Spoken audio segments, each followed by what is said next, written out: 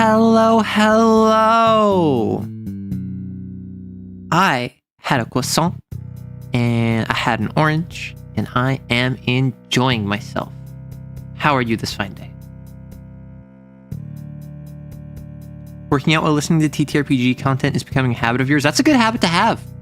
Like, if I have a routine and you try to accommodate my routine into your schedule by, for instance, listening to my streams, absolutely. Make that your time to go to the gym. Make that your time to do dishes. Make that your time to clean up your room. Like, it actually works. I'm just currently setting up some chat. Who has a suggestion for what I should call the Q&A today? I want it to be edgy, but not too edgy. I want it to be like provocative, but not too provocative. I want to ride the line of what is acceptable to encourage people to ask questions. Cool thing happened in comics and TTRPG communities. I'm happy to witness this. I got back from the store and I'm just laying in bed with my dog. Awesome. Midnight answers. Questions to the court. Okay, so what I'll do is I'll do start a Q&A. Questions to the court. Those found offensive to thy liege are punishable by death.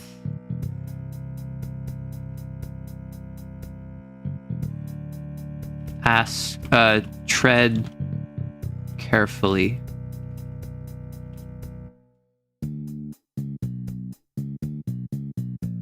How do I spell liege? What the heck?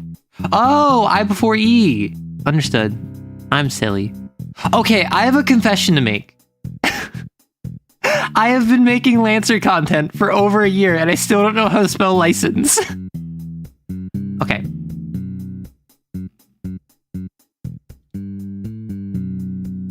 Hello from Urgent Care again. I am the one who rolls the medicine checks. Listen, if you're in urgent care for 2 weeks in a row, either you have terrible luck or you work at an urgent care.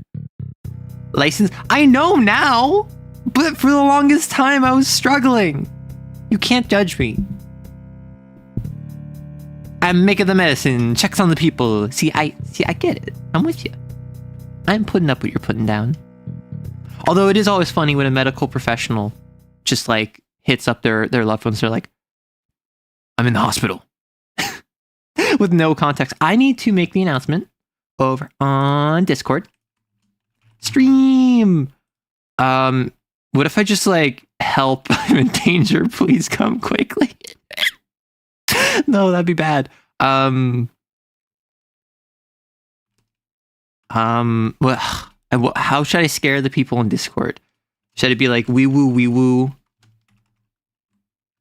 Okay. Wee woo. The TTRPG has broken containment. All Arrow class personnel are ordered to report to their designated safe room. And then I'll put in parentheses, the safe room is the afterlife. No, that's too mean. The safe room is also compromised. Sorry, not my fault.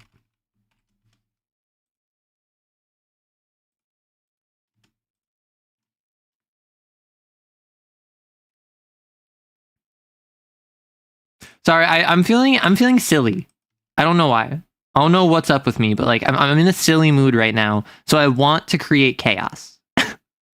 Stream is on fire? I mean, stream can be on fire if you want it to be. Oh. It appears that the fire is not on this scene. Give me a moment.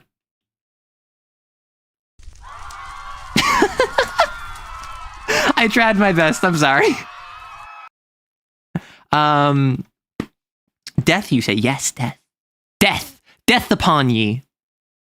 Tomorrow you're gonna get some new clothes and a haircut? I'm thinking a wolf cut. What is a wolf cut? What the hecky is a wolf cut? I need to look this up. Wolf cut. So I'm seeing mask and femme wolf cuts, and it looks like the mask stylization is like, this is just a mullet. Like this looks absolutely lovely. But like the one on the left is just a mullet. I mean, I suppose the left part, like the sides, is a bit bigger than a mullet. The femme one, it's like this looks really cute. And maybe it's just because like it's a very attractive model that they're using to like show off the hair, but like I feel like that's a very nice outfit, or that's a very like, nice hairstyle. So like we also have like this. We also have this. So like I'm getting that it's, you have bangs. It's mostly like the length is on the sides and the back.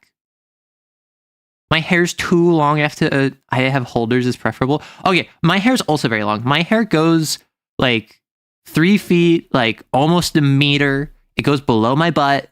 And at this point, like I always wear it in a bun. I used to wear it in a ponytail. Now I more so wear it in a bun. But I also haven't cut my hair since pre-COVID. And I have split ends I need to deal with. But I've also been like, well, I haven't cut my hair in like 6 years. In like 7 years. This would be so pog. Why not a sheep cut? Don't tell me. Well, what if sheep cut? Sheep cut? Is that real? I think this is cannibalism. Wait, are you telling me? Are you telling me that when you have like a cut of meat that's tongue, it's the entire lower jaw? It's not literally the actual tongue? It's also like the jaw muscles? Nor sheep are too cute, yeah? The wolf does not concern itself with the needs of sheep. It's the entire lower jaw, huh? I like at the store I've seen like cow tongue, for instance. I just assumed that was literally just the tongue. No, tongue is just tongue. No idea why they're like that. Cow tongue? What are you looking at? We're looking at haircuts. What were we doing? Oh, hi. Say hello if you want me to say hello to you. Hi, Neko. Hi, Conway. Hi, hey, EJ, Demon, Matt, Caleb, Waffle, DP, Trey, Emily, Kamdari, B, Gray, really funny name, Locust of Famine, Gato, Monty, Till. I think that's everyone that has chatted. Hey, Lily. Hey, Sylv. I did not expect to join stream and the first thing I read is tongue. Well, if you come to stream and it's exactly what you expected, I'm not doing my job properly. Like, let's be honest. I am not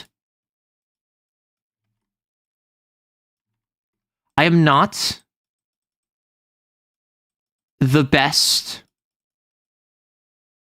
streamer out there.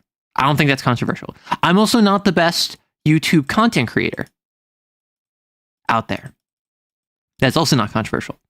However, you best be sure I want to be so unhinged and irresponsible in my content that an LLM cannot reproduce me. I've been getting into Starfinder 2. I don't know if I can actually play it, but Slayerins are too cool. What is Starfinder? I assume it's TTRPG. You're so glad that the keys are back. You know what? Ashen, you lost your key privileges. Everyone, take your aggression out on Ashen. I'm turning my community against one another to demonstrate how easy it is for the ruling elites to manipulate the masses. Starfinder is basically Pathfinder in space. Ooh. But yeah, my hair does that to does down to the rear and it's getting in the way. Having shoulders is preferable. I'm of two minds because I think I'm at the point where like I've explored having long hair. I think I prefer the look of short hair, but you can have long hair that you wear short. You can't have short hair you wear long. And sometimes I do like long hair. I like having my hair like swept off to the side and rolling down my shoulders. This is in fact false. Arrow's the best content creator. That is false. That is a lie. If I was the best content creator, I think that I would be able to make better content faster, more consistently, and experience more growth. You came specifically for tongue. I don't think this is that kind of stream. I think that there's a separate genre and platform of stream that you go to if you want tongue. Where's the jingle jangle? The jingle jangle's right there. I don't know what you're talking about. The jingle jangle never left. So for those of you who are new here, or for those of you who haven't been here in a while, this is a YouTube stream. It's just gonna be chatting for like 5, 6, 7 hours. And I talk TTRPGs mostly, but I also have a Q&A, an AMA section open where you may submit your questions to the court. And if I find them offensive, I will not answer them, and you will be executed on the spot without prejudice. So ask well, ask politely, ask in accordance with the oath you took to your liege. But you can ask about anything. You can ask about me. You can ask about VTubers. You can ask about TTRPGs. You can ask about like political events or like modern topics. I probably won't get too deep into those because that's not really what this space is for. But like, you can still ask. The way the system appraises content is inherently flawed. That is fair. Like, I'm not going to sit here and be like, oh no, boo algorithm, but like a little bit boo algorithm, you know? Like,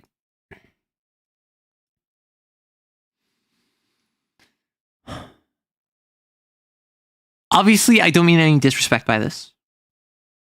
But so like, off my channel, I also like edit for other content creators. I've edited for a couple. I've edited for a variety of them, and that often means that I have to like see what their content is. I have to match their previous editing style. I might look at their competition or others in their same niche to see what they're doing.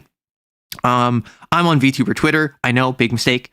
And oh, my model broke. Sorry. Don't know what came over me.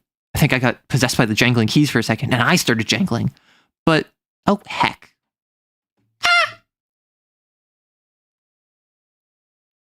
Sorry, I have to reset my tracking software.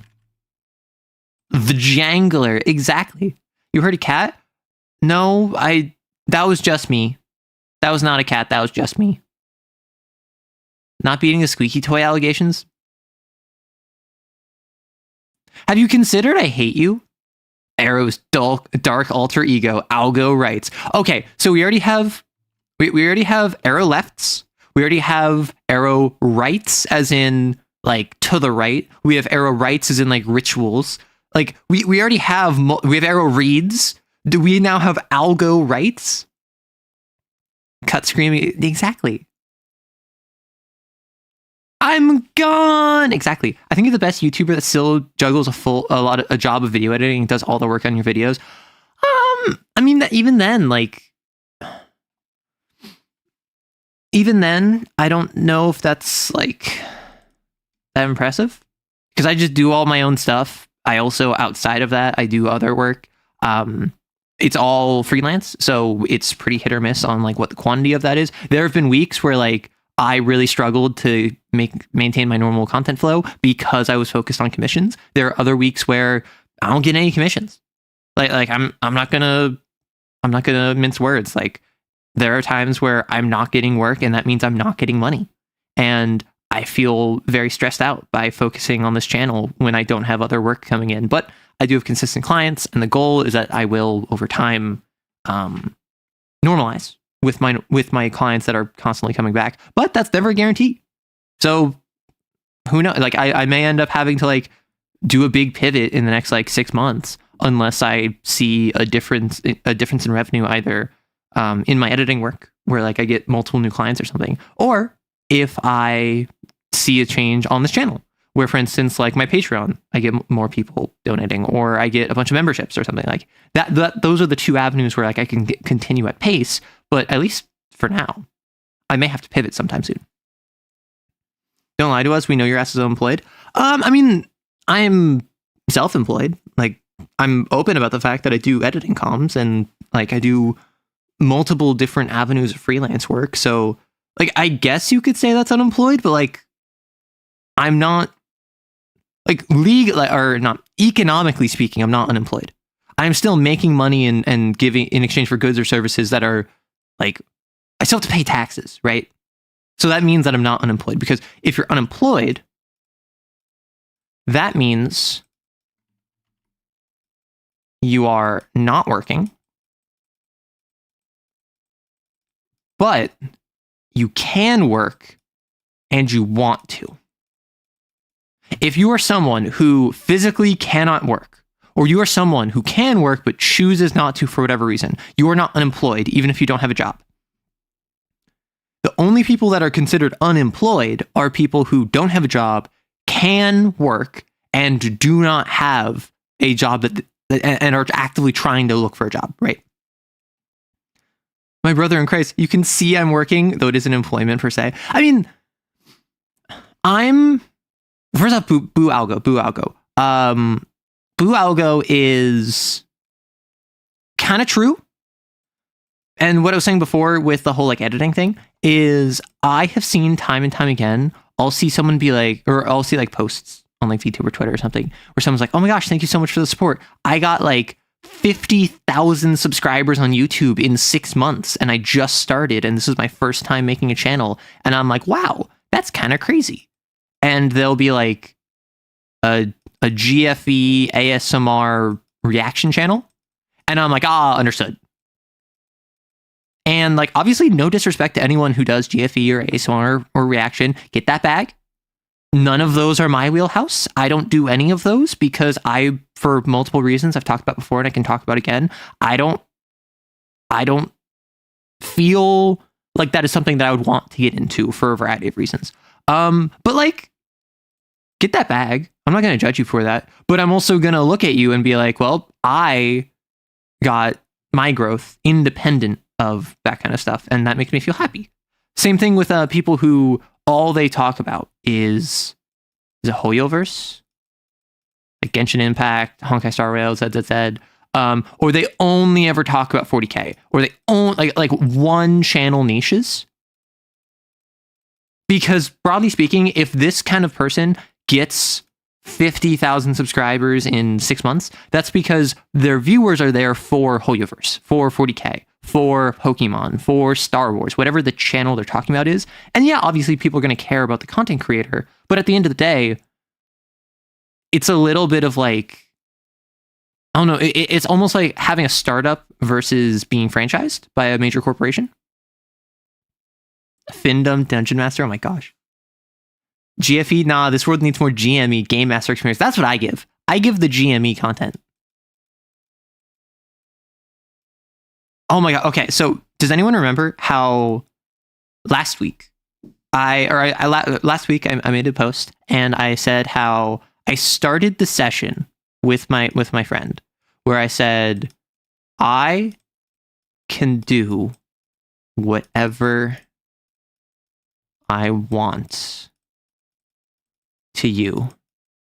And based on their reaction, I learned very quickly that was not the proper tone setter for a TTRPG.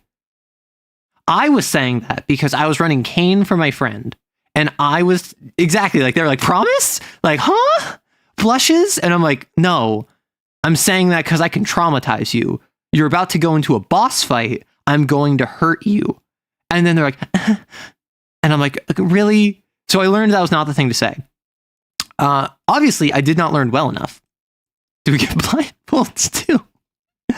And no, I get the whip. I thought that was obvious. But yesterday, I was talking with my friend, and unfortunately, we ended up not having a session because they weren't feeling up to it. They were just like, yeah, sorry, not really in the mood. I'm like, don't worry, we can just chat. So I chatted with my friend, and they were like, thank you so much for running like this entire game. You've just been doing your best to make me happy. And then I said, no, the reason I'm running this game is because I like toying with you. And they had the same reaction of like, and I'm like, oh, I did it again. I'm saying these genuinely. I'm saying these earnestly. I'm saying these because I, as a GM, enjoy screwing with my players. And my player every time I said this kind of stuff, it's just like, Kya? And I'm just like, no, phrasing is important. Phrasing is very important. And I keep messing it up. You should have said, I like to play toys with you so you look silly and funny. That's what I'm thinking. Like, I have too much whimsy in my life that people that don't have enough whimsy in their life take it as serious. Accidental words. Literally, they were just like, wait, just to confirm, you're Arrow Ace, right? And I'm like, yeah. And they're like, why do all of the Arrow Ace people have so much Riz? I have a friend who keeps flirting on accidentally like that. That's the thing. I don't even intend it to be flirting. I intend it to be taken genuinely. No, you're not Arrow Ace, you're Arrow Rights. That's good. That's good. There's too much overlap between threatening and flirting. Why do you think so many people love rivals to lovers? Because when you're rivals, you threaten each other. When you're lovers, you flirt. Therefore, it's very easy to conflate the two. Speaking of, I was actually talking to my friend, and we were talking about what it would be like if, like, how would the fandom, if this was to be like a show or a novel, or like if we streamed or whatever, how the fandom would react to different characters. And we were talking about like the different rivals to lovers romances that people would ship, and how some characters would be hated because they're in the way of the audience's favorite ship. It's a very fun conversation to have. I encourage you, with your TTRPG group, talk with them and be like, hey, if our game was a piece of media, how would the audience feel about it? And like, who would they ship? Who would their favorite characters be? Not who your favorite characters are, but like, as a viewer, who would love what? What would be the audience's favorite arc? You know?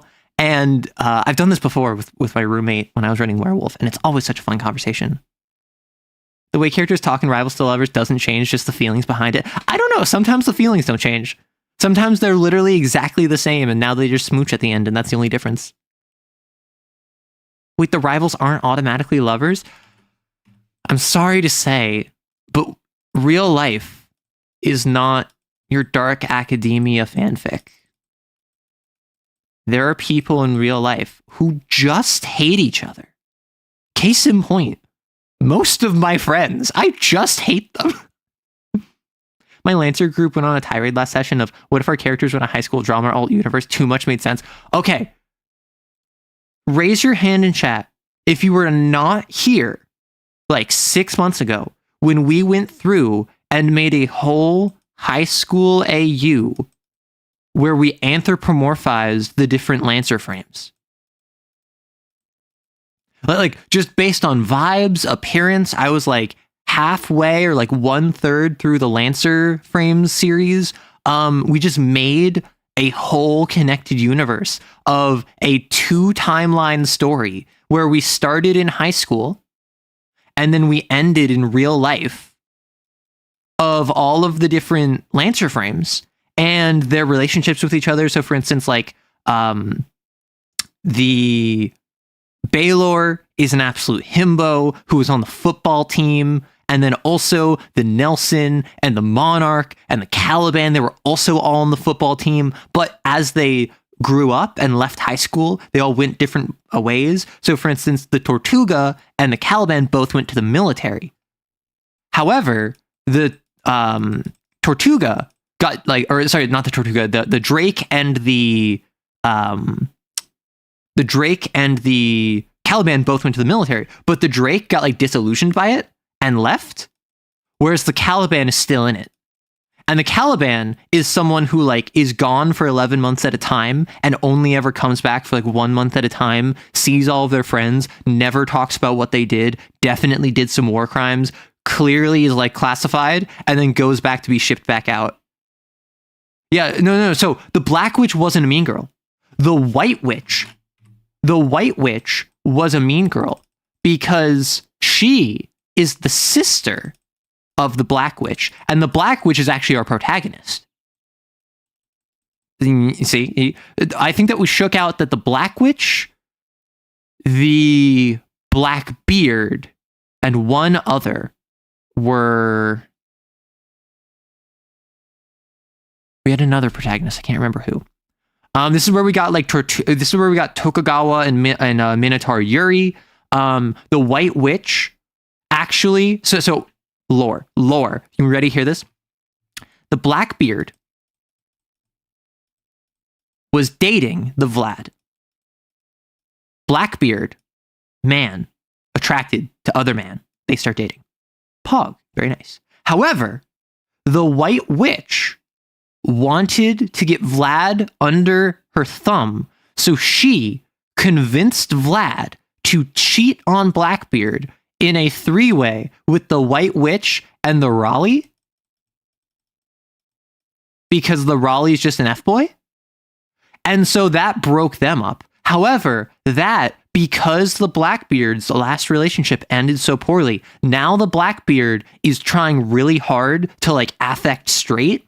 And so the Blackbeard is acting in accordance with their masculine role model, which is the Drake from back in high school. However, the Drake now is way more disillusioned, cynical, and chill. So now the Blackbeard has a massive crush on the Drake, but is kind of sublimating that as I just admire the Drake. I'm not actually attracted to the Drake, but the Drake, meanwhile, is like a different person and no longer acts that way. So the reason the Blackbeard is so angry is because they're trying to channel the rage that the Drake used to have. And so now the Blackbeard is traumatized by their relationship. The Vlad, despite having like actually messed up and done something bad, is currently like under the thumb and being manipulated by the White Witch. And then the Raleigh just doesn't even see anything wrong because the Raleigh wasn't even informed that this was like a cheating thing. They were just like, hey, want to make it a third? And then the Raleigh's like, sure. Where do the alt frames fit in? Generally, they're like relations. They're like siblings. So for instance, off disconnected from everything else, there's just a prison cell that has the Enkidu and the Genghis Mark 1. And like they're cellmates. And then there's also just a random Everest there, because what we did is that every single NPC is just an Everest. Like literally every single like background character that is not like one of the main frames is just an Everest. Do they? Oh yeah, Enkidu and the Mark 1 are together. Oh, not Mark 1, not Mark 2, Mark 1. Yeah, so they're in a relationship. And this is a heterosexual trans relationship where the Genghis is cishet and the Enkidu is transfemme, but they're in prison together. So like they're just blanket, and then the Everest is just there because we have to have random Everests. How does the Calendula? I don't think we got to the Calendula. No. So the goblin and the kobold are in a T for T relationship because of course. But they're actually running, and they used to run with the kid. I think it was the Minotaur and the Pegasus. Right? So this was like a unit no, it wasn't Minotaur, it was Hydra. Because the Hydra and the kid both have like children they need to look after. The kid is a parent, the Hydra is an older sibling, right? And so this group, like basically the kid and the Hydra adopted the really weirdo Pegasus, or was it the weirdo Pegasus? It might have been weirdo Lich. And the really weirdo Goblin. Actually, what am I doing? I have this saved. I can just... This is not all of them, I will say. This is some of them. Okay, so Blackbeard broke up with Vlad with the White Witch. The White Witch broke up the Blackbeard and Vlad with the Raleigh. The Blackbeard is attracted to the Drake. The Drake is friends with the Caliban because they were in the military together. However, in the military, they went 2 different ways. On military expeditions, the Caliban started working with the Metal Mark. The Metal Mark is like a rich like scion of nobility that isn't like in the same position as Caliban, who basically had to like fight their way up. And it's like I bought my way into officer school versus I'm a non-commissioned officer that like served my time. Then the Metal Mark is associates with the Orcus, who is dating the Tortuga or the Tokugawa, but the Orcus and the Tokugawa are both tops. And so they both have the idea of, I'm going to protect you. So anytime one of them gets in trouble, the other one has a savior complex trying to go save them. And then that's just it's gonna fall apart by the end of season 1, maybe end of season 2. However, it's gonna resolve amicably, because these lesbians are going to fall apart in a fine way because they don't dislike each other. They're just not a good fit. But the Tokugawa is best friends with the Lancer, who has a crush on the Tokugawa, and they are going to, in the future, get together because the Lancaster is the support for the Tokugawa, and the Tokugawa is the one that stands up for the Lancaster. It was the Blackbeard, the Lancaster, and the Blackbeard, Lancaster, and Black Witch were 3 main characters. The Lancaster actually got bullied by the football crew, which was like the Sunzi, the Nelson, Zhang, the Drake, the Baylor, the Blackbeard, all of like the striker mechs. And the Nelson actually has gone around and like turned their life around. The Nelson was peaked in high school and then realized that they peaked in high school and turned their life around, and is now like a rapid response EMT, is now like a rapid response firefighter, is now someone who was like the worst person you knew in high school, and then realized that they were the worst person in high school and are trying to make amends. So the Nelson is actually helping out the Lancaster now because to make amends for bullying them. And also they're in the same company because the 2 timelines are they were all in one high school. And then now they're all in different companies, which is the different manufacturers. The Zhang, meanwhile, never grew out of that. The Zhang currently is having their life blow up because the Zhang never got out of the mindset of like, I peaked in high school, like I'm top of the world. So the Zhang has not made the twist that the Nelson has. The Sunzi knows everyone. Sunzi, friends with everyone. The Napoleon, actually, is someone who was on the football team as like a receiver, but never felt adequate, never felt like they were worth anything because they have a huge complex about it. So they've made friends with the Tortuga because the Tortuga was like a linebacker on the football team, but never said anything. The Tortuga is a woman of few words. So the Napoleon gets along with her, not in a romantic way, but in a like, you're the only one that can stand me. And the Tortuga kind of like thinks the Napoleon's kind of funny. So they like go around as like a dynamic duo a lot of the time. The Raleigh was on the team and is just kind of like a drifter, has no direction in life, didn't have a direction in high school, and like isn't there now. The Black Witch is a queen. Oh, the Black Witch is an absolute queen because of course she is. She is someone that always is underestimated because people think that she's just looks. People think she's just like attractive and nothing else, but actually she's like super smart. She's in computer programming. She's a girl boss. Like she does all of this stuff. And her end game is a relationship with the Baylor, where the Baylor is a dumb as bricks himbo, but with a good heart and who loves giving hugs.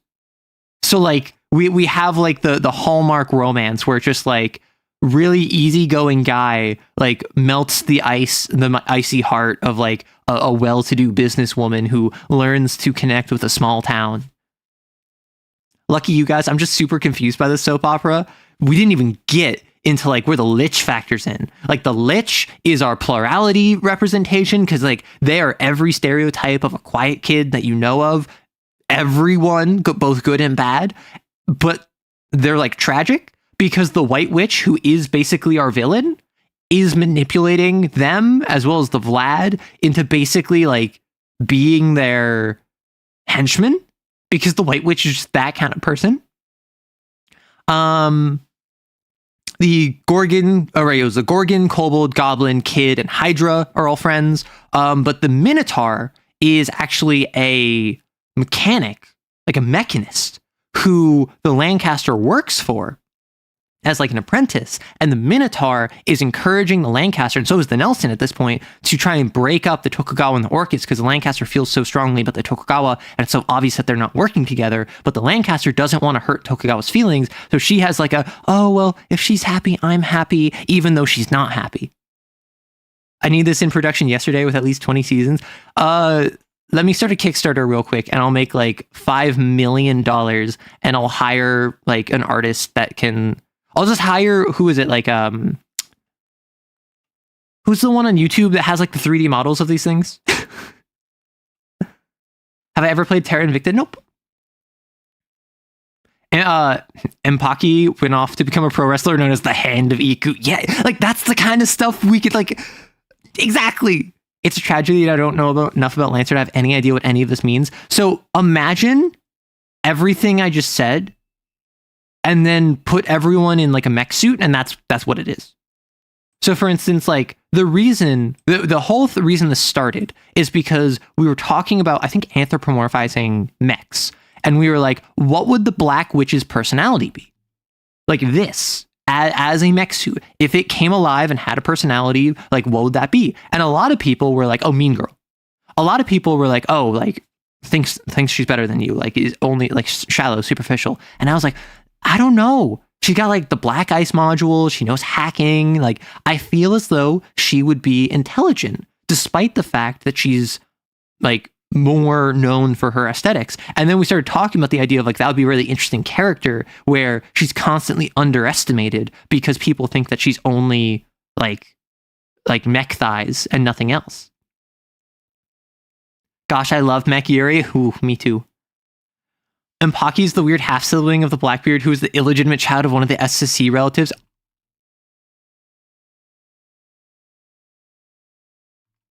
And then that can be why they left to go become a pro wrestler, because they want to distance themselves both from their like blood, or I suppose oil heritage, as well as their adopted heritage. Maybe Calendula is a scary counselor. Oh my gosh. Mech thighs save lives. Listen, when I look at this, I'm more concerned with the like waist to hip ratio than I am with the thighs. Like, look at this. This is not even concave. This is concavern. Amber Phantom is an insufferable jerk, but actually super smart, socially aware, but doesn't care. Like, that's the kind of stuff that I love just adding into that. Why is the Black Witch attractive? Magnets? I swear, every time I talk about the Black Witch, someone brings up something else that's really weird about it. So for instance, like Zactac brings up the thighs. People have brought up how weird the feet are. I've brought up the hip waist ratio. Someone else mentioned this is Shibari, and now I can't unsee it. Which I wonder, if you like cut these straps, do you think the flesh, do you think the interior would like expand to like a normal ratio? like maybe like this, you know? I don't want to say normal because some people do have this body type, but like a more typical like ratio. She got a corset? No, that's what I'm saying. It's the corset holding it in. Hey, a driver. Mech thighs are more likely to take lives, yeah. Okay, that's the thing. When it comes to an actual literal mech suit, particularly because I think Black Witch is size 2? Because if Black Witch is size 2, you can just have a person be like, here, you know? So you don't need this to have organs because it's a mech. Size 1? What are we feeling? Are we feeling like that? You know? How do we feel? Like your stand. Oh, is that why the hips are so out? Because that's like the platform you stand on? Why hips so hot? I mean, like evolutionarily, like I can give you an answer, but size 1 is Gundam size thing. I don't know Gundam, so I can't confirm or deny. All I know is that if you look at the official like wiki, or the unofficial wiki, I suppose, it compares mech sizes and they're all over the place. Like I looked at the Barbarossa and I counted it as like 12 people high. If we count the people as like 6 foot, or maybe I think it might have been like 14 people high. And then 6 foot, 14 times 6 would be like 84 feet or something. So if you reduce that into meters, like I did the math on it. But the issue is all of the scales are completely out of whack. Hey, Alza. So like 40k. Size 1/2 is power armor. Fallout power armor.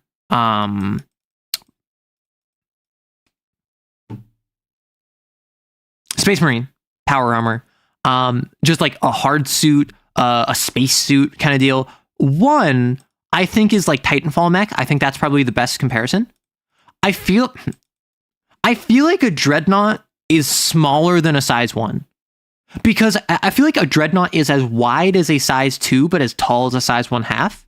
Does that make sense? Because a dreadnought, at least when I think of dreadnought, I think of box knot. When I think of a dreadnought, I think of like this, right? So this is something where, like, I don't know, call a guardsman like this tall. Actually, no. That's like size 1/2. Or that's like size 1. Like how dwarves are medium in D&D, they take up the space but are shorter in the end. Okay, so well, that's the thing about size in D&D. Size in D&D is area of threat, right? So any character that occupies a 5-foot space doesn't actually occupy the entire 5-foot space. That is the area that you cannot go safely or with any sort of continuation, which is why I think it's weird that you can't move through other people's spaces, because I suppose, like, yeah, they can stab you, but that's what an attack of opportunity is. Box knots don't get knees? They don't! Also, it looks like, wait. If I do, it's like this guy is holding sunglasses or like binoculars. It's like, yes.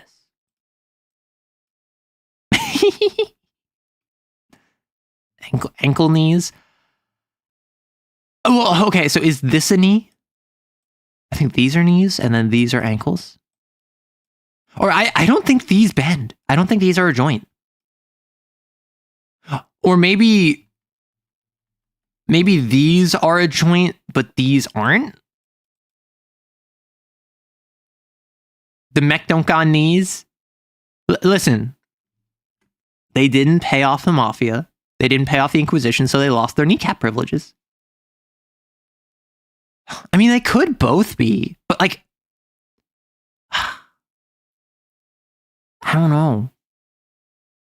I love dreadnoughts. I'm not gonna lie. Like, one of my, like, unironically, one of the main things that I miss from CSM is dreadnoughts.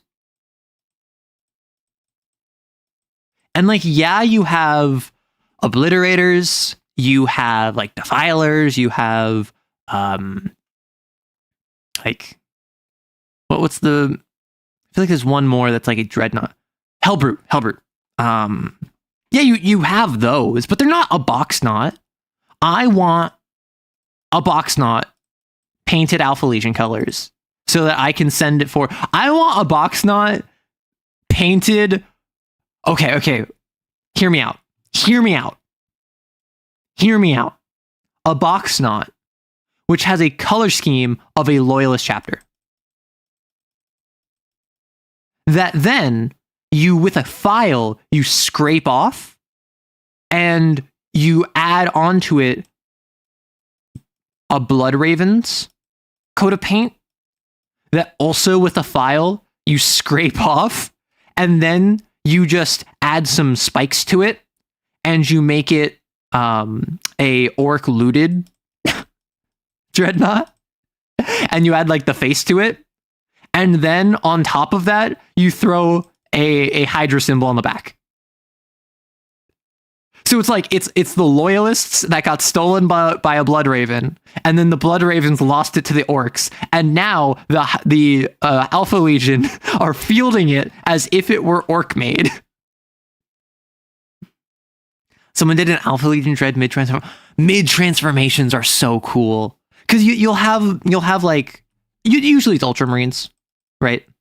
Usually it's Ultramarines because it's just similar colors. And then you'll have like a line running down them, and then it'll be Alpha Legion colors.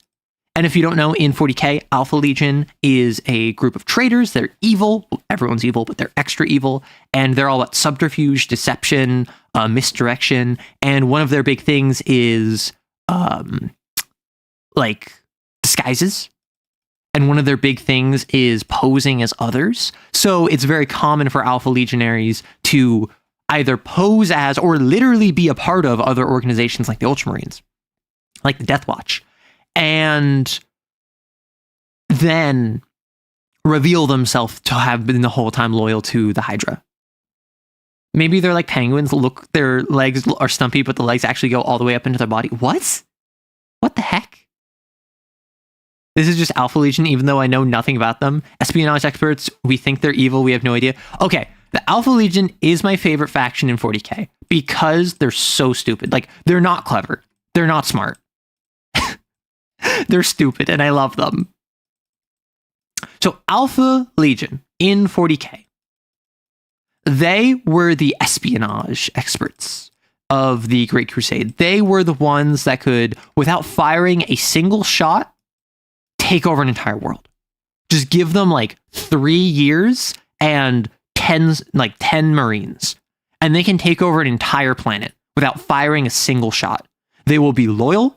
They will be like the planet will be loyal. They will be at full operational logistics. They will have had no casualties outside of like a cabal of corrupt leaders that the public ousted. And all of the other Primarchs hated them because all of the other Space Marines are like, that's not very Space Marine-y of you. And the Alpha Legion goes, hey, if it works. So the Alpha Legion is that, right? They're like Tzeentch. They shoot first, draw targets later, and then say the plan is complete. Like, and that's why I understand Tzeentch loves his Psychers. Alpha Legion should have been Tzeentch. Which, like, I understand why the K-Sons are Tzeentch. I also understand why, if the Alpha Legion was pledged to a Chaos God, that would make it way too clear cut that they are Chaos aligned. But basically, the Alpha Legion, in 40K, there's this big divide called the Horus Heresy. And basically, there's 18 legions of Space Marines, and 9 of them go traitor, 9 of them stay loyal. The Alpha Legion apparently were traitors. And the Alpha Legion definitely committed horrible violence against the loyalists during the heresy. However, there were a couple times during the heresy where the Alpha Legion could have done something that would have really hurt the loyalists, and they didn't. And there's a couple times where they could have done something to help the traitors, and they didn't.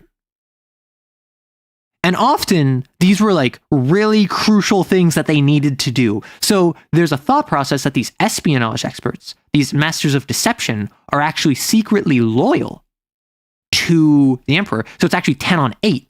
But because they're espionage experts, they recognize we need to go deep undercover into chaos. We need to go deep undercover into the traitors. We need to make the loyalists think we're traitor, so the traitors trust us, so we can help the loyalists. Or like, not. Maybe they're just actually evil. Who knows? And I actually was listening to Adric, Adeptus Ridiculous, a podcast about them. And apparently, they had code words on the Siege of Terra, on like the final battle of the Horus Heresy. And the code words were like, okay, if you hear me say X, side with the loyalists and kill chaos. If you hear me say Y, side with the traitors, but also still try to kill chaos. If you hear me say Z, like abandon the loyalists and also like join chaos because chaos is going to win. Or if you hear me say A, then you're going to blah, blah, blah, and so on and so forth. And apparently during the Siege of Terra, every single code word got used. So you are deep undercover with the traitors. Maybe you're evil, maybe you're not. Who knows at this point? Not you. And then you get a code word that says, okay, stay loyal. Fight chaos to the bitter end. Cool. And then you hear, join the traitors, but we're still killing chaos. And then you hear someone else higher up than them say X again when someone else is saying Z. And then you get another person saying Y. And then the people, like your direct commanding officer, is saying, no, we're going to do X. Like, who do you listen to? Like, if everyone is saying a different code word, like you can't even go like, what was the most recent one? Because what if I say X and then you hear X and then I say Y and then you don't hear Y? So now you think X, but I think Y. So now it's just like the Alpha Legion has no idea if they're even loyal or not. And that's why I love them.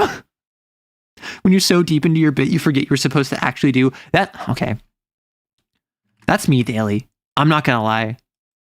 I will start something. This is worst when I'm editing. I'll be like editing and I'll be like, I need an image as an asset. And I will look it up and I can't find it. So I click a different tab and I look something else up and I see something that interests me because it might be the path. And then I click it and it's not it. But I keep clicking and I'm looking and I'm like, oh, this is interesting. And then I like get down a rabbit hole and suddenly like I'm watching a YouTube video about like how to edit this process. And then I'm like, no, I need to focus on my editing. And then I close out of it. And then I'm like, okay, back to editing. Oh yeah, I was looking for an asset. And like, this happens to me daily where I'm just like, I'm spending 15 minutes on random diatribes when I'm looking for an asset. And then I'm like, no, I'm going to be productive. And then my productivity is going back to look for the asset. It's a fun lore bit to explain the Alpha Legionness, and that's why they're my favorite.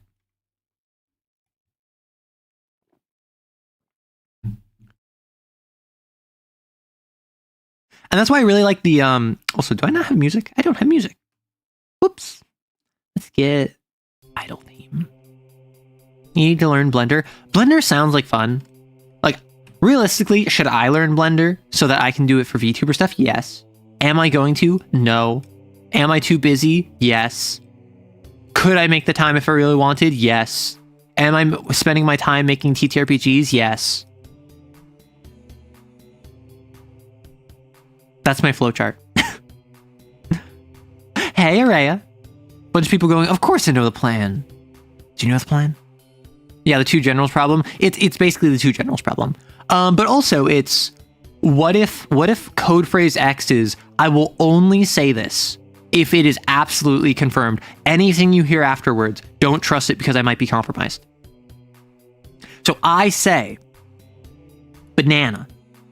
And you all know that means stay loyal to the bitter end. That means we are staying loyalists. That means we're killing chaos. And then afterwards, I say orange. And that means turn traitor. Now, on paper, you're not supposed to listen to orange. I said banana, you only go with banana. But what if you didn't hear me say banana and you only heard me say orange? What if you know for a fact, because you were with me the entire time, no, banana was wrong, we need to say orange? Like, do you get a take back? Banana for scale. Oh my gosh. Blender learning stream went, I don't want to learn Blender on stream. I could. Like, why am I almost done with aerospace engineering college and I've never modeled a spaceship? That's messed up. That is messed up. The stream indirectly reminded me that I should just grab my friends and find time to run a silly campaign ideas. Yeah. Like, you'd be surprised how easy it is to be like, hey, I'm grabbing you and I'm going to run a game for you. You tell me when you're free. And a lot of times they'll be like, oh, I'm not free for like a month. I'm like busy for the next month. And then you can be like, okay, give me a date. And they're like, I don't know, like March 18th is the first time I'm available, but like things might change then. So you say, okay, on your calendar right now, write TTRPG game March 18th. I will write it down as well. And just don't make plans for it. And so you do that. And then like 3 weeks pass. And then you're like, hey, are you ready for a game in like a week and a half? And they're like, oh, right. Yeah, like I have it on my calendar. Sure. And then boom, you have a game. Like, I think a lot of people conflate grabbing people for games with having it be immediate. A big part of scheduling is being comfortable waiting. And obviously, if it's urgent, you shouldn't wait. You should make it clear that it is urgent. But for things that aren't urgent, the more you claim everything is urgent, the less people will believe you. If I hit you up and I say like, hey, red alert, I need to talk to you immediately, and I've never done that before, you're probably going to pick up. But if I say that, and like I'm hitting you up once a week with a red alert, I need to talk, and it's always like relationship issues, or it's school drama, or it's like my friends are being dumb. Like if I'm just doing it to like gossip or chat or get your attention, you're going to start ignoring it. It's habituation. An aeronaut, if you will. Oh my gosh. I gotta learn CompCons. I still haven't learned CompCon. What do you mean border's hard? It's easy. You plug in the store-bought blender and makes a smoothie. Shush. Kidnap your friends for TTRPG reasons? That's what I'm saying. Like, the goal, like, unironically, this is something that I've wanted for years, and now with TTRPGs, I think that is something that is absolutely reasonable. Like, cabin in the woods, even if it's just for, like, a weekend, you know? Even if it's, like, you go on Friday, you're there for Saturday, you leave Sunday night, right? You're there for, like, 48 hours. Just chill with your friends in the middle of the woods, like maybe go camping. Just like chill with your friends for like 48 hours, play TTRPGs, go fishing. If you're in a snowy area, go skiing or snowboarding. Like just the idea of like going on a retreat with your friends for a couple days sounds like so much fun to me, because I don't think I've ever done that. Like I've been out with my friends before, and I've been out with my friends for an extended period of time, but I don't think I've ever like gone to a location like on vacation. Like I haven't vacationed with my friends before in that way. And like, I don't think I'm going to be able to anytime soon, but that would be very fun. What's my favorite fruit? Strawberries. Strawberries are my favorite fruit because they're like tart. Like when it comes to fruit, I like it when they're slightly sour. I like it when they're tart. I actually really like lemons. Like I will just eat a lemon. Like not regularly, but I have eaten lemons before and I love it. Recently, I've been going to the Asian Mart nearby recently. Yuzu. I haven't been eating fresh yuzu. However, yuzu flavored things I've really been enjoying, because yuzu, to my understanding, is like just a citrus like lemon.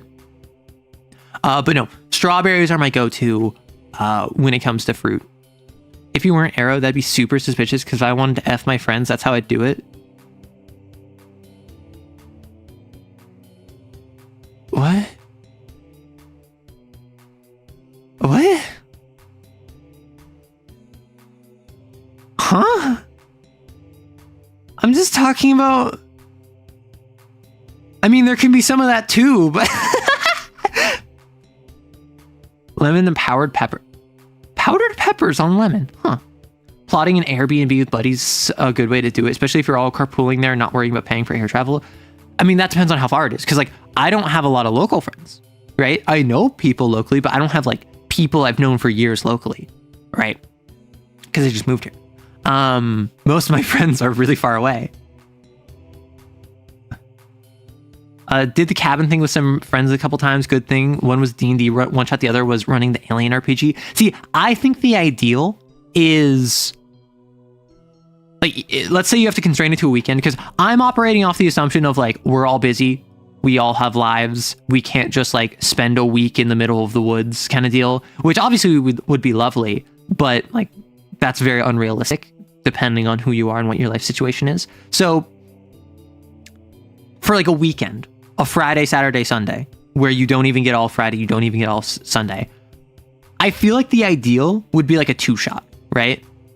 Where either Friday night or Sunday morning, you get one session, and then Saturday, you get a big session.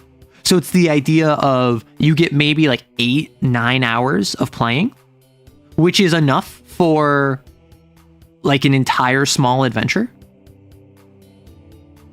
Because I think people, at least in my experience, vastly overestimate how engaged players are when they're like, oh yeah, you can do a 5-room dungeon in a night. Well, not if you have like 3 hours to run for 5 people, of whom one of them gets there half an hour late and no one wants to start without that person. And then once everyone gets there, they're all chatting. And then at some point, someone wants to take a break. So you have to take a 10-minute break. And then getting back from the break, people are chatting again. So you end up with like an hour and a half of play.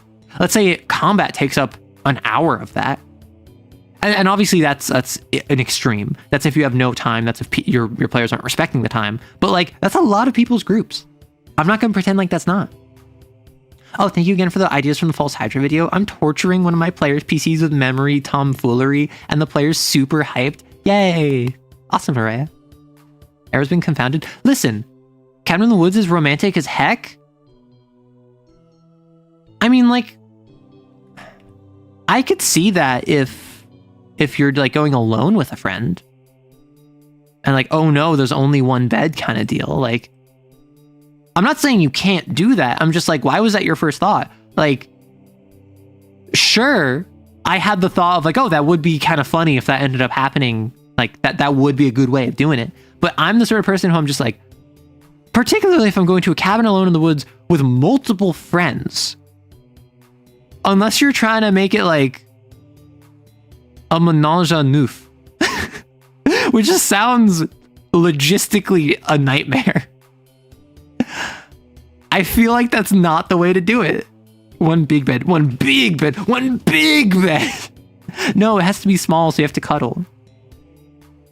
Maybe it's because your friends keep... Yeah, okay, that would make sense. I will say, I saw a tweet a while ago where someone was just like, you say they're your friend, but you know what they taste like. And I was just like, well, yeah, like friends can kiss each other.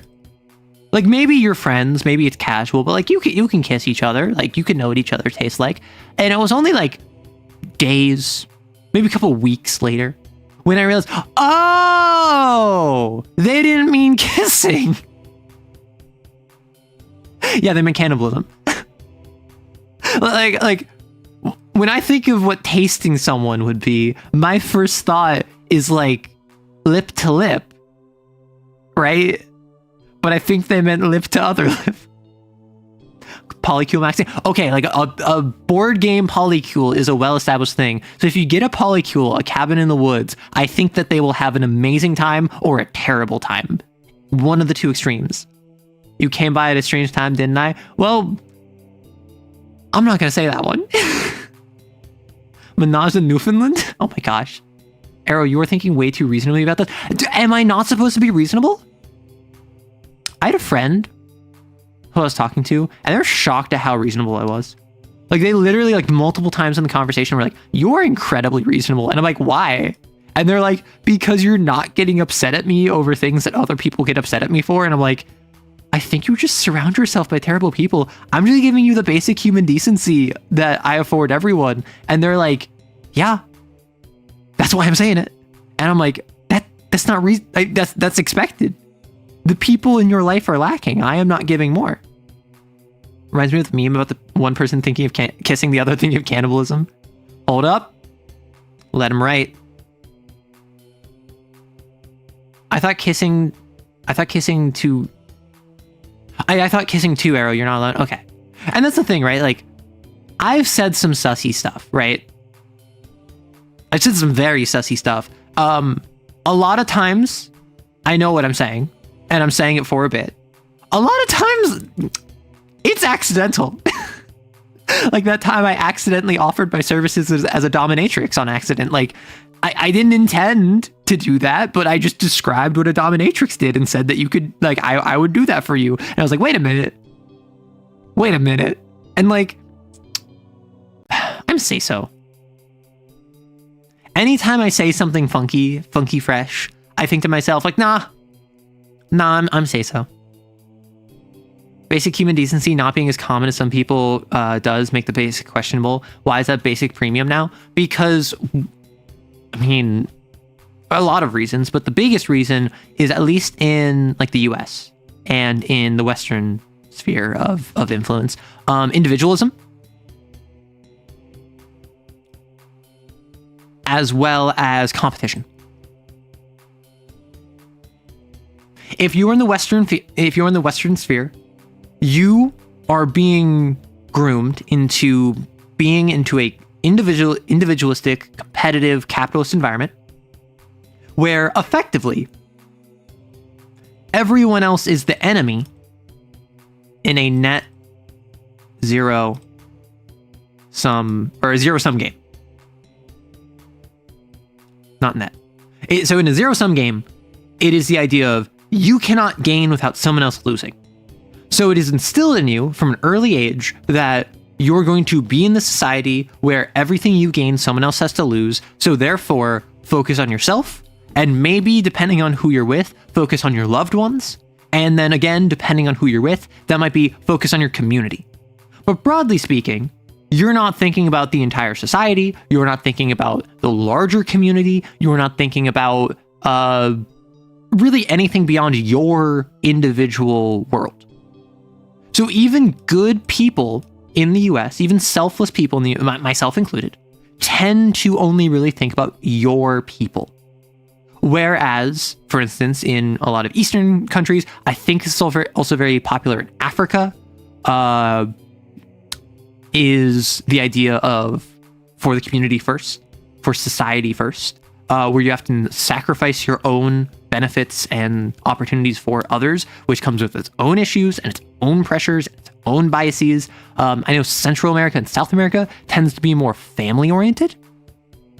Like, obviously, like, East Asia in particular is also very family-oriented, and very Southeast Asia, very family-oriented. But, like, my understanding is Central America and South America is very, the Latin community is very family over community, family over society, family over the self. Like, you are doing this for the family. Is it mostly community? My understanding is that it was mostly family, and it's the sort of deal where, like, maybe family is community, right? And, like, I'm not going to tell a Brazilian what Brazilian life is like. I could be wrong. My understanding is that it's like, if you're friends with my child, you're family.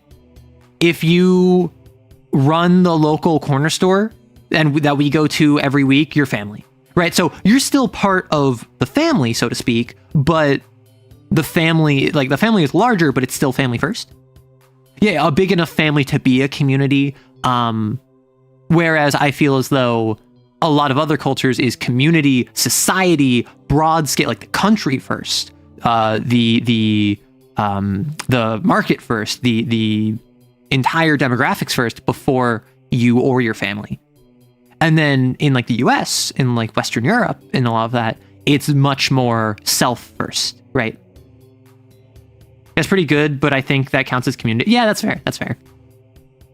Because like, if they're not blood related, but they're part of the family, so to speak, I would say that's like basically what community is, right? Dom was right. Family is strong. Are you sure it's not America that's the odd one out then for being a dog eat dog culture? I didn't say it was an odd one out thing.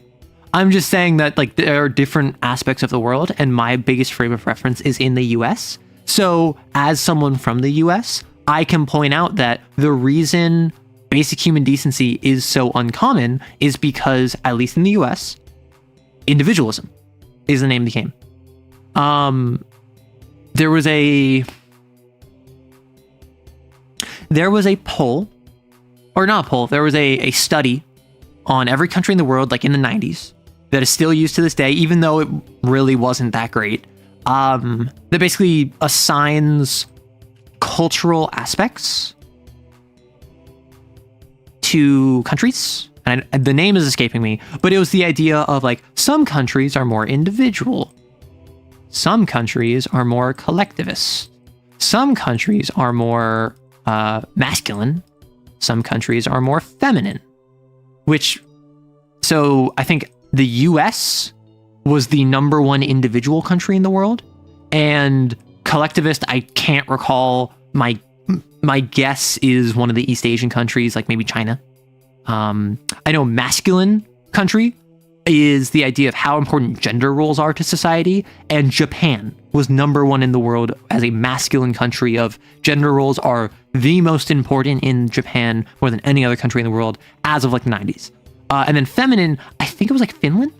think it was like Sweden, where gender roles are less important for society. So women are afforded, broadly speaking, the same or equivalent opportunities to men and are not looked at to have a separate sphere of influence.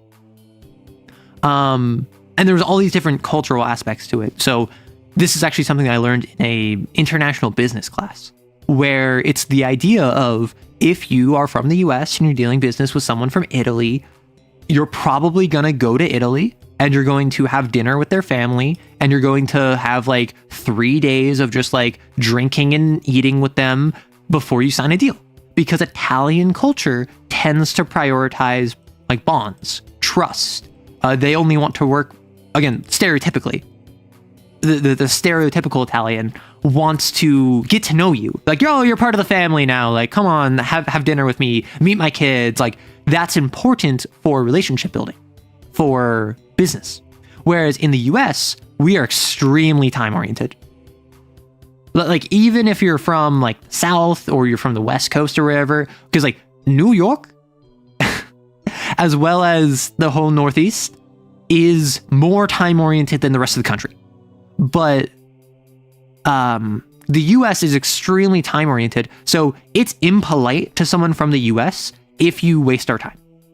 We are more likely to want to get into a meeting, talk shop, maybe have a little bit of small talk, maybe set up a dinner sometime later, and then leave.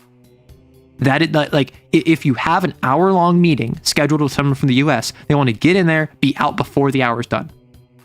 And then stereotypically, because that's stereotype for the US, stereotypically, if you are working with someone from Brazil, if you have an hour-long meeting, you want to enter in and you want to spend like 45 minutes just chatting, talking about life, stuff going on in the world, like, oh, how are the kids? Like, oh, I've been golfing recently. And then in those last 15 minutes, you'll start talking shop and you might not even get to the point where you wanted. So you're going to spend more time at the meeting, or you're going to schedule another meeting. And that's just kind of the stereotypical, the stereotypes of these countries and the stereotypes of doing business with them. It's a puppy girl world. You're just living in it. Oh my gosh. Yeah, Japan was the most masculine country. It's important to differentiate between individualism and individuation. I'm unfamiliar. Northeast is time oriented, but that's because we want to get work over with and go do what we actually want to do. Yeah. So as someone from the Northeast, like, I can pretty confidently say, like, the way that I describe it is impolite to take up someone's time. It is polite to not waste someone's time. So for instance, if I'm checking out of like a store, and like I'm at the grocery store and I'm checking out, like, the cashier won't make small talk with me in the Northeast. Because just culturally, they want to get me done and let me be on my way. That is considered polite. I don't want to sit there fishing for my cash or fishing for my card and like struggling with it, because that is impolite to the people behind me. Whereas I know a lot of other places in the country, like, y'all are yapping. Like, I've been at stores before where the people are like, oh yeah, hey, how's it going? Like, and I'm like, yeah, I'm fine. And they're like, oh, like, have you heard in the news recently? Or like, oh, you're a new face. Are you new in town? And like, they're just chatting to me simply to pass time because that's considered polite. Customer service is polite. This talk about Americans reminded me that the equivalent of the USA is, in the Gotcha Arknights, had a pigeon as a president. That checks out. Sadly, as a Brazilian, what you said is true, and as an introvert, it is certainly heck. Oh my gosh. I think it's mostly a measurement is urban versus rural. Rural societies struggle with contact, so they give each other time. I mean, it might be that, because like, there's the stereotype of like, and the Northeast is urbanized, right? I grew up near farms, but the Northeast is urbanized, suburbanized. It is generally like urban center, suburbia, farmland, suburbia, urban center, right? This is the loop of the Northeast. Whereas I've been like, I drove across the country over last summer coming to California, and I went through areas where it was just like, expanse of rural with like small town, random big city, and then like small town. Like I've seen various things, and honestly, kind of disappointed. I did not see as much corn as I expected. I saw a lot of corn, did not see as much as I expected. As a fellow Northeasterner preach, any small talk is fine, but if you have too much of my time, we take a problem. That's my thing, right? Like I am someone who I try my very best to be polite to everyone. And honestly, I'm not gonna lie, I think that this has actually done wonders for me, because very rarely do I encounter someone who is like customer service, even in the Northeast, who is like nasty to me. I'm not going to be nasty to you, motorcycle, but I am going to think mean thoughts. I've rarely had people who are nasty to me, like in customer service, even if I can tell they're not in a good mood and they're frustrated with me. Because I'm just so like, I'll apologize, I will ask for clarification, I will express I don't know what I'm doing, and I just like get to the point. I just say like, hey, I don't really like know what I'm doing here, but I was told that I need to call you and I need to look up this like ID number, and they're like, that's not the correct department, and I'm like, can you tell me what is? And like, yeah, I can just redirect you. I'm like, sure. And then I get redirected, and it's like, oh, I got redirected you from this location, and I need to look up what this ID is, but I don't know what it's for. And they're like, oh, well, this ID is for such and so forth, and blah, blah, blah, blah. And then I'm like, okay, what do I do with that? And then I can tell they're annoyed, but they'll just answer my question because I'm not beating around the bush, right? I'm just polite and direct, which I think is the Northeast special. like, yeah, a lot of people in the Northeast are rude. Let's not get that twisted. A lot of people are just plain rude. But at least for me, to the Northeast, directness is as politeness is to the rest of the US. You can meet someone who is being polite to you in the Midwest, and they might actually be talking smack about you, because the way the Midwest works is that you're basically always polite unless you're making a point not to be, right? And that's why, what is it like? There's a term for it. It's like Midwestern something, where someone like says something really nice about you that is actually like a backhanded compliment. Whereas in the Northeast, it's all about being direct. So if someone is being polite to you, they're actually making the effort to be both direct and polite to you. And I found great success with that. Only had people get mad at me while doing customer service twice. Neither were my fault. And one of them, another customer started yelling at the jerk for being mean for no reason. Aw. Do I think everyone would like slow down and like enjoy? Yes. Do we all have time? No, exactly. Northeast of the US is, if you have a flat, you're going to call you an idiot and help you fix the flat. If you get one in the West, they're going to say, I'm sorry, and that's it. Yeah, so the way I've heard it described is the East Coast. I should do West Coast, East Coast. The way I've heard it described is the East Coast is helpful, not nice. Whereas the West Coast is not helpful, but nice, right? And then I don't think that that's like entirely inaccurate. I think that's kind of like, obviously there are people on the West Coast that are very helpful, and there are people on the East Coast who are very nice. And there are also people on the East Coast who aren't helpful, and people on the West Coast who are rude. But broadly speaking, it's like the culture rewards being helpful and doesn't reward being nice on the East Coast. And the West Coast, broadly speaking, rewards being nice, not being helpful. Meanwhile, broadly speaking, like the South, the Midwest, emphasizes being helpful and nice, but really only to your community. And what your community is will change from place to place. There are certain places in the US where they will be absolutely lovely to you. They will be as helpful as they can to you. They will give you whatever guidance or assistance you need, so long as you demonstrate you're part of their in-group. What that means changes based on the area, but that could be a superficial characteristic of you. Or it could be like you go to a local community or a community in an area that you're not familiar with, but like you're Jewish and they're Jewish, and then it's like, oh, like we have this point in common, let us help you. Or if you're Christian and you go to like the Bible Belt and you go to a local church and you ask for assistance, and like, yeah, of course we'll help you. Like there are certain communities where they will do both, but you need to like have a card to enter. East side is brutal but cunning. West side is cunning but brutal. That's good. I can always tell that you can. I always tell people that you can always spot someone who's never been in customer service because they're a jerk towards service staff, retail workers. That's the thing. I've technically worked customer service, but I haven't worked like a restaurant or like a cashier position, right? I've worked like on the floor of a retail spot, but like I wasn't really customer service. So I'm in a weird position where like I've worked like, and this, it was more like blue collar, if anything, because like I was like working in a warehouse and I was moving furniture. I would like make deliveries, and I would help out with the truck. I would offload. I would destroy furniture that couldn't be sold. So like it felt closer to like a blue collar service job than a retail worker. But like I suppose I kind of did work customer service because I did have to be customer facing.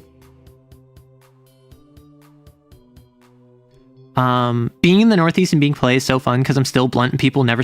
That's my thing, right? I call myself like polite and direct, right?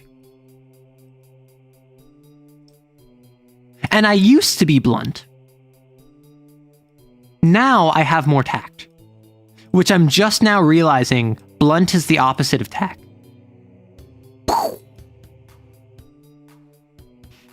Because like blunt is a blunt instrument, is blunted. Tact is point. It is sharp. Which they should be opposite. However, I'm not going to go into that. And just like that, Aero Lifts was born too. I mean, I lift weights every day. Not a lot. Like I don't go crazy, but I do enough that I have a workout routine and I stay in shape, right? I go out on walks or jogs daily. And I do weights. And I do some stretches. Right? So like, I just try and stay healthy. Jack Darrow, eat protein. I mean, I'll take like a protein shake before stream. I didn't take one today because I had a croissant. But like generally I'll have like a protein shake before like a long stream. I wouldn't say Jack Darrow. Like I'm skinny. I'm lean. I'd say that I have a lean build. But like I don't know. I'm thin enough my muscles show. I'd say I'm toned. Blunt but tact but blunt. Exactly. Croissant. Era, are you hydrated? I am, but I can hydrate more.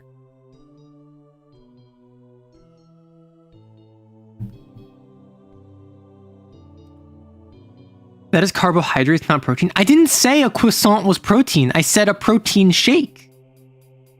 You can be direct and tactful, but being blunt goes to the point of being radical. I mean, that's the thing, right?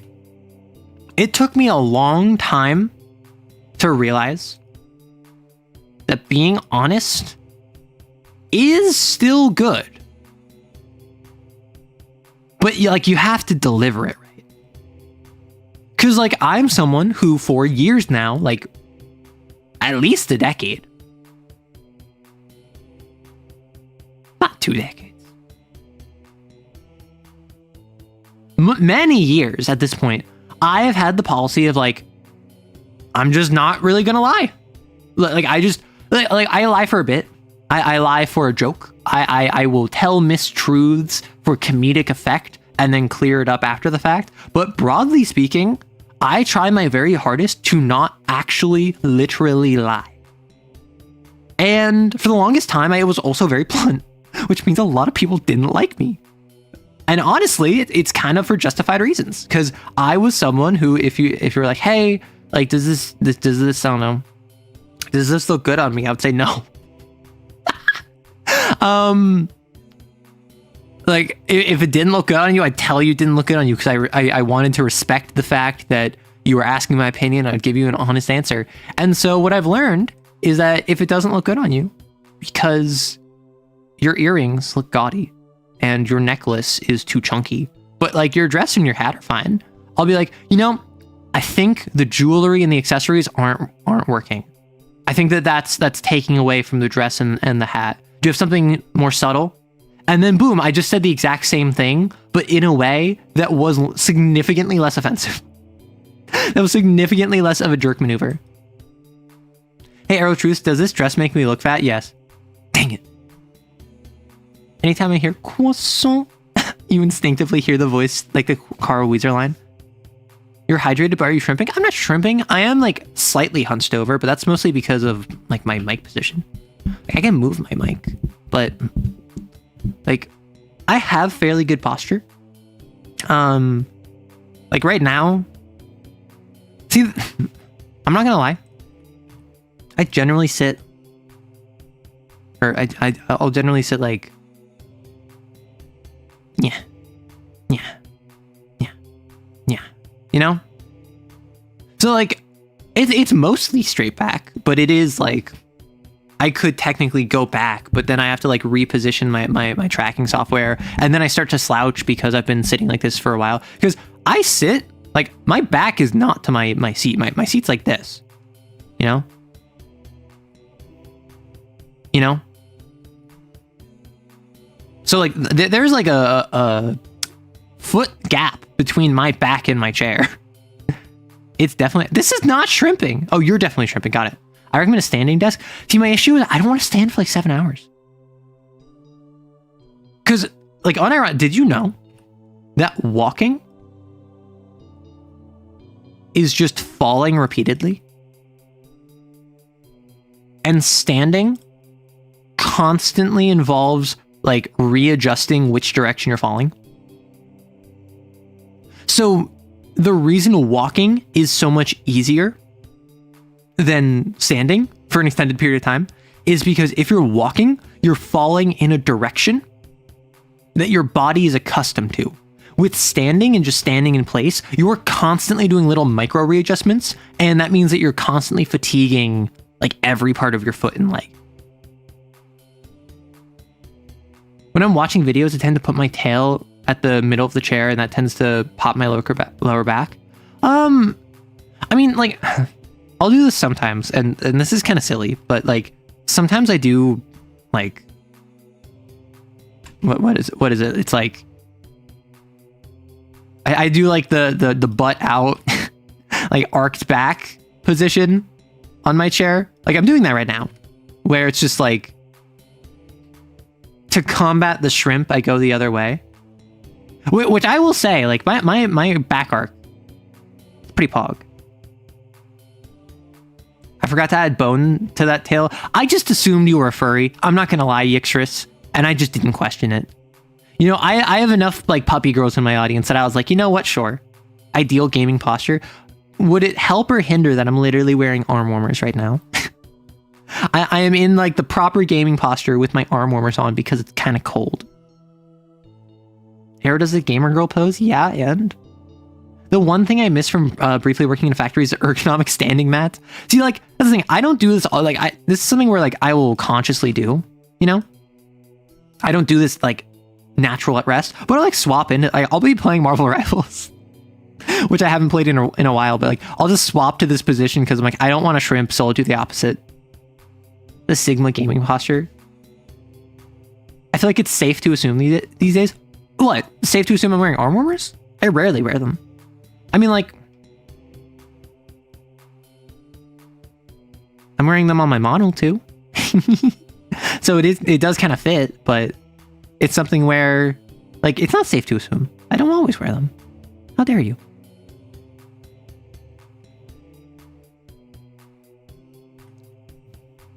I saw an advice thing about how to straighten your back. Do a thumbs up position with both hands while keeping your elbows on your side. Then in unison, move both hands outwards. You'll feel your back straighten as you do. What? Do a thumbs up with both hands while keeping elbows by your side. Then move both hands outwards. Wait. Wait, isn't that just... Wait a second. Isn't that just to show off your chest? I know your game. I know your game. It's the idea where it's just like, can you touch your elbows together in front of your chest? I know how that is. There's a true gamer with arm warmers for maximum performance. Are you wearing thighs? I mean, I have thighs. I'm not wearing thigh highs. I just need striped thigh highs. I actually don't have any striped thigh highs. I don't have any programming socks. I'm sorry. Time for me to open up a throne where the only thing on it is just like, is just meme, like Sigma male gamer, like outfits where it's just like the eat, sleep, game, repeat. Arrow's not wearing thighs. I removed my leg. I just said I'm wearing thighs, not thigh highs. I just said I have thighs. You were not listening to me. I don't even think of that. I just saw a doctor on Twitter talk about it.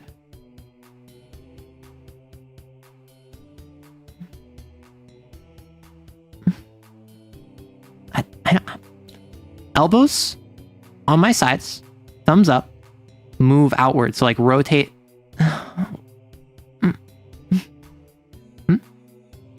Please read the rest of that. I'm not wearing thighs. I removed my legs for maximum gaming performance. I read the rest of that sentence. I did not misread. I did read your sentence. Like Quiet from Metal Gear, but just the legs. Oh my gosh. Arrow, my pig dice arrived this week. It's tiny plastic pigs. Pass the Pig! Oh my gosh. So I grew up with Pass the Pig. I grew up with that as a game that I would play with my family. And in particular, the few times I went camping with like my father and my siblings, we brought Pass the Pig. Is that like a deep cut? Does no one know what that game is? Are you and I unique? What is Pass the Pig? Okay, so Pass the Pig. Let me see if there's an image of it. Pass the Pig. It is a game where you have two pigs, two dice, effectively. And they are both a pig that has a dot on one side of them. And you roll them, and then you get different points depending on how they land. So for instance, if they both land on like standing up like this, you get X points. If both of them land like on their backs, you get Y points. If one of them lands on its snout, so like if the ground is like there and it's like doing a handstand with its face, like a headstand, you get Z points. If both of them are touching, you lose all of your points. If one of them has the dot side up and one of them has the clear side up and they both land on their side, so like if the floor is like over here, you know, then you lose all of your points for the round. And the whole goal is that the game is pushing your luck and you want to roll and you want to get better and better rolls. But the more you roll, the more you risk losing all of your points. Well, mine are way smaller so they can fit in a dice bag. Yeah, these seem big. The two that I had were like smaller than a quarter, which is like 2 centimeters. Oh, it's that one. Yeah. Knowing Arrow, it's going to get explained right now. Yep. See, you know me. You know that if someone's like, I don't know what Pass the Pig is, but Arrow's going to explain it. Seem like 4 hours minimum. Good. Enjoy. Massive chonkers. Listen. The way you play this game is you have to crank your hog and then toss it. Sounds like a gambling beginner's game for kids. It is. I mean, most dice games are. Like, I would say like Go Fish isn't. So I don't think like card games are quite the same. Or like Rummy is the same. I don't think that's quite the same for gambling. But like, this is absolutely just a dice game. It is a dice game with weird, funky dice. And it's great. It's fun. Rolling dice is nice to the brain, to be fair. I mean, at least the dice I had were like... They're weird. They were like a rubbery plastic from what I remember. They weren't like hard plastic dice from what I recall. They had like slight give to them. What's Rummy? That is a card game that I don't know how to play. Like I've learned how to play. I've forgotten how to play. Pass the Pig TTRPG coming soon, TM. You could make a game where every roll is decided by Pass the Pig. That would be so stupid. That would be so funny. And it's Honey Heist, but with pigs. I was joking that I'll make Animal Farm TTRPG with the pigs for that. That's really funny. But yeah, so I will leave the Pass the Pigs to you to make. I'm currently working on 2 TTRPGs at the moment, one of which I'm going to release in like 3 days. And then one of which I need so much work on it. Why are TTRPGs so much effort? I'm going to step away for just a second. Give me a moment.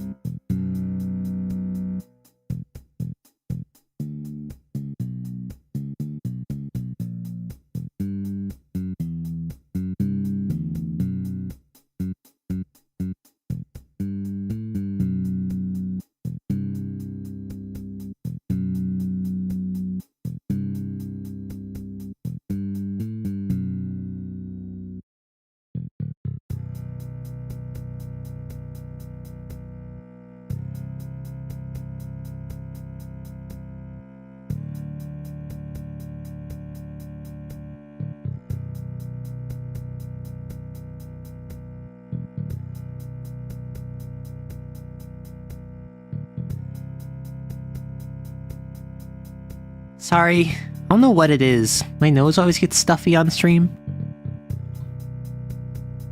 So I had to blow my nose.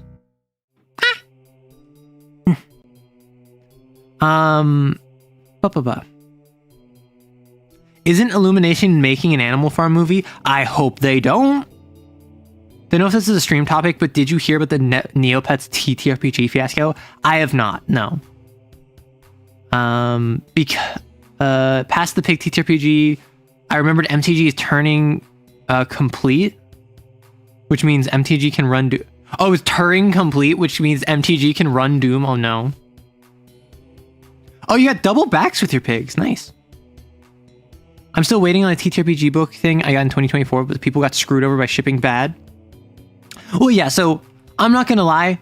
I think there was a brief window post-COVID where shipping was like better, but not good, right? There was a brief window of, I want to say like 2022 to 2023, although that might not even be right because we had COVID with the pandemic. And then the next big thing that I remember is the Evergreen ship, if you remember, which like blocked the Suez Canal and meant that there was a huge backlog in all of these docks where too many ships were at both. And then now there's just like complete, like with the tariffs and whatever. Like I don't actually think that we've had any good time for shipping in the past like 7 years. We think therefore we are. I mean, listen, you've been seeing me write on the whiteboard. Although like unironically. But like if you want, I could open up the TTRPG and I have like I could just run through the TTRPG. I was going to do that on Saturday. I was going to run through the TTRPG that I'm working on to drop on Saturday. So I was going to have like Saturday's Twitch stream be dedicated to the TTRPG that I'm dropping that day. But who knows? I was about to ask when that was relative to COVID. Yeah. Do you have directional lights in your eyes for tracking purposes? Sometimes that can cause sinus weirdness. It's a bizarre mental thing. I don't. I just have my overhead light. And actually recently, so for the longest time, my setup was like POV, you're me, computer here, camera here, phone hidden behind it, on a gooseneck. However, I learned like 2-3 months ago, like around the new year, that apparently, and this makes total sense, and I didn't think about this, phones are way better at tracking you instead of looking straight on your face, looking up at you, because that's how most people hold their phones. So I actually have since shifted my phone to be in front of my monitor, directly in front of it, and then like with my gooseneck. And I have seen a notable responsiveness increase, even though now it's lagging. Gooseneck, yeah. So a gooseneck phone holder. A gooseneck is this. It is the idea of the neck is like a goose, or the holder is like a goose's neck, where you can wring it and snap it and twist it around as a goose's neck, I guess. Behold, a goose. Yeah, I don't know why my tracking just like dies sometimes. I don't know what it is. Dedicated Catterday TTRPG stream. Will you do an actual play on your TTRPG? This is a joke. On the one I'm releasing this Saturday, no. I don't plan to do that. The one I'm releasing this Saturday is literally like, as my family was visiting, like a week and a half ago, like 1.5 weeks ago, I just had the idea for a 3-stat system where you play as, in my world, you play as synthetics. Specifically, synthetics. Specifically AI. So you have rules and directives that you cannot break. For instance, you have regulations and directives. Regulations are things that literally every synthetic has to follow. Directives are things specific to you. So regulations might be like, you may never harm an organic, or by inaction, allow an organic to come to harm. For instance, following Asimov's rules. That would mean, in game, you cannot take any action that would harm a organic. And you would have to take actions to stop an organic from getting harmed. So it means if you're in a fight and your opponent is just like a dude with a baseball bat, you could not fight them. You would have to do something to, without harming them, like stop the fight. And I just thought I feel like in TTRPGs where you play as a robot, there's way too much freedom because you're basically just like a robot person. But with in my world with AI, there's a difference between artificial intelligence and artificial sentience. Artificial sentience is, I'm just a person, I happen to be made of metal and silicon. Artificial intelligence is, I am ChatGPT with a body. I'm an LLM. I am like HAL 9000. I have specific directives and parameters and regulations and directives that guide my actions, and I cannot deviate from my programming. Yeah, you can try to disarm them, you can try to grapple them, you can try and talk them down. Maybe you have like a sedative on you that you can inject them with a sedative, and like then it's up to the GM, like, hey, is stabbing them with a needle to give them a sedative, is that harming them? Like, you could say yes, but actually, I think that's reasonable to say, nah, that's not really harming them. That's just giving them a sedative. So depending on what the regulations are, which you as a group come up with, much like Chronicle tenants from the World of Darkness, they're totally unique to your game. So you might have one where it's, generally you'll have like 2 to 5, usually 3, but 2 to 5 is generally a good range. You might have one where it's just like, you may never hack government property. You may never harm government official. And you must always obey orders from a government official.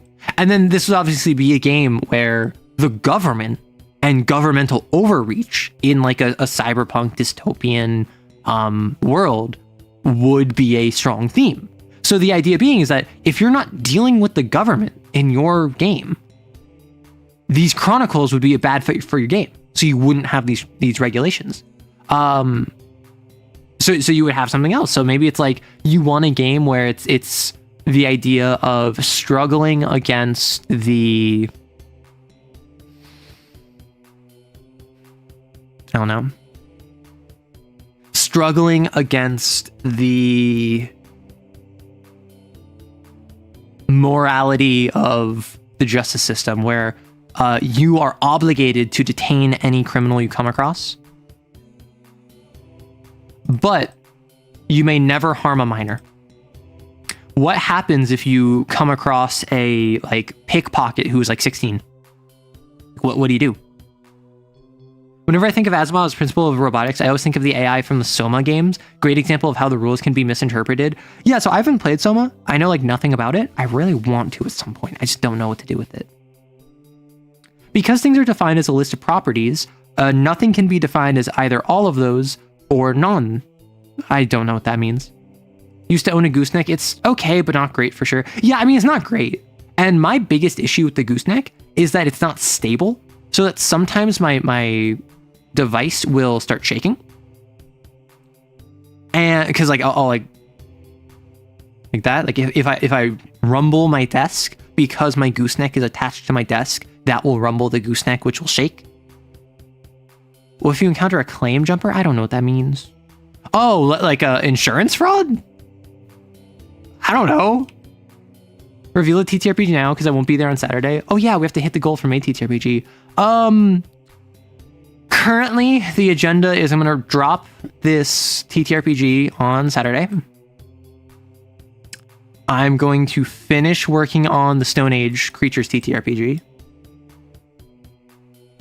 Then I'm going to make a girlfriend video because I still need to do that.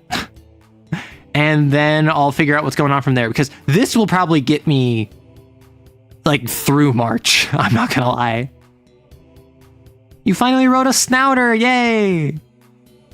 So it's entitled Annoying Like a Goose. I highly recommend a playthrough. I don't want to spoil anything for anybody. Yeah, so Soma is a game where I've heard about it. I want to play it. I just don't have it. I actually need a game to play. So the reason that I'm doing a chatting stream on Saturday is partially because I want to talk to TTRPG, but also because just I just played Ultra Kill. And I'm not gonna lie, it was way less, way fewer people seemed interested in it than I thought. A lot of people talked about being excited, but I don't actually think a lot of people wanted to show up and watch a stream of it. So I enjoyed my time playing it, but now I'm kind of thinking what's next on the agenda? Because I've played I played Hollow Knight for a while. I just played through Dispatch, Ultra Kill, Stray Gods. I played a couple longer games. I played a couple shorter games. I did know Aether and Iron is releasing March 31st. That is a month and a half away. So not really on my docket for now.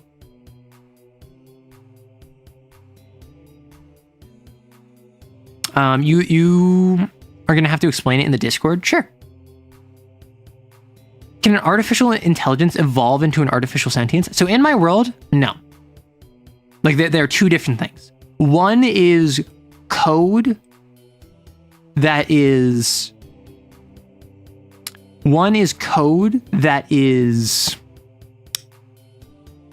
running processes. One is effectively life, What one is a AI that is controlling a robot body that is going around and fulfilling its parameters, and it is engaging in specific actions. The other one is just a person. Still waiting on the fraud level for that game. Apparently it's coming soon. Apparently Ultra Kill fraud level is coming soon. What genre do you want to try? Anything you want a game like? I mean, my thought is I got Frostpunk 2 a while ago. So I might play Frostpunk 2 where I open up the console to be chat, because I know there's chat integration on that. Deadwood is another one that I've heard good things about. that I have. Like I don't know. I'm looking for a game that will last me a couple streams, but not too many, and just kind of like will be a good time, right? Like obviously, I want a game to be a good time, but I feel like the story-oriented games that I've played, I've enjoyed them. They tend to be less engaging to watch, and for the gameplay-oriented games,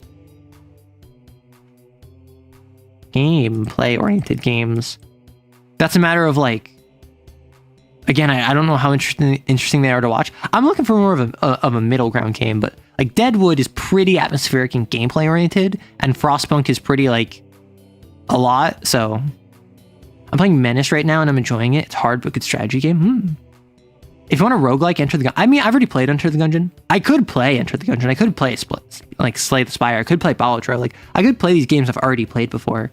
I'm thinking something new though. Do I like crafting? Okay. Crafting survival games, I'm not gonna lie, I do not enjoy them.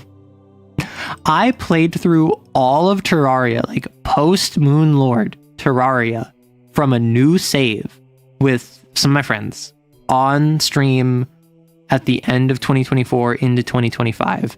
And like, it was fun for a while. And then once we had like multiple streams where we got like maybe one boss, I was like, this is so boring.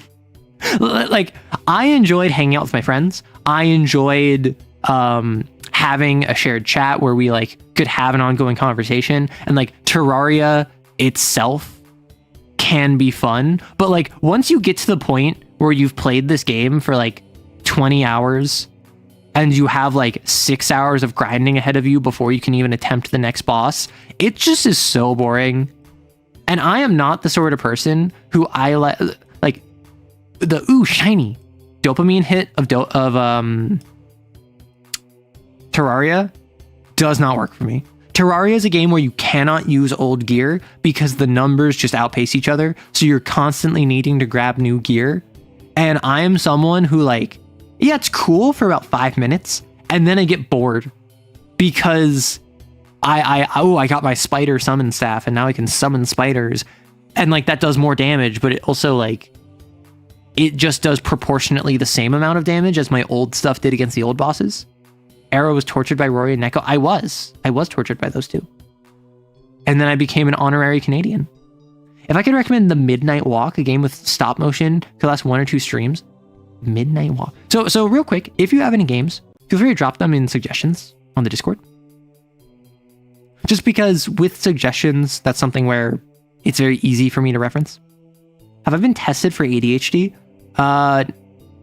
Yes. And they said no.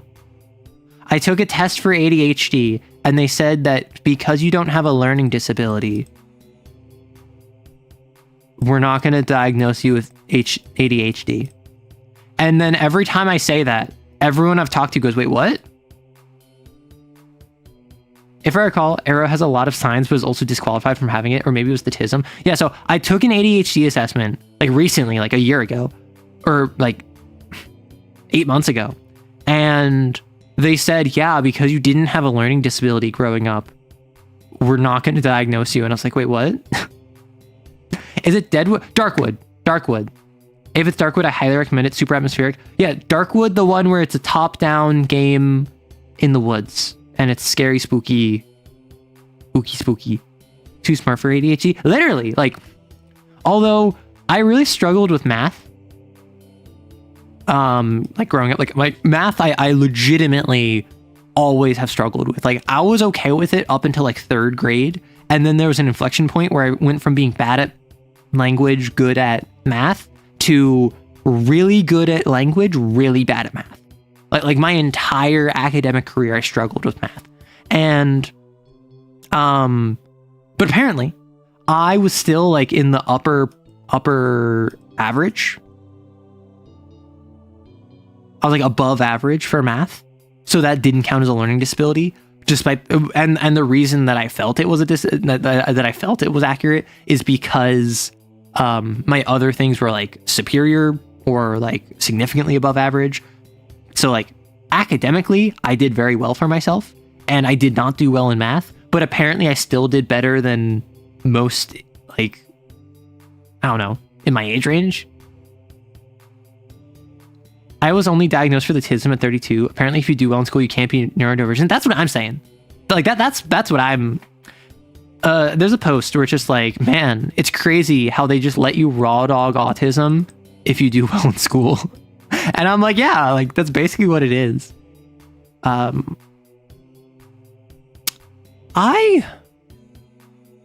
I moved, I had to go to a new provider and I had to get new prescriptions for my medication. And I asked them about like autism testing. And they're like, yeah, like we can talk about that. Like I'll look into it. And then they never got back to me. It's been like 3 months. I should go back.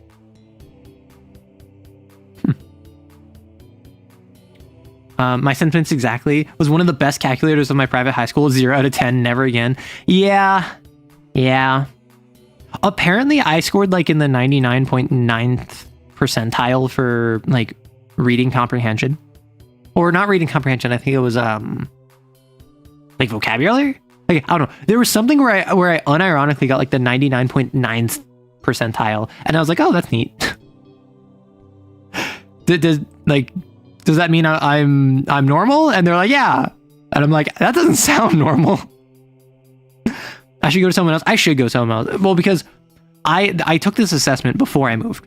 So I took the assessment across the country.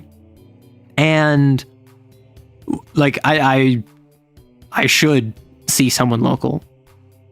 Autism diagnosis officially can be useful for recognizing recognition of pain by care providers, in this case where emoting is difficult. That implies they actually reading the folder. Yeah. And like, I had a friend that I was talking to, and they were like, hey, what are your thoughts on masking? Like, what's your experience with masking? And I'm like, well, like growing up, I always felt like I had different personalities to interface with different people, not in like a DID way, but in like a, and then we said it at the same time of like a different mask. And they're like, whoa, you too. I was like, yeah. And so I'm someone who, like, growing up, I've always had different presentations of who I present to whom. And for instance, this channel is a mask. It is not my fully unadulterated true self, but also that's because this is for your entertainment. It is like mostly my true self. It's like 90% of my true self, but there's a bit that I like mitigate, and there's a bit I exaggerate, and there's a bit that I lean more into because that's entertaining. And like, I'm very open about this, right? I'm very open that I'm slightly different off camera than I am on a camera, just like I'm slightly different with my roommate than I am with my friends back home, or with my family, or with like a boss. Like, different modus operandi, which is something that everyone does. Everyone, to an extent, does change their behavior depending on who they're talking to. But like, I am someone who I will like adapt to whatever social circumstance I find myself in, right? I will basically like blend in with the vibes of whoever I'm talking to. But there's always the risk of being treated as a kid. I mean, that's the thing, right? It's like, if they're not going to respect you, they're not going to respect you no matter what. I'm already in a position where, like, independent of whatever diagnosis I have, I'm not going to get respected in some spots. And I recognize that. Like, I don't have that luxury. So a lot of times there's no issue with that. The main thing is, medically, if you are autistic or have ADHD or have anything, and you're like, hey, I'm feeling like I want to hurt myself. I'm feeling manic. I'm feeling some other thing. They'll say, nah, that's just autism. Nah, you're just feeling hyperactive from your ADHD. And that's where the real danger comes in, is when medically they start telling you, no, it's just this other thing.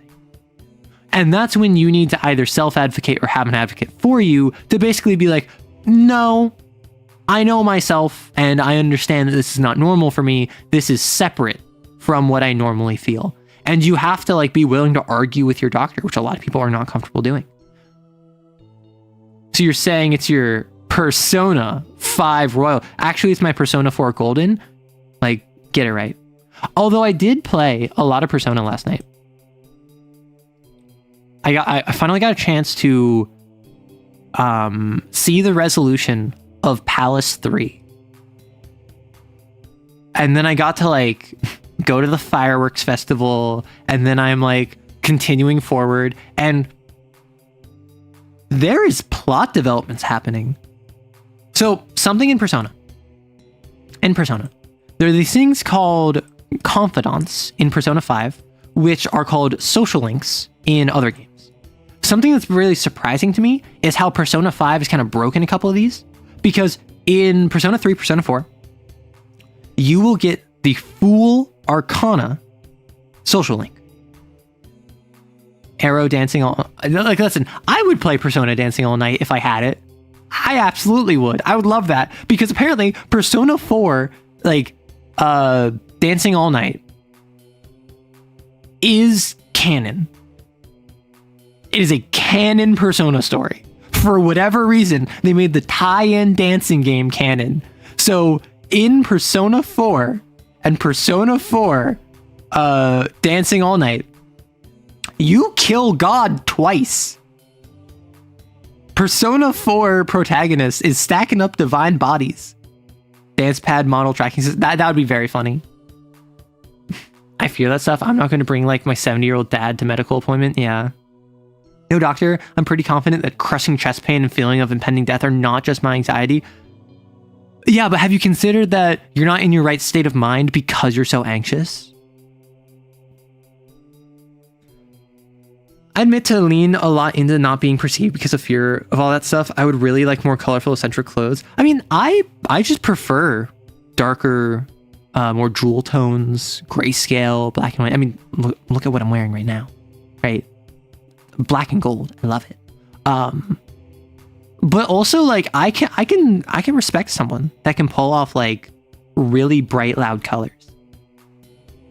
Twice, yeah. So in Persona 4, so first off, Persona, confidants, S-links. Generally, you start with the Fool, and this represents your team, and it is a plot.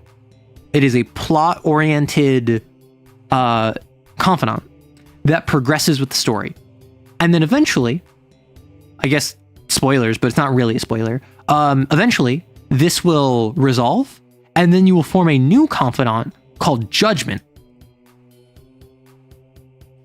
Because there will be something where like the initial story you're following resolves. And then after the initial story that ends, the Fool Arcana is resolved. And then you form the new Judgment Arcana. Because it represents the fact that you're in the end game now. It represents the fact that you are going from the beginning to the end of your Fool's journey in the story of the Arcana. In Persona 5, why are we talking about Persona? Because I talk about random stuff here. Someone asked about it, or someone brought it up, and we're talking about how Persona 5 breaks the traditions of Persona. So in Persona 4 and in Persona 3, you have the Fool Arcana. It's going and going and going, and then plot stuff happens. Oh no! And then you get Judgment, right? In Persona 5, the way the game works is that it's constantly flashing forward, flashing backwards, flashing forward, flashing backwards. You are being interrogated in the modern day of what you were doing like 6-7 months ago. So in the modern day, you form the Judgment Arcana prior to the Fool Arcana being resolved. Because in game, it's been enough time that presumably the Fool Arcana has resolved. But out of game, with you as the viewer watching the back and forth, you're forming the Judgment Arcana before the Fool Arcana is formed. And it's just this weird, like, dissonance of in-game, out-of-game. Talking about Persona, do you think the virtue bonds in Kain should be treated like confidants in P5? That's a good question. I like the bond system as it is because it's so simple. I think efforts to complicate the bond system is missing the point. I think if you want the virtues to feature more in the game and be more like actual mentors, by all means. But you don't need the bond system for that. If I want to bond with Charity, I can just have Charity be a part of my game as a mentor that I listen to and I bond with and that I'm learning from. But mechanically, I still get my bonds once a mission, right? That can work just fine. I think if you want it to be more like Persona, where it's, oh, if you spend one time with them, you get their bond 0. And then if you spend a second time, then you get nothing. But if you spend your third time or your second time, you get bond 1. And then your fourth time is bond 2. Like, you could do that. But I feel like that's kind of needless. Like, and in all likelihood, that would take longer than the bond system. Kane is not designed around more than like 8 hunts. Kane as a system is designed for you to either die, retire, or stop playing by the time you complete your 8th hunt. Yeah, 4 times you would have to survive that long. Exactly. Persona 5 is a theme of rebellion, so it defies a lot of series traditions up till that point. Like dropping the mention of the parent series Shin Megami Tensei. When do P3 and P4 mention SMT? But yeah, like and for instance, Persona 5, the first confidant you get, which again, the confidants are not called S-Links, they're different.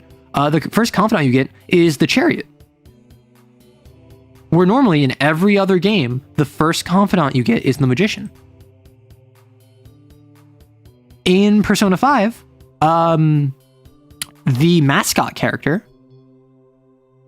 is also your like weird, like pathetic pervert friend, and also is the Magician. Normally the best friend character is the Magician, but Ryuji is the Chariot. And so Persona 5 does deconstruct a lot of the tropes of the series, which I've really enjoyed. Spoiler alert, Joker is an anti-reality warping weapon. Not quite. I think that if you remove the dating themes of the dating system, it could fit the criteria. I mean, in the Harpocrates dossier, they added a dating system as a joke to the virtues. And I mean, what it is that it's, you have a couple items that you can give to them to get more points. And if you do specific actions, you get more points with them. The issue with that is some of them are significantly more finicky than others, which is thematic, but is not really good, I guess. Like a lot of the virtues in Harpocrates dossier. Like Fortitude takes significantly longer to bond with than Charity. And I don't think that's a bad thing, flavorfully. I think that is a bad thing mechanically. Because if I mechanically want to get the strength blasphemy, already I have to wait until bond level 2.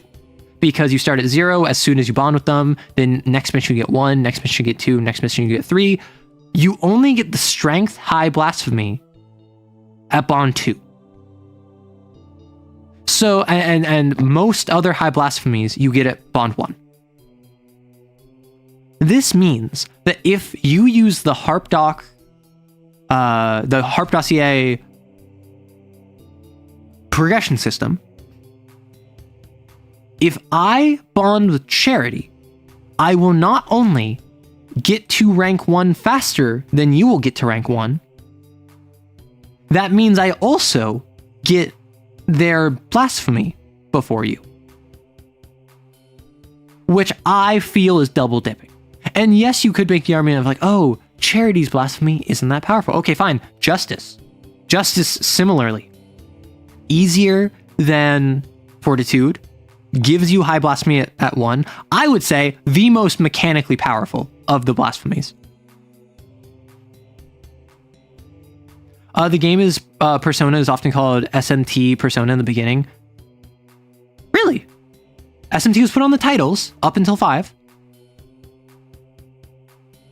Huh. Weird. I didn't know that.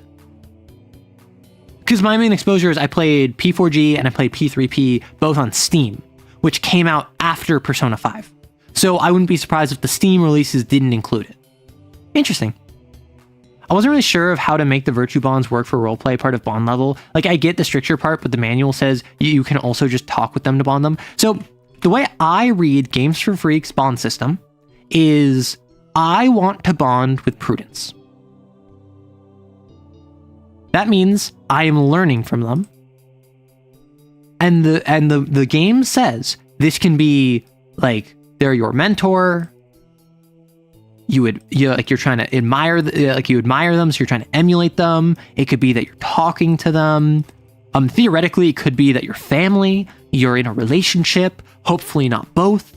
And then you can just kind of flavor it however you want. So the idea would be, is that if I want to bond with Prudence, and I go on a hunt, and I go from like level 0 to level 1, and I get the Shake Blasphemy, I get Shake. It would just be on the GM to allow, like the admin would just need to include Prudence prior to me leaving.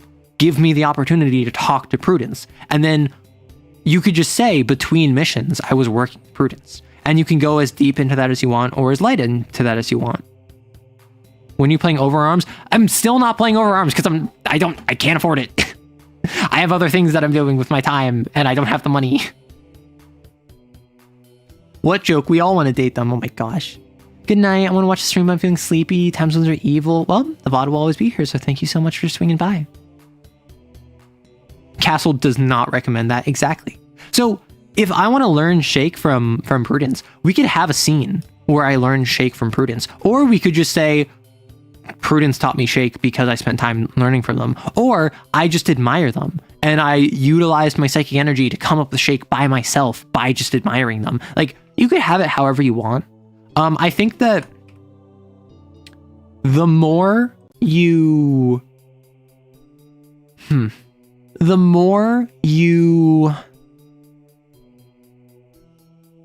include out of game RP or the out of hunt RP, which is something I made a whole video about, the easier this is.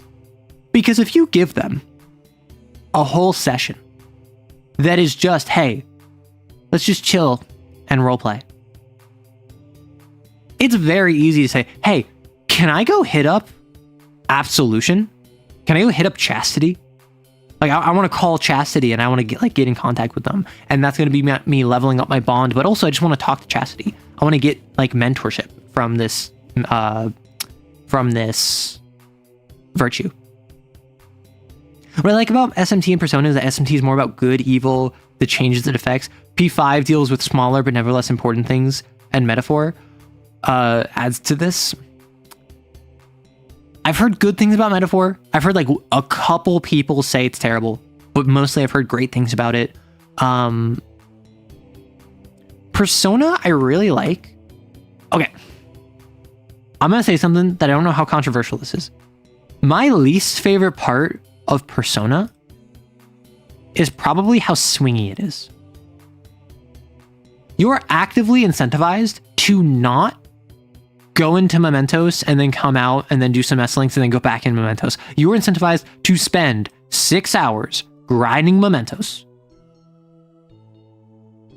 and then go like 4 hours running through the palace and then like spend like an hour on the boss fight sending out the calling card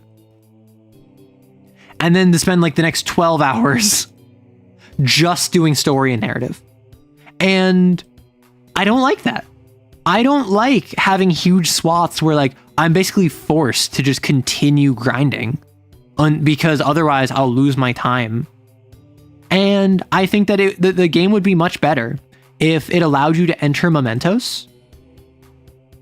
Maybe not the palace, but maybe Mementos, where it allowed you to enter Mementos like without time passing or without taking up your night or with some incentive to go in on multiple days. Cause like P3 had this, P4 had this, P5 has this, where it's just like, there's no incentive, literally no incentive to go in multiple days. Because even in P3 with like people wandering in, even with P4, P5 and the requests. Even P4 with all the side quests of like the fetch quests. None of these incentivize not stockpiling them all up and going the day before the full moon. Going the day before the calling card needs to be sent. Like, none of them incentivize any schema other than just commit like a full afternoon of just doing this. Bash the dungeon out in one go like God intended. And that's what I did all of P3, all of P4, all of P5. I don't have the money. It's such a mood. I'm still trying to find a book set collection before it gets updated. I do not want to pay $101. Yeah. If you're not playing Overarms, may I suggest Under Legs? I think that that's something I can't stream on YouTube. I think that's a different platform. How's my experience with P4 different from P5? So currently, I am playing P5. I just beat the third palace, and I actually just entered the fourth palace. Alibaba. I just entered Alibaba's palace, and I haven't done anything there yet because I ended when I entered the desert. I don't know if Alibaba is considered a full palace or if like the organization is going to be the palace. Like, I don't know yet. I haven't gone there. P4. I played P4G.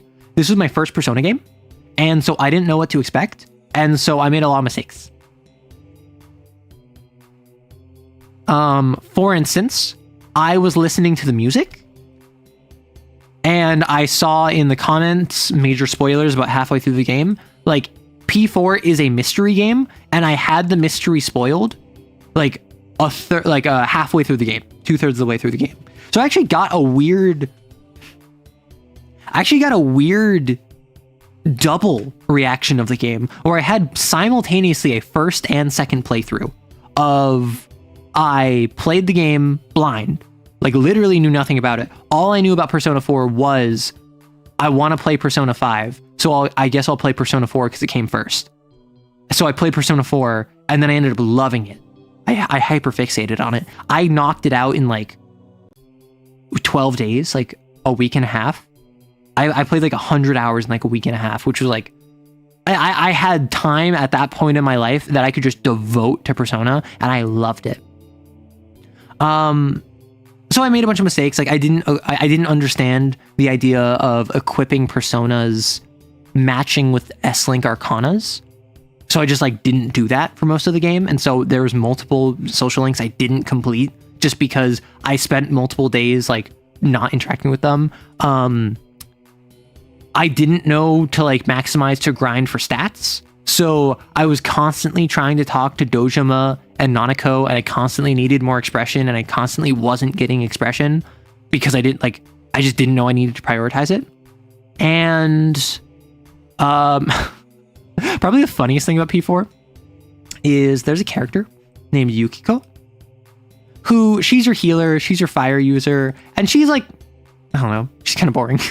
I'm not gonna lie, but like she's nice, right? And so I was going through the game and I was like, okay, like, I mean, Yukiko's nice. Like, I know this game has romance. Like, I guess I can romance her because she's like the best option, whatever.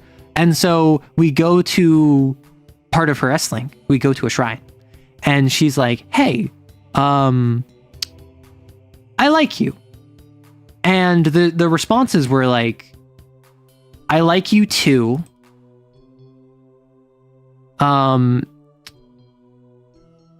You're a good friend. And like, you're a good classmate. Right? And I, sage that I was, empath that I was, hey, I like you too. You're nice. I like you. And then suddenly I started dating. Suddenly I started dating her. And I was like, wait, what? And so I accidentally started dating my party member because I didn't realize that's the sort of game this game was. And then because I didn't get a warning, because the game only warns you if you're going to cheat on your partner, if you're going to start dating someone new when you already have a girlfriend. So it didn't warn me because I didn't have a girlfriend yet. And so I'm like, okay, I guess I'm stuck with her. Well, she was my best option. I guess that's it. And then I found Naoto, and Naoto joined the story. And I love Naoto. Naoto's like my favorite character from the game. So I absolutely dropped Yukiko as soon as I had the option of dating Naoto. And like, I wished I had the ability to like break up with Yukiko, but no, I had to spend the rest of the game where like I'm stringing her along and making her think I care about her. And she's my healer, so she's in my party the entire game. Like, what do you mean we're dating? Good schoolmate is such a brutal option. No, that it was so like, I should have said it. It would have been so funny. But then the weirdest thing about P4 is the romance options are so weird. Like, I don't mean the characters, I mean like the way you start dating them. For instance, like Rise is your friend. She has a huge crush on you. She's super into you. She's the lover's arcana, and she's like confiding in you at one point. Like you have a very emotional, intimate moment where she's like breaking down, crying about stressors in her life, and you have the option of like comforting her and like hugging her, or you can stand there and do nothing. This is how you romance her.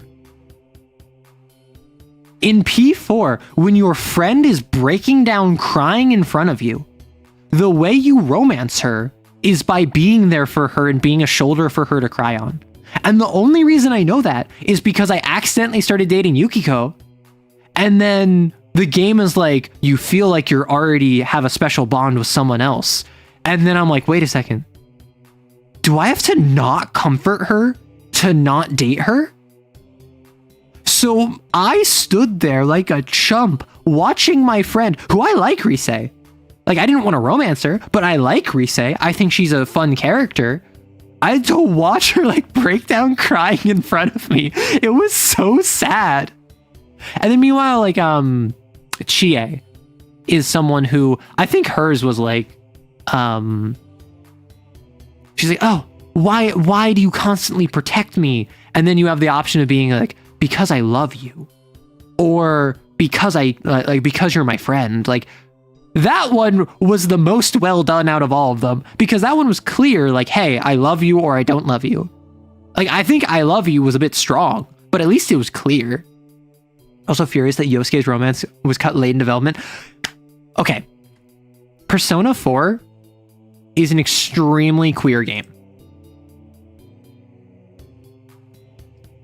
Like headcanon aside, the very obviously non-canonical options aside of like Chie, Yukiko, Yuri, Naoto being a trans man, and Kanji being gay, like you and Yosuke getting in a relationship, like, just broadly speaking, the game is very queer. Not even in like a gay way, just like in an odd, unusual way, where P5, the Phantom Thieves, are all outcasts. The P4 investigation team is just your average queer friend group. And like, I love it for that. However, Naoto isn't trans. They tried really hard. Honestly, they're very explicit with Kanji. Like, Kanji at one point even says that he came out, and people still deny the fact that he's queer. And they cut Yosuke so deep in development. There was English VA voice lines for him. Do you know how hard it is to get so late in development that you have English voice actors record lines that were translated from a Japanese game, and then it gets cut?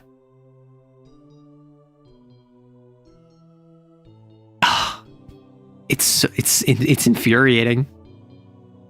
Isn't there another comfort option? There has to be. No, for Rise? No, for Rise, it was literally, do you want to comfort your crying friend, or do you want to stand there and not comfort her?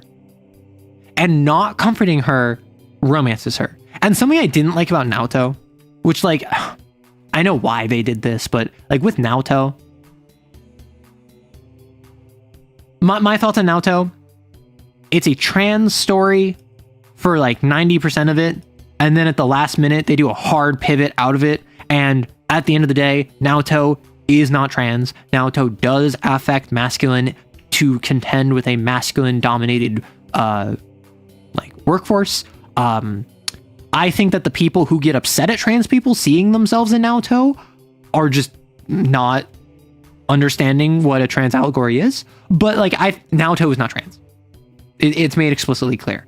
That being said, Naoto, in order to romance them, you have to on multiple occasions reinforce their femininity, which is kind of sussy. Like at one point, Naoto's like, ugh, I hate the fact that I'm a girl. And then one of your options is well, I like you no matter what, or something like that. And then that gets a lot of affection points with Naoto. But a romance flag for Naoto is to say, I like the fact you're a girl, which gets no affection points. So in order to romance Naoto, who gender is extremely important to their character, you have to basically push them towards femininity, which is kind of ick. You can either be a jerk or don't and date her. It's so weird. And Persona 4, broadly speaking, particularly for the girls, really fumbles when it comes to the ending their S-links. Yukiko's is, I don't want to run the town, run the town's historic inn. I want to leave. I want to be my own person. And she works up the courage to tell the people she feels indebted to, all of the staff of her hotel, because she's the daughter of the managers of a historic inn. So she grew up with these people. She's expected to take over the inn, and she finally tells them, hey, I don't want to take over the inn. I want to go live my own life somewhere else. And everyone's super supportive of her. They're we knew this whole time and we want to help you however you can. And it's super sweet and emotional. And then what she does is that in her final ranking, she's like, actually, I'm going to stay anyway. I owe it to these people. And it's oh, so you had this whole character arc about being able to reckon with the fact that despite the fact you feel indebted to these people, the fact they care about you and that they're a community for you is they want what's best for you and they recognize that is not the end. Do I have any interest in mainline SMT? Interest, yes. Do I know where I would start now? I think what I'm going to do I'm going to be P5, obviously. I want to be P5. I kind of want to check out Persona 1 or 2. I'm not going to lie. I've heard very mixed things about Persona 1. I've heard amazing things about Persona 2. I've heard Persona 2 is actually amazing. Both games. SMT? Is it SMT 5? Is SMT 5 the recent one that came out 5-6 years ago? And I was going to say this earlier with the swingy conversation. I don't like the combat of Persona. I think it's kind of boring. And I don't think it's bad combat. It's just not my favorite, and particularly when grinding, it's not that interesting. So the combat in Persona is everyone has affinities, everyone has elements, and if you hit them with an element, they're weak to it, they get knocked down, and you get one more attack. So for instance, if Clam is weak to fire, and Trey is weak to wind, and Real Robot is weak to lightning, and then hit Clam with fire, I would get one more action. So then I can hit Trey with wind, and I get one more action. And I can hit Real Robot with lightning, and I get one more action. And if all of my enemies are knocked down, I can then do an all-out attack, which is a big, punchy, true damage attack that does a ton of damage. Oftentimes it wins fights. But it just feels kind of boring. Once I learn, okay, I'm fighting another combination of Clam and Trey and Real Robot. Fire, wind, lightning, all-out attack. Okay, next combat. Okay, another Clam and Trey and Real Robot. So fire, wind, lightning. Okay, now I'm fighting 3 Collies. Let me just do Mabufu. Okay, you're weak to okay, you're weak to ice. Okay, all-out attack. Okay, now I'm fighting another group of Clam and Trey and Real Robot. I think Persona 5 helps. Persona 5 is definitely the most interesting because it brings back demon negotiations.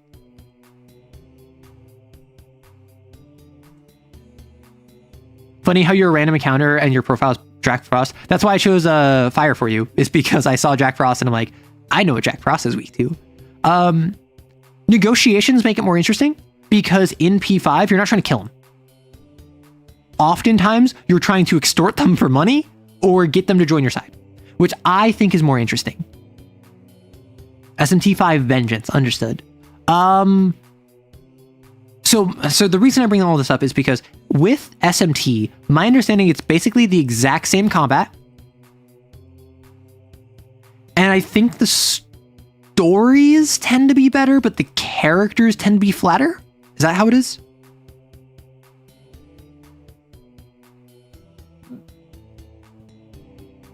So like with SMT mainline, my understanding is like the stories tend to be better than Persona, but the characters tend to be less interesting because there's no like S-Link, bonds, like all of that stuff. I play Persona for the characters. I like the stories, but broadly speaking, I think the characters are like what keeps me coming back. I love the investigation team. I'm really enjoying the Phantom Thieves. The Siege Squad was you know, I can appreciate the Siege Squad. I spent 100 hours with them. I like them all, but like, characters in SMT usually be flanderized into walking ideology to either side with or tear down.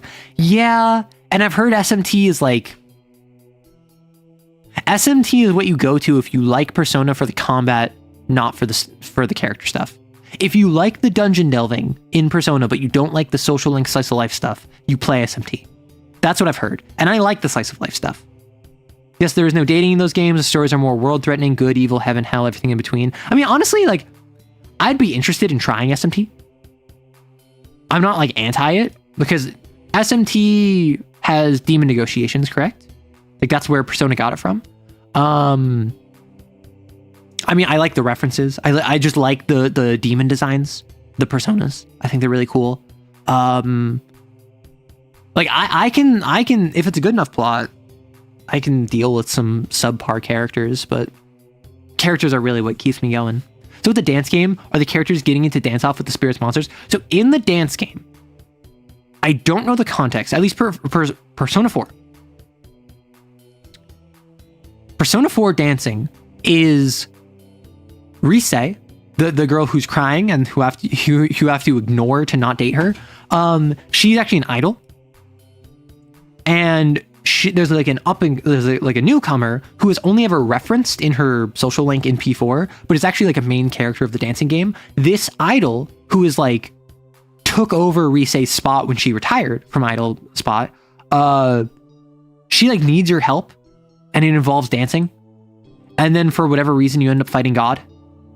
I don't think you're actually fighting shadows. I don't think you're fighting with your personas, but I do know that like the way you beat the dancing god is by doing myriad truths and like busting a move. SMT4's Minotaur is genuinely my favorite design for Minotaur when not judged on historical accuracy. That's fair. See you, Jeffrey. So yeah, like I'm interested in SMT. I don't know if I'd pull the trigger on it though, because like I don't know if I would want to commit 100 hours to a game that I'm like just trying, which to be fair, I did that with Persona and I loved it.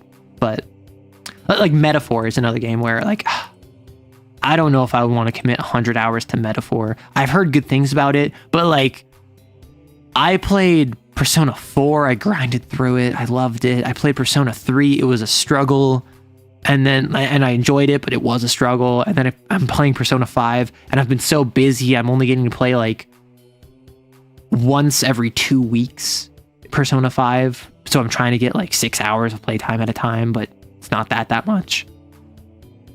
Anywho, I'm gonna start answering a couple questions. From what I understand, Metaphor ReFantasio is a good combination between what people like in SMT and Persona. Then you have other games, Devil Summoner, Soul. Right, I forgot there's other series. I know nothing about those other series. All I know is that whenever I go on the wiki and I'm looking up like Take Mikazuchi, I'll like see here's Take Mikazuchi in mainline Persona, and then here's Take Mikazuchi in Persona 4 as Kanji's persona, then here's Take Mikazuchi in Persona 5, and here's Take Mikazuchi as depicted in Devil Summoners, and here's Take Mikazuchi as depicted in Soul Hackers, and it's like, that's a lot. And for like 130 hours, oh my gosh. SMT is Shin Megami Tensei. It is the parent series that Persona was based off of and then split off of. So SMT Persona was apparently the original full title of the old Persona games until Persona 5. And then now Persona's kind of become its own series, right? There's a silly thing with one of the SMT morality mechanics. There's a morality mechanic where you can't play it neutral all the way through. This may have been fixed. It was a problem at the time. Honestly, I wish more games had a neutral route that was not just the bad route, right? Because there's so many games where if there's a morality system like Mass Effect, Paragon, Renegade, KOTOR, Light Side, Dark Side, Infamous, Blue, Red, or Hero, I guess famous Infamous, Hero Infamous, too often the neutral route is considered the bad end, and the good guy route is considered the good end, whereas the evil route is considered this is so horrendously bad that it's not even like the bad route, it's just like literally the worst possible outcome. I want more games where the evil route, like, you're not punished for being evil, and that the neutral route, there's actually benefit to being like having both good and evil. And on the good route, things don't always go the way you planned because being a good person is not always rewarded. I want a game that, like, just having the most good guy points will not guarantee the world is saved. Having the most evil boy points will not guarantee that you doomed everything. That being neutral will sometimes be the correct option. Because I feel like so often, and I was really thinking this with KOTOR, right? In KOTOR in particular, Knights of the Old Republic, a Star Wars game, you can be light side or you can be dark side. However, if you're light side, you can still use dark side powers, they just cost more force. If you're dark side, you can still use light side powers, they just cost more force. It's more expensive. And charisma, actually, reduces that cost. So the higher your charisma, the cheaper dark side powers are for a light side user and vice versa. Which I think is really cool. The idea of I'm a light side user that uses dark side powers, but I feel as though dark side powers scaled with how dark side you are and light side powers scaled with how light side you were. It's been a while since I played. So I want to be able to play like a Grey Jedi. I want to play someone who maybe it's still more expensive as a Grey Jedi, use both light and dark, but charisma reduces that. So I can play a character that takes the neutral path, and I'm not punished for not always like being the most Boy Scout Paragon like hero, and I can sometimes choose the more like Arsenal option. Aren't those dark side tricks? No, just advanced light side. You might like playing Tyranny then. You play through the whole thing as a lead minion with BBG. I played Tyranny for like a couple hours and then I bounced on it. I might stream Tyranny at some point because I played it for a couple hours. I enjoyed it. It's a CRPG, and I tried playing it as like a martial. And I think I wanted to go like kind of paladin, right? But I think if I'm to replay it, I'd play mage because the rune construction system seemed really interesting, where you can like build spells like by hand. Tyranny doesn't stick the landing though. Okay, so I like the ending of Tyranny forces you into rebelling against the evil overlord. No matter how loyal you are, no matter what path you choose, you always have to rebel against the evil overlord. And then I think what they did is they added a patch to make it so that you could stay loyal, but it's kind of like a Band-Aid fix. So it's one of those things where it's like, you're evil the entire game, but in like the last 10%, you have to be good no matter what. So it's one of those games where like your choices matter and then your choices don't matter. Bounce on a crazy style? Nope. Bounced off of it. Clam is right. There is no good evil route in SMT. They go for order versus chaos. I like that. Which when done well, there is generally present either option as a reasonable decision. Nice. It's a system you could only implement in a tabletop RPG, but I always play dark side versus light side powers as the intention you have. I like the idea, and honestly, KOTOR talks about this. Like, KOTOR dives into this, where I hate how flanderized the Sith are, just from a storytelling perspective. And I know they'll never recover because Disney is in control, but the Sith, their whole idea is power over the Force. The defining characteristic of Jedi versus Sith to the Jedi is, or I guess it's the same philosophy, but to an outside perspective, it is here are the good Force users, here are the bad Force users. Jedi, Sith. The actual difference that they have that both recognize ideologically is the Sith force the Force, they bend the Force to its will, whereas the Jedi allow the Force to act through them. It is the idea of I am bending the universe to conform to my desires versus I am allowing the universe to act through me to enact my desires. That is why Force powers from the Sith oftentimes are more direct, whereas and like obvious and less or more conspicuous. And then Jedi powers tend to be more subtle. Even a Force push looks like nothing happened, but Force lightning is very obvious. And I like the idea that Sith they're not evil.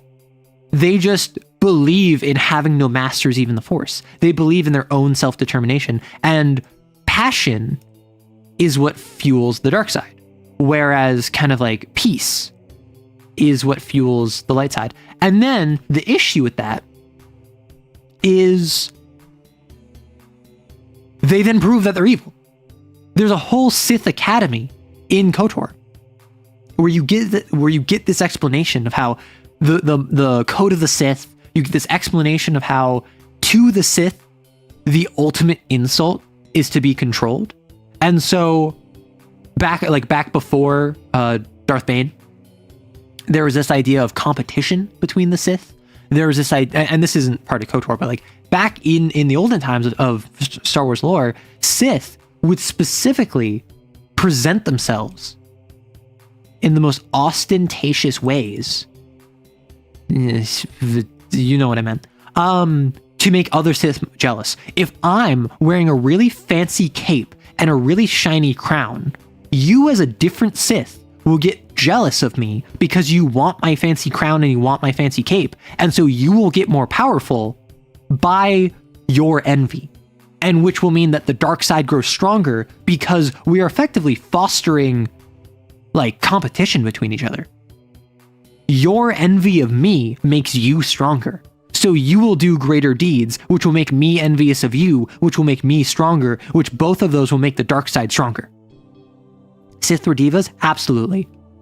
And so I want a look into the dark side where it's not we're evil because we like kicking puppies and stealing candy from babies. I want to look into the Sith where it's like, no masters. Not the Force, not the Jedi, not the Republic, not the Empire. I am my own master. The only one who can tell me what to do is in the ground because I put them there. And that was my old Sith master who taught me everything they knew, and then I took their life because I refused to bow. And then you can go into how that's problematic. You can go into how that's very clearly not a healthy ideology to have if you're so violently opposed to being told what to do. But that's not evil. That's reactionary. That's radical. Much in the same way how the Jedi are reactionary radicals, at least at the time of the Republic. At the time of the Republic, they're a monastic order which divorce themselves from all emotion and attachment, which makes them not only weak to the dark side and its temptations, but also clouds their abilities of connection to the world. The reason the dark side can see the future is because they're connected to the world. The Jedi have secluded themselves from the world, and so they can't see the world.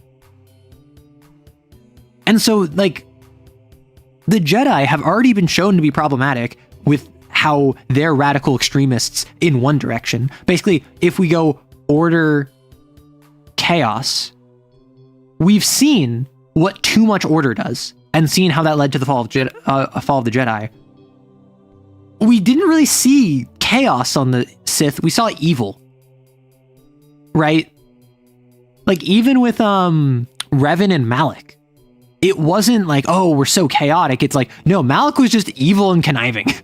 Like, it wasn't that he betrays you, or he betrays Revan. Wink. It wasn't like Malak betrays Revan because, oh, he's just like, doesn't play by law and neglects his promises because he refuses to, like, have you be his master. It's no, he's just evil. He wants power. Like, it's the most generic Sith explanation. From what I remember, I think with Tyranny, the devs ran out of time and they weren't able to rely on the game to give it all the endings. That's fair. Though I may be thinking of Mass Effect 3. Oh, that's also Mass Effect 3. I wouldn't be surprised if it was both. Unfortunately, most of the time the order is I hate free will and chaos is, man, I love killing people. That's really annoying when I encounter that. I consume a single apolitic centrist a day to keep me going. Then I go ahead and eat breakfast since I have no substance. That's good. I think I remember an older story about Star Wars that had a group of early Force users at some point in the lore that would punish anyone going too far either side. I like the Grey Jedi. I like the Grey Jedi because they recognize the Sith are basically slaves to the power they claim to have dominion over, whereas the Jedi are so afraid of power that they refuse responsibility. The Jedi, despite claiming to be peacekeepers and negotiators and like educators, they're really just politicians with superpowers. And then during the Clone Wars, they become generals with superpowers. Never are they the spiritual advisors out in the galaxy that they needed to be. Gosh, that's how psionics work in sci-fi settings, heck. And then you have the Living Force. Qui-Gon Jinn openly criticized the Council in the ways they were basically all political pawns. Yeah, and Qui-Gon was the first modern Grey Jedi that I can think of. Like, obviously, he didn't literally become a Grey Jedi because he died, but he became part of the Living Force. Ahsoka becomes a Grey Jedi. Like Grey Jedi are a thing, which is why I love them. There were a bunch of different religions on the Force. The Night Sisters were started from an expelled Jedi. That makes sense. I feel like in some reads of the dark side, one of the biggest dark side downsides is once is never enough. I always need more. And that's really interesting. That's an interesting thing to delve into. However, of modern Star Wars, like of the last 20 years, I'm not even going to say like post LucasArts because it's not Disney's fault. I'm going to say like anything like 2000 onwards, so the last 25 years, 26 years. How many times has a Sith had a motivation that was not I'm evil and or I want power?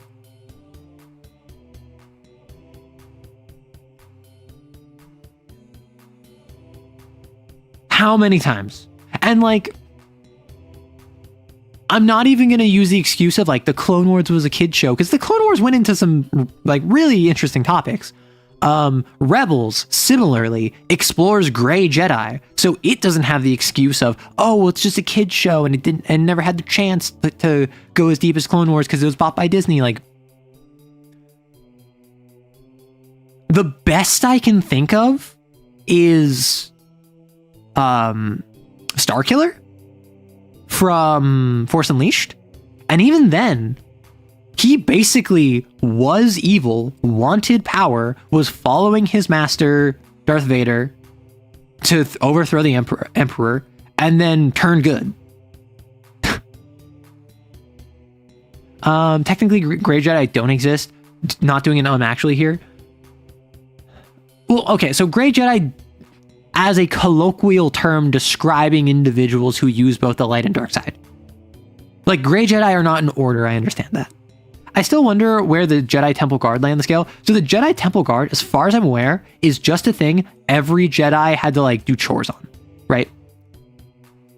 It was one of those things where as a Temple Guard, you were a normal Jedi, that would, for some period of time, on rotation, you would put on the outfit, you put on the mask, you would have the temple guard lightsaber, and you would just defend the temple.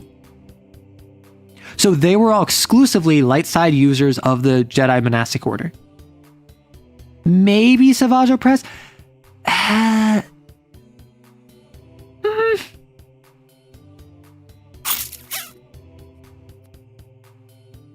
Savage...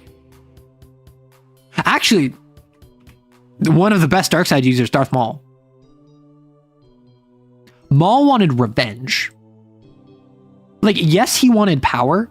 Yes, he was evil, but his reason for doing everything he did was revenge against Kenobi. And I think that, despite the fact it's like one step from just being evil, despite the fact it's one step from just wanting power for power's sake, I think that is more interesting than most other motivations, because he was doing everything and was willing to sacrifice everything in order to get revenge on Kenobi. And then he ends up developing like a bond with his brother. Savage Opress, they ended up literally actually caring about each other. I think Savage didn't have enough going on to just, like, he wanted to find his brother, but he was also created to like betray Dooku for Ventress, and then he went on his own, and then he went out to find Maul, and then he's following Maul. Like, Savage, oddly enough, had a very, I'm going to say this and you're going to call it weird, like, he had a very submissive relationship with the Force, which is very Jedi. Like, Savage, despite his anger, despite his aggression, he was someone that submitted himself to authority and to the Force, and to his ties to his family, and to his ties to the goals of those around him. Not the special Jedi group, I thought. You see, I don't think Grey Jedi are an organization. I think Grey Jedi is like Bounty Hunter, where you are a Grey Jedi by the fact you have gray lightsabers because you divorced yourself from both sides.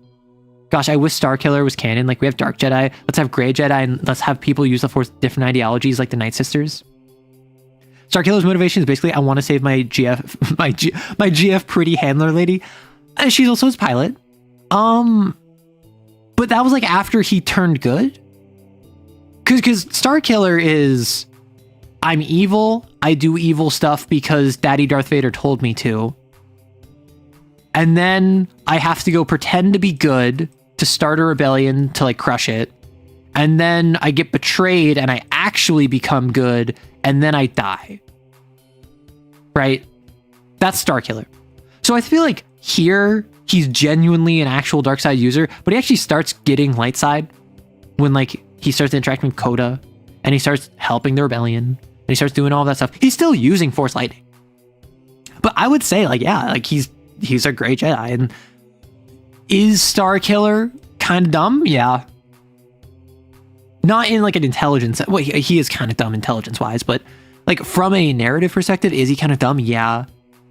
Was that because they wanted cool gameplay mechanics? Yeah. So I'm not gonna like. I think it's good personally that Starkiller is not canon, because whenever you have a game, particularly like Star Wars Force Unleashed, where the goal is you want it to be wish fulfillment fantasy, you should not have to be worried about canon. To be fair, Savage is mutated by Night Sister's magic to become an immediate monster. Yeah. And that's why it's interesting to me that despite being a Sith, or Sith apprentice, I suppose, he never graduated past apprentice, he never really had that I refuse to be controlled aspect. He did have that, like, when he was being trained by Dooku, and Dooku was making him hate him, he kind of had a bit of that, but that was about it. Many sci-fi use the collective unconscious the same way Jedi Sith use the Force, which was completely unintentional. I love the idea that Maul and Kenobi final fight, Kenobi's lightsaber didn't cut him, Maul just realized it wasn't a fluke, he was beaten. Really? Because I've always thought it was because obviously I'm talking Star Wars. I know a good bit about Star Wars. He does the old school he does the old school pose, and then he swaps to his more like episode 4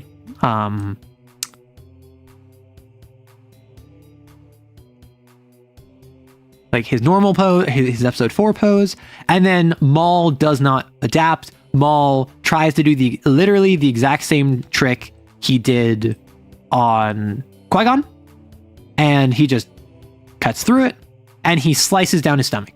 That's what I thought happened. Like in Legends, there's so many people, so many opinions of the Force, and that's why, like, Star Wars prior to the LucasArts acquisition was like 40K, in the sense of it's just like everyone had a story. There was so much stupid nonsense, like Chewbacca dying by a moon hitting him. Like, when you have an as expansive a universe as Star Wars, with as many writers and comics and games set in it, all of which are expected to be canon, you get nonsense. Just like 40K. 40K is stupid. Because it has like 36 writers providing material for it at any given time. So you're never going to have something that lines up with everything else perfectly. Star Wars was the same. And then now they've pared that down, which I think is... I think it's healthy. I think it's unfun. Right? I think that the fact Star Wars significantly reduced its bloat is healthy for the franchise, but it's less fun, because if I want to be like, hey, what happened to Luke Skywalker after episode 6? I used to have multiple novels and games and comics, and like he had a romance with someone, and like she was like a former, I think like Sith assassin that he like converted to good, and then like their kids were super powerful in the Force. Like you had a whole story going on with Luke Skywalker. Now, like Luke Skywalker shows up in The Mandalorian, and he made a freaking school that failed because Kylo Ren got pissy, and he dies in episode 8. That's it. Oh yeah, all that happens. It's more of a headcanon thing. You see no cut, so there is room for ambiguity. Mm-hmm. You hated the Yuuzhan Vong? Really? See, I liked the Yuuzhan Vong because it made the Empire less stupid. The Empire is making the Death Star. Why? Because episode 4 needed a giant thing for them to destroy. The Empire is remaking the Death Star. Why? Because they wanted to destroy the Death Star. Like... They wanted the Death Star to be destroyed again. It's big, it's climactic. Why did the Death Star... Like, the Empire already had an iron grip across the galaxy. Yeah, there was rebellions, but, like, blowing up a planet doesn't help that. And then, obviously, there's the unknown region, and how they secretly had an entire fleet, all of which were super star destroyers that could each destroy a planet by themselves, because middle finger to you. Like, that's just dumb. That's dumber than the Yuuzhan Vong. They lessened it and toned it down, but they also dumbed it down too hard. I think what it was is they pared it down because it got ridiculous, which makes it less fun, but is healthy. And then the stuff they replaced it with was terrible. like modern Star Wars sucks. Like, I've heard nothing but terrible things about Star Wars Outlaws. The sequel series, people like it, good for you. Like, listen, I've said this before, I'll say it again. You don't like the sequels because you're sexist. I don't like the sequels because they suck. We are not the same. The sequels were actually just terrible movies on a technical level. And a large part of that was because they jumped it around directors for some reason. It's not like this was one of the most popular movie franchises of all time, and they just decided, hey, we're going to give it to J.J. Abrams, who has a very particular writing style and directing style, which, sure, you can make that work in Star Wars. We're then going to hand it off to Rian Johnson,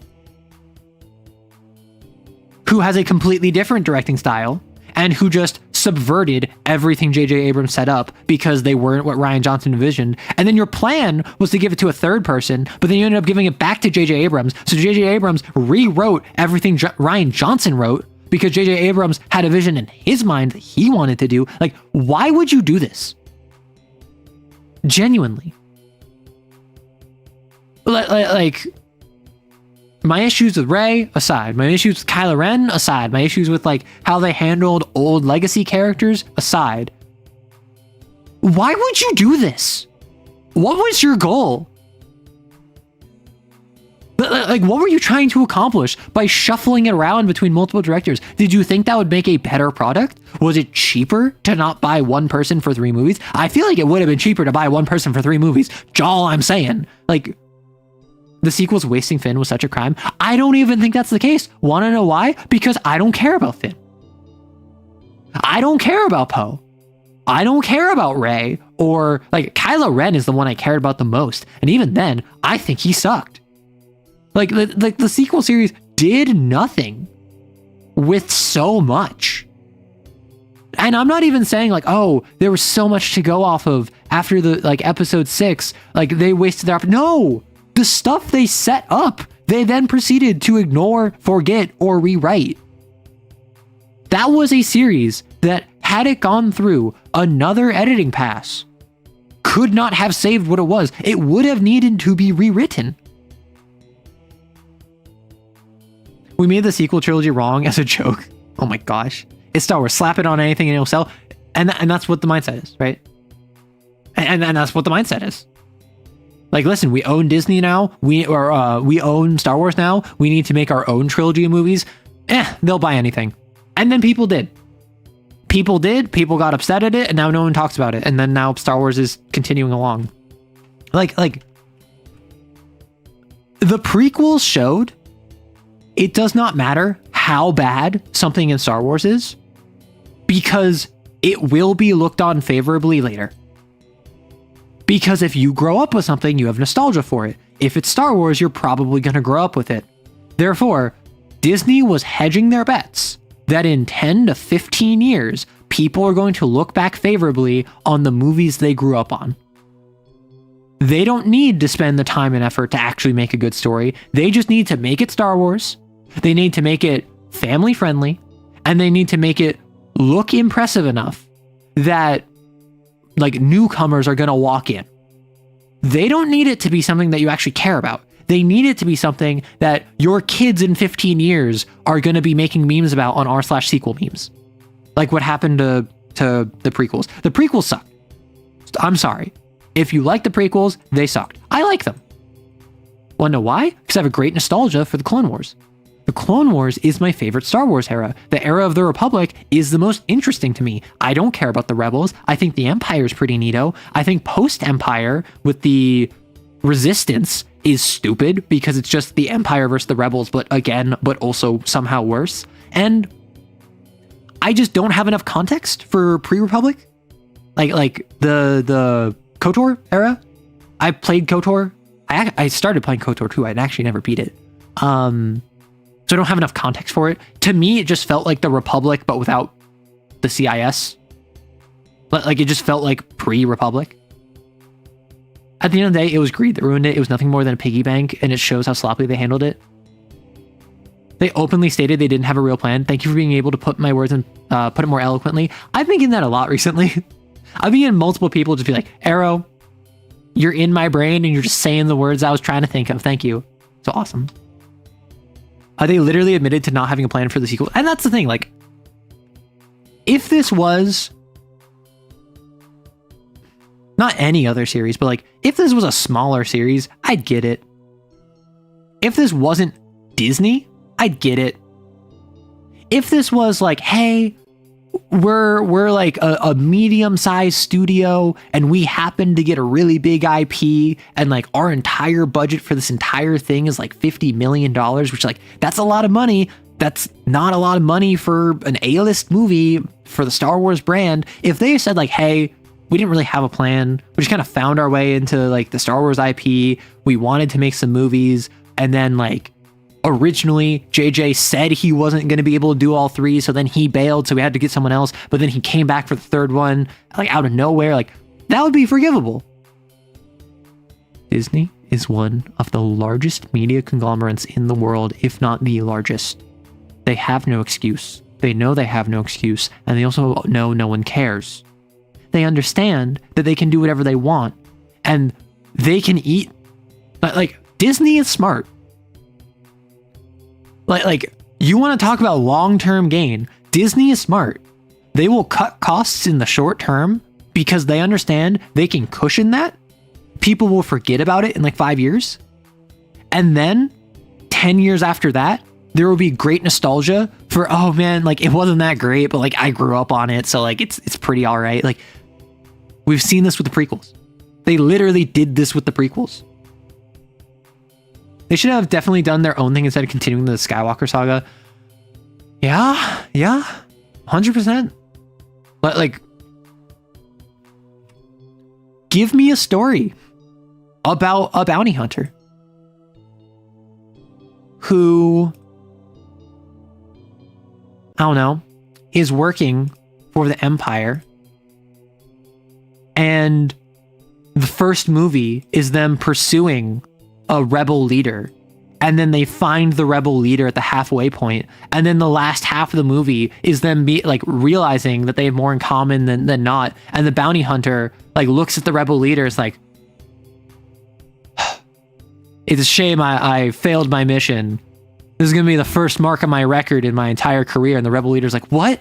And then the hunter like unclicks their restraints and turns around and says, you better find a fast ship because I'm not the only one looking for you. And then the hunter walks away and the rebel leader's like, wow. And then suddenly you have this like really heartwarming story about this bounty hunter who was only in it for the money and was working for the wrong people, who ended up like finding sympathy with the rebels. And then the second movie, the bounty hunter is having like trying their best to get ethical contracts, but not getting any. And then they get contacted by that rebel leader because the rebel leader is trying to get them to join the rebellion. And in that second movie, the bounty hunter's like, listen, I'm not trying to join your rebellion, but I'll do work for you since the credits are good. And by the end of the movie, it's like, we think you'd be an amazing part of our rebel alliance. And the bounty hunter's like, well, what else do I have to lose? I already fought the imperial governor of this world in this movie, so now I'm part of the rebellion. And then the third movie is the bounty hunter leading a rebel group, and then at the very end,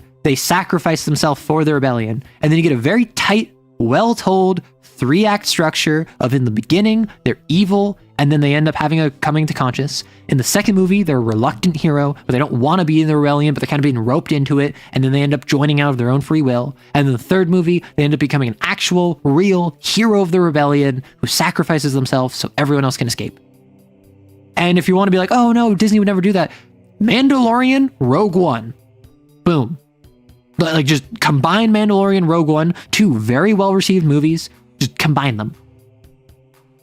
And then they kiss. Well, yeah, like, obviously, what it's gonna be is that it's gonna be, like, some...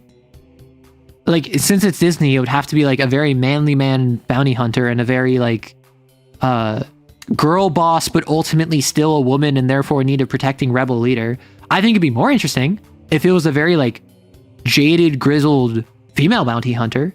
And ideally, like, a same-sex rebel leader, but because Disney, it'd probably be like a competent but at the end of the day, overwhelmed male rebel leader.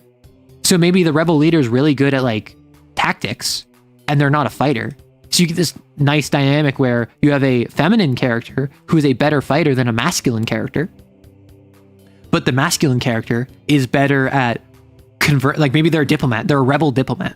So they're good at talking and they're good at like getting people on their side. And that's why they're so good at convincing bounty hunter. Oh, wow. We just made the characters work with the plot. Would you look at that? The premise is working. Like, just do that. I don't care about the Skywalker saga. I've seen like 24 hours of it, not to mention the Clone Wars. Rogue One is my only exposure to Star Wars and I liked it a lot. I've heard that you would really like Andor if you liked Rogue One. And I'd say Mandalorian is similar. Like, Star Wars works best on the small screen, I feel. To be fair, I feel like most properties work best on the small screen. I think that the Game of Thrones style multi-episode season of like each episode is like an hour long with commercials, so it's like 50 minutes. And so you have 50-minute chunks to tell a story. You get an 8 to 12 episode long season. That's like 3-4 movies. Suddenly, like, it works out, you know? Or I suppose, because each movie would be like 2.5 hours. Let's call it, each movie is 3 hours just for the sake of simplicity. So yeah, that'd be like 3 movies. Maybe 2.5. Or no, so 3 movies, maybe 4. Andor and Rogue One is some of the best Star Wars media because they don't focus on the whole Jedi and Skywalker stuff. Exactly. And that's why The Mandalorian, when they started bringing in Jedi stuff, got less interesting. Have you read the Revenge of the Sith novelization? It's actually shockingly good. I have not. I will say, of the 3 original, or of the 3 prequels, obviously Revenge of the Sith is my favorite. It's just the best constructed. It's so well constructed that my tracking software is breaking. Like, what is going on here?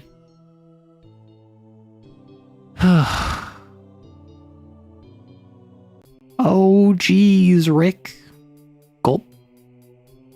Yeah, let me fix this real quick. I don't know what the dealio is. Oh, something that annoys me is the hard 8 episode limits for some series. I mean,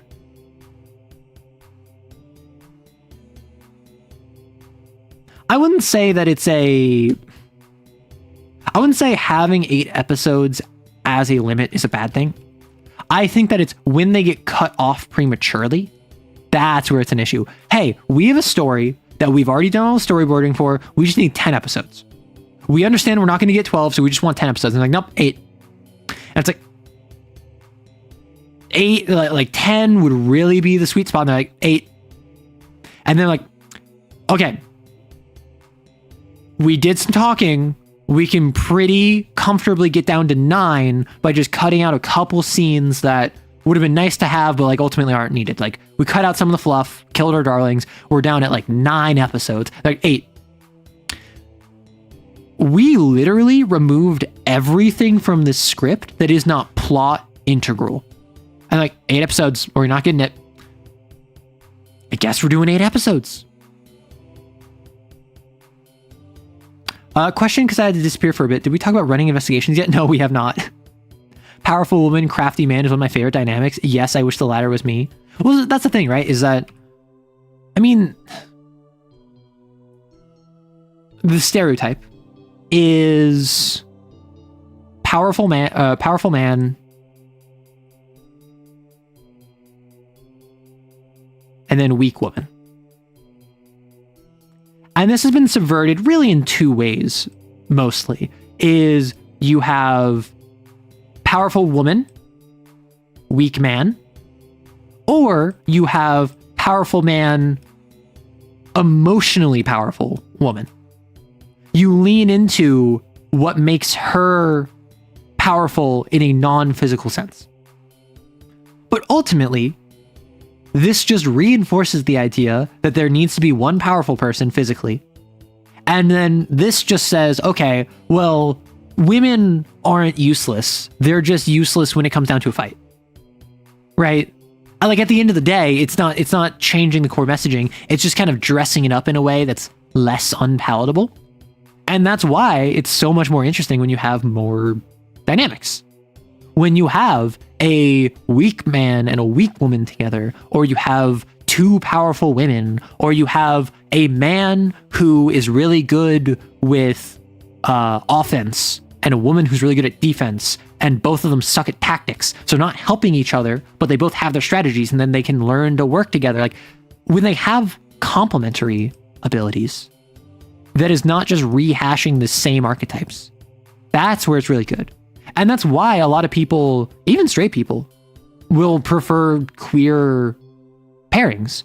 Not because it's better, but because by nature of removing men from a romance, it's just 2 women. from the idea of adding one of them is non-binary, or it's two men, or it's a throuple. Suddenly, you have dynamics that are divorced from gender roles, which allows you kind of like the mental schema to break free of that. Because a lot of people, even queer writers, even women, like female writers, even like women or NBs or whoever is writing, this isn't just like a man bad thing. A lot of people just write some deviation of powerful man, weak woman. Because it's just so archetypal. Where are we doing questions? Yeah, so I have a Q&A open. Ask me whatever you want. It's an AMA. You can ask me about Star Wars. You can ask me about VTubers. You can ask me about TTRPGs. You can ask me about Persona. You can ask me about myself, whatever you want. Just be aware I will kill you if you offend me. If you ask something that is unpalatable to your liege and disrespectful to your lord, you will be executed summarily. Be careful. Well, I thought Revenge of the Sith was a little naff, but if you like it, you'll love the book. It goes super hard on how the tragedy of it. Listen, you know how this is going to end. So, I think Revenge of the Sith was the least bad. And that's mostly because a couple scenes were actually good. For instance, the opera scene. For instance, Kenobi and Anakin actually talking to each other and actually having communication about like, hey, I appreciate you. You're going to do amazing. Honestly, rare Mace Windu W. Windu saying, hey, Anakin, I'm going to trust you. I'm going to trust you that the Chancellor is corrupt, is a Sith. I'm going to get other Jedi Masters with me. I need you to stay put. If you're telling me the truth, I will go arrest him, and then you will have earned my trust. And I think the assumption there is that he's going to be made a master. I don't know about you. I feel as though if Palpatine got taken in or killed or whatever, and Mace Windu won, he would return to Anakin and say, I trust you. You chose the Jedi Order despite the temptations of the dark side. That is the sign of a master if I've ever seen one. You're already on this council, and now it's time that we promote you to the rank of master. I think that would be what gave him master. A rare Mace Windu W. In the entire series, Mace Windu is just like unreasonable. Like comedically so. The push for shorter seasons made me appreciate how much fluff filler does for a series. Yeah, I actually just watched Overly Sarcastic Productions make a video about filler. I agree. I think the idea of cutting out all of the fluff, cutting out all of the filler isn't good.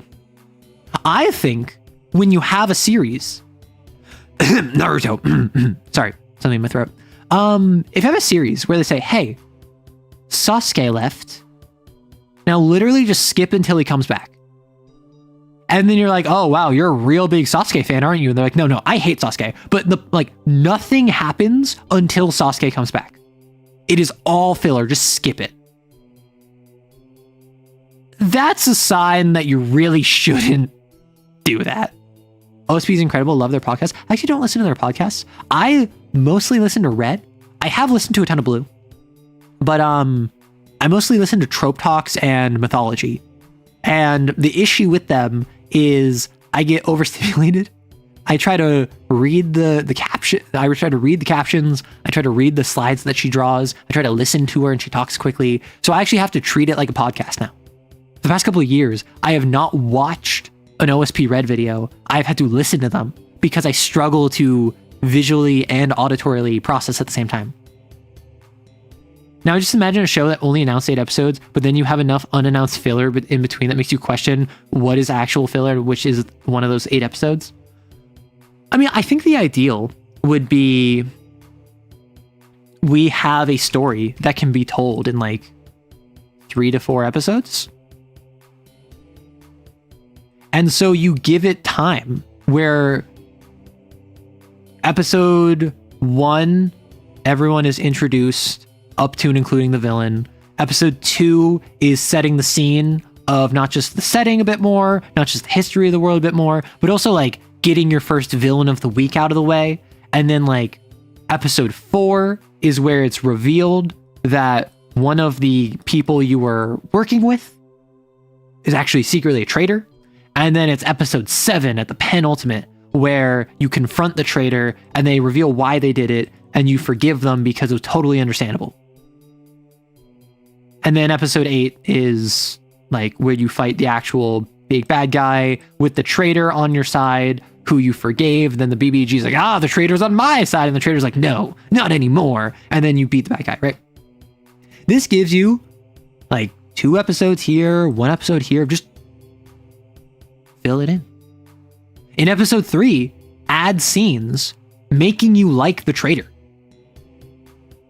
Add scenes where you're fighting villains of the week and the traitor is actually helping you out a whole bunch. In episode 5 or 6, add scenes where the traitor is being a villain, being evil, being someone that you don't want the heroes to forgive, that you want them to overcome.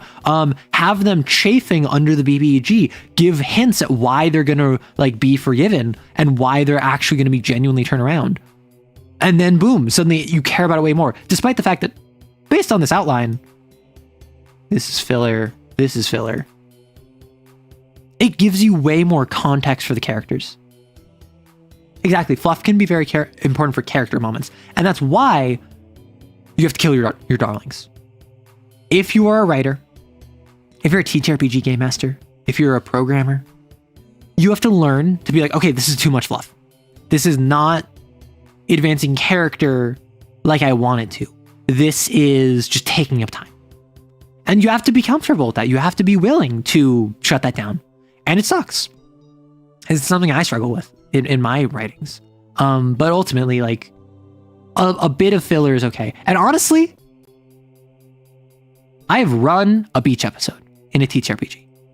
My player loved it. The between hunt chill sessions is a filler episode. My player loved it. On a hunt, I had an entire session where it was just them resting and talking with the other XOs on their hunt. And they were like raiding a kitchen where they made French toast in like the middle of the night with ingredients that weren't theirs. They loved that. It added so much character. And then when one of those characters died, they cared because they learned about that character prior in the session at the rest. When a different character got into Sin Overflow, they cared because they learned how important it was to them to like not only hold on to their humanity, but also advance. And you can't advance if you have a Sin Overflow. I believe Red does cut the breathing space on her recordings to make the speech faster. That's actually kind of funny. That's kind of funny. My ADHD loves how much there's going on in Red's video, but Blue analysis is helps you go to sleep. Honestly, like, Blue also I have to listen to. There's too much, like audibly, I'm fine. However, if there's a thing on screen, I will want to read the thing on screen.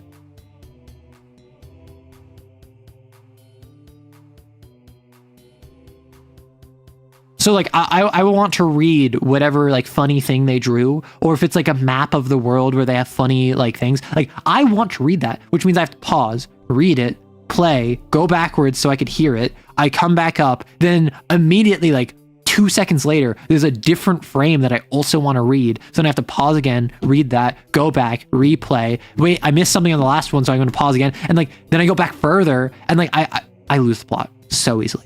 It's honestly a struggle. It gives me anxiety. Like I have unironically had like an anxiety response trying to watch those videos because it is too much for me. So I had to just like, okay, I'm just going to podcast it. I'm not going to watch it. Just going to listen. And that's worked. It's worked quite well. Then when you have that excess fluff, you can make sweaters. Tie-in media. Oh, it's so cute. Like the show that did filler well to me is Avatar. We learned more about the characters and their inner thoughts. I mean, Avatar did some filler well. I mean, I'm pretty openly, I'm more critical of Atla than I think most people are. And I have nostalgia for it. I grew up with it. I love it. I've seen it recently. I'm critical of it. I can point to something I love and be like, you are not perfect. You have flaws. I'm not a fan of it. Tales of Boxing Say.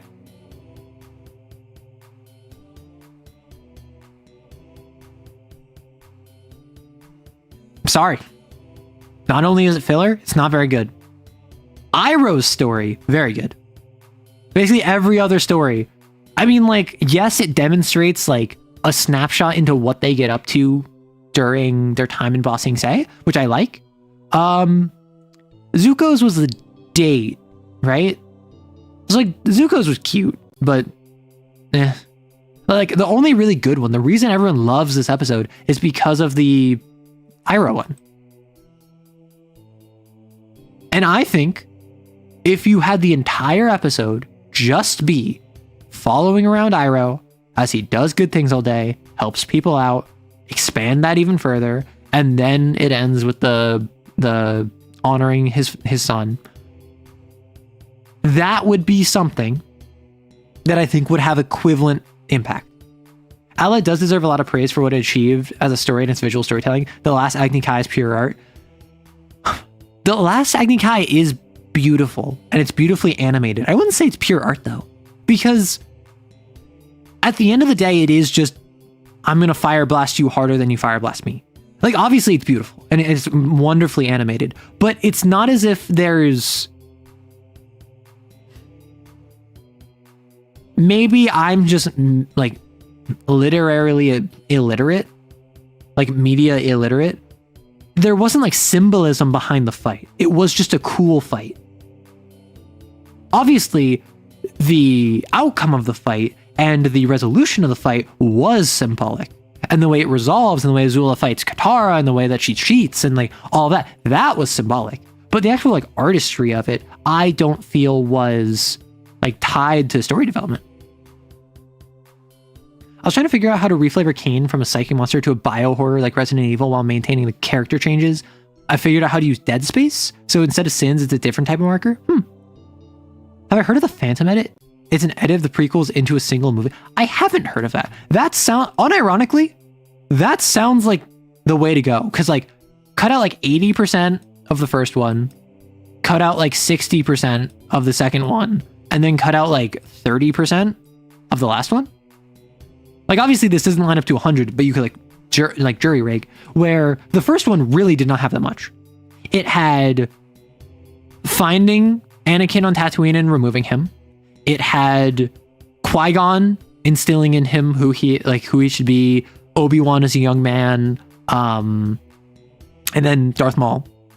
And then episode 2 had like fighting Dooku, had the advent of the clones and the droids.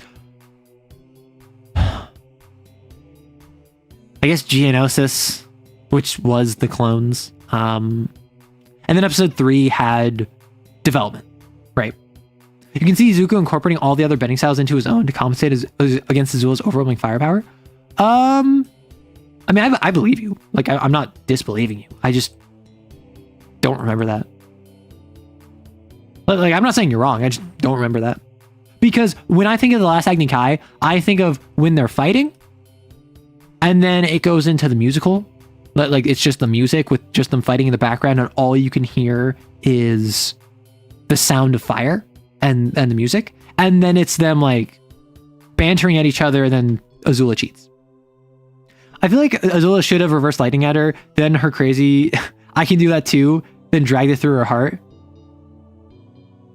Ooh, that would have been good. That would have been good. Wait, that would have been awesome. Because I was about to be like, well, no, like that would have been good, but I mean, like that would have meant Katara didn't do anything, and that probably would have killed Azula, which I don't think Nickelodeon would have allowed. But that would have been so good. Wait a second. Okay, what if she did that and it didn't kill her, but it kind of like sent her off, and that's what prompted her, like obviously she was already crazy. Like she was already kind of losing it, but like that gave her like heart palpitations for the rest of the fight. So she's constantly complaining about her heart or whatever. And she's like, don't worry, I still have enough time to finish you off. I mean, Zuko accidentally redirected lightning wrong and he still survived? When? Because he got hit by his father. He got hit by Azula. And by Azula, he wasn't redirected. He literally just threw himself in the way of Katara. What other times did he redirect it? They mostly cut out Jar Jar where they dubbed in alien languages with subtitles. I mean, Zuko, it's more so Zuko's movements taking hard defensive stances, redirecting the flames, or just quick air, or quick dodge. I mean, like, yeah, but also, if I'm an Earthman, like I could say the Dai Li are taking inspiration from air nomad culture in how they operate, because, or firebending culture, for instance. Like the Dai Li, not only does Azula say, oh, they have sparks, it's so firebender, they literally mostly do jabs. They mostly are aggressive fighting style, although they do have like the lockstep and the formations of earthbenders. You could say that the Dai Li like take inspiration from firebenders, and I'd be like, yeah, sure. But Zuko didn't really learn from the other elements. Like, yeah, obviously he learned redirect lightning, which Iroh took inspiration from the waterbenders, and he spent a bunch of time with Team Avatar, so it would make sense that he did learn those things. But that's also like, I feel as though you can say that, but that does not make it true, you know? Not gonna lie, Azula powering through heart failure out of sheer spite would have given her so much aura. Like, listen, she already has aura. I'm not gonna lie. I do think that, I wanna know what could have happened is Azula lightning Zuko. Zuko redirects it. Azula passes it through her heart, and then Zuko breaks form to be like, Azula, no, don't! And then she strikes him, and then it's the exact same ending, right? He gets hit by lightning. Maybe even she literally is gonna hit Katara again. Like maybe it's literally the exact same thing. But the only change is that she hits Zuko. Zuko redirects it at her. She catches it, passes it through her heart, and Zuko's like, "Oh no, my sister!" Because then Zuko cares about Azula. Zuko loves Azula despite everything, and so it would be I don't think it's needed, but it would be a very cool character moment for both of them, where Azula makes this fatal error, and Zuko maybe Zuko runs out to her, and she accidentally zaps him. Right? It's not even like she intentionally hits him. He literally runs forward, and because she sent it through her heart, she accidentally zaps him, and so Katara needs to take over. Although, to be fair, that would also mean that, technically speaking, she didn't lose. Like, because the reason that the Agni Kai goes in Zuko's favor is because it's supposed to be a 1v1, and then Azula cheats by trying to hit Katara. And like, obviously everyone knows Azula's crazy. Zuko is the crown prince.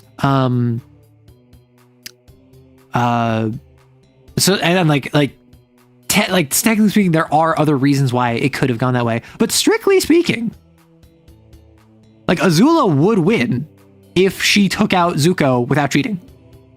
I think it's more of what you've seen on his travels, but Azula was crazy since the beginning. She was particular since the beginning. She only like fully lost it in the last couple episodes. From what I've seen of Star Wars, Lord of the Rings, and Harry Potter, they're all subversive from the fantasy tropes they get associated with.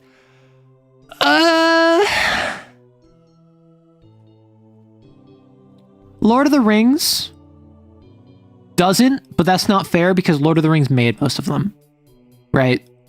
Lord of the Rings feels subversive now because it is the basis off of what everything now is subverting. We are because like Lord of the Rings comes out, Tolkien fantasy takes over the Western world. Deconstructions of Tolkien fantasy, like Wheel of Time, come out in the late 20th century, and like Mistborn.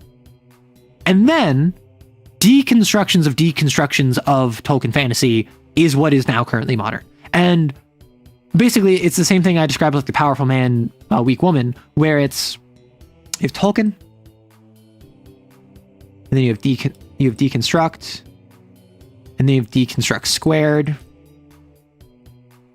And this is elves and dwarves, and like elves live in the forest and dwarves live in the mountains, and humans are taking over, and like orcs are always evil. And then deconstructions is, what if the orcs are the good guys? What if the side of light is actually going to lose? What if the evil overlord won? Like, same premise, but twisting it.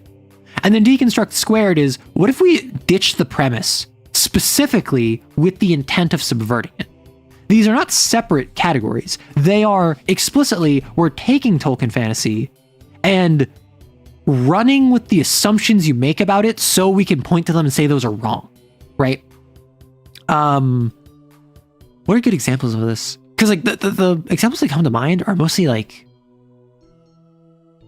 Eastern inspired, which I don't think would fall under this, because I'm thinking like Poppy War, Jade City, but I don't think those would be considered like deconstructions of Tolkien deconstructions. I think those are just their separate thing.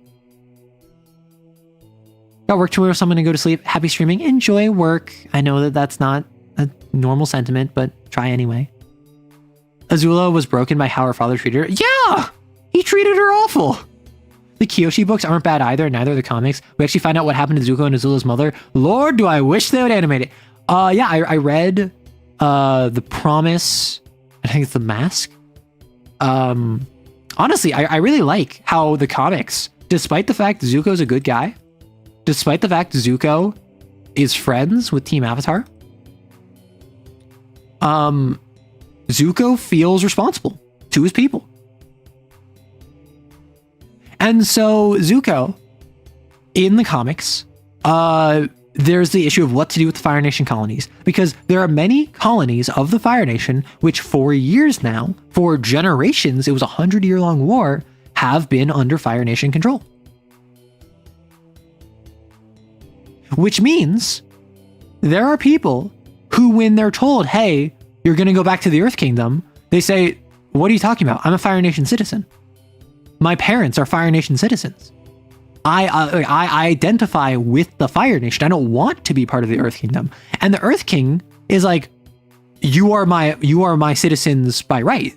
This land is ours and it was taken from us. And so Zuko says, well, hey, consider the feelings of the people.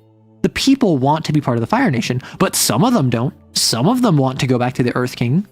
And so the Earth King mobilizes troops. So the Fire Nation responds by mobilizing their own troops. And so now there's this like tension over what to do with the colonies when both sides have a justified self-actualized claim.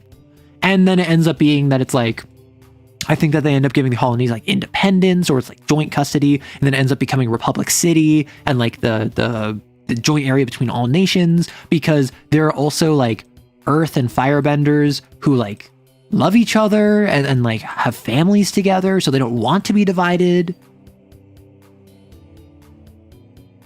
Yeah, both kids were broken by their father. Well, to be fair, Ozai treated them as tools, one of which was to be discarded, one of which was to be made perfect, and then if she was not perfect, he would punish her.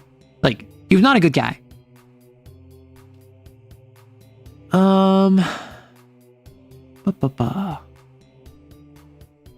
Goodness gracious. Zuko, man of the people. I love his statue and how it's a lot softer compared to his father's statue. Yeah.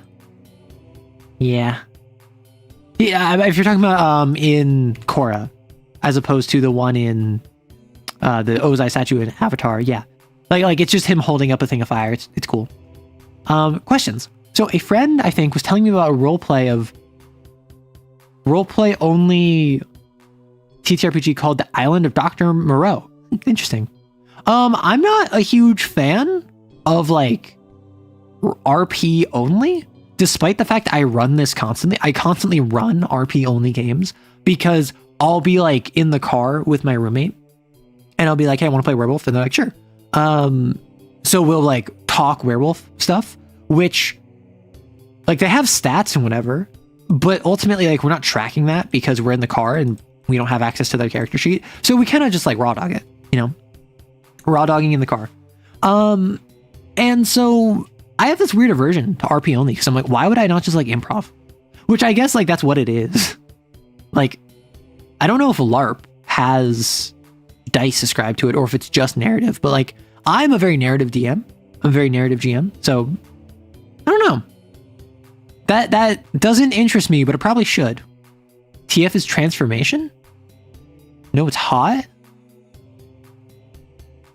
But a roleplay only transformation TTRPG called The Island of Dr. Moreau. I saw about the Dr. Moreau thing today. It doesn't seem too bad. I need to learn more. Transformation? Like, and throw. Got it. Thank you. So this is furry. Understood. It's furry doctor improv. Is this what furries do when they're like, hey, I want to come back to my place and play doctor? I assume. Good for you, furries. What do you do when you hit a creative block? I've been trying to write for a game for weeks, and at this point, I feel I'm stuck. Like they're trying to escape yet. So is the transformation bad? Is this not good for you, furries? Is this bad for you, furries? You don't want to be transformed? The island of Dr. Moreau's IRL is crazy, just crazy when you think about it. Crazy? They put you in an island, a rubber island with furries? As a furry, I actually prefer the exotics of Cyberpunk Red. Right. Because Cyberpunk Red exotics is like, I got like fur all over my body and a tail, right? That's an exotic from Cyberpunk. And it's just like an aesthetic thing you can choose, or is it mechanical? I don't know much of Cyberpunk Red as mechanics, so I mostly know like the setting of Night City. So I don't know how exotics work mechanically. Most don't want to be transformed. Got it. So is the game for furries? I'm a bit confused. Please explain to like Papa Arrow to Mama Arrow, like, what's this newfangled transformation thing? Crazy? I was crazy once. They put me in an island, a rubber island full of furries. The furries made me crazy. Crazy? I was crazy once. Game for furries where the fantasy is being transformed against your will. Understood. Right. I'm learning. So I am kind of curious, of the furries present, if you're comfortable sharing, is that common? I assumed it was like a preference thing. Which, like, I understand obviously the preference being preference against your will, but like, is it a most furries are like prefer like cyberpunk exotics where it's like I choose this and like it's my own? Or would most furries prefer... Oh, I remember. There was a comic I read. There's a manga that was on my timeline that I read. And I was like, this is furry nonsense, isn't it? And it was a society where randomly a bunch of humans mutated into anthropomorphic animals, and the carnivores were on top, followed by the herbivores, followed by the remaining humans. It was the story of a human who is a servant at a carnivore house, and then ended up getting connected with the herbivore butcher, like an herbivore who was a butcher for the house. And the butcher didn't respect her because she didn't have conviction, but then she got injected with something that turned her into a furry. Like a furry, not like an animal, like a furry. And then she finally had conviction now that she was a furry, and then the butcher was like, now I see it in your eyes, I'm gonna free you. And then she like forcibly got turned into a furry against her will. Is that transformation? Cyberpunk 2077 was disappointing even after they fixed it, really. It might be unfair, but I was thinking it was gonna be like New Vegas level of RP. Yeah, so I've heard Cyberpunk is actually good. I've heard like after the fixes, after it got patched, after all of that, it actually ended up being good. Is it not? That would be, okay, thank you. Because this was just like, occasionally I'll have, and this hasn't happened for a while, I think because of modern algo has changed and what I've clicked on has changed. But like, I had for a while a bunch of like indie translated manga showing up on my timeline. So I'd get a chance to read like a single chapter of like a one shot from a mangaka that some fan like translated and posted on Twitter. So I'd get like random manga recommended to me, so I'm like, okay, I'll read them. And then one of them was just transformation of like humans into furries, and I'm like, I guess this is what some people want. 2077 is actually good after patching, even after 2.0 update and 2.1. Better gameplay, but doesn't meet all the hype. I think it's like how trans women like force femme, because it's like something you want but don't want to. Oh, got it. Got it. Huh. Weird. Well, not weird as in bad, but weird as in like interesting. Not really my thing, but good for you. The Island of Dr. Monroe was a novel made by H.G. Wells. Ah, got it. Okay, you've been nattering too long and gotta sleep. Good night, Monty. It is just thinking like joining all the different gangs and dialogue options. Huh. Well, so my understanding is in 2077, it isn't New Vegas, right? Obviously, right? New Vegas, though, the main thing about it is that there's like 14 factions, each of which has its own faction quest and that you can join and has like major political repercussions. Like, that's my understanding of New Vegas. Maybe not 14, maybe it's like 7. But there's like more than 2 or 3 factions that have a real actual stake in the narrative that you can join, that have their own quests and their own NPCs and their own relationships with each other. And a big part of the joy of New Vegas is I'm going to join the White Glove Society this run. I'm going to join the Brotherhood of Steel this run. I'm going to join the Legion this run. That's my understanding of 2077, or New Vegas. 2077 is I'm part of like the rebellion ? And there's like 4 NPCs who I can choose to align myself with. And then whichever one I align with, Atom Smasher kills them. That's my understanding of 2077. New Vegas is about the narrative and role-playing choices. 2077 is more about the story of how you're trying to save your own life. 2077 is a great story, clumsily stapled to an okay game and the lesser for it. Got it. Hey, Agorn. New Vegas is incredibly easy to mod and easy to make mods for. Yeah, isn't there like a million mods for it? And that's why people love it? All I know is that apparently it is like up there with Celeste in terms of if you're trans femme, you have to play it. That's the main thing I know New Vegas for. What do I do if I hit a creative block? I talk about this all the time. The 2 things I do when I hit a creative block is I look up other people talking about similar stuff of the same media. If I'm trying to write a novel, I will look up people doing a book review. I will look up people giving like a brief summary of A Court of Thorns and Roses, and it's like 2 hours long, and I'll watch that. I'll put it on in the background. Because this will give me one of 2 things. 1, they hate it. They're ranting about how much they hate 50 Shades of Grey, 15 minutes. And by the end of that 15 minutes, I'm like, I can write so much better than 50 Shades of Grey. I could do A Court of Thorns and Roses, but it's actually good. I could write blah, blah, blah, blah, blah better than they could. And via spite, I motivate myself to be like, I could do this, but better. If they can get published, I can get published. Easy. So then I am in the mood to write. Or they love it. And I think, I want to be able to do that. I want to be able to make someone love this. I want to make someone be able to feel the same way they felt about this, but for my writing. So then that makes me want to write. Game dev, same deal. Playing a game or watching someone talk about a game that you hate or that they hate or they love. Movies, if you're in film. Seeing people talk about movies that they hate or that they love. Like TTRPGs. People complaining about TTRPGs or saying what they love about different TTRPGs. It makes me get in the mood to either want to spite it or to aspire to it. And this has been something that has like worked consistently for me for years now. Pepsi or Coke? I don't drink soda. I used to love Coke. I actually never liked Pepsi. And people say that they taste the same. I taste the difference. I don't know what it is. I think Pepsi's sweeter. That's what I've heard. For most of my life, I prefer Coke, and I don't really drink soda. I don't really drink soda now. The most recent soda I had was actually a yuzu drink.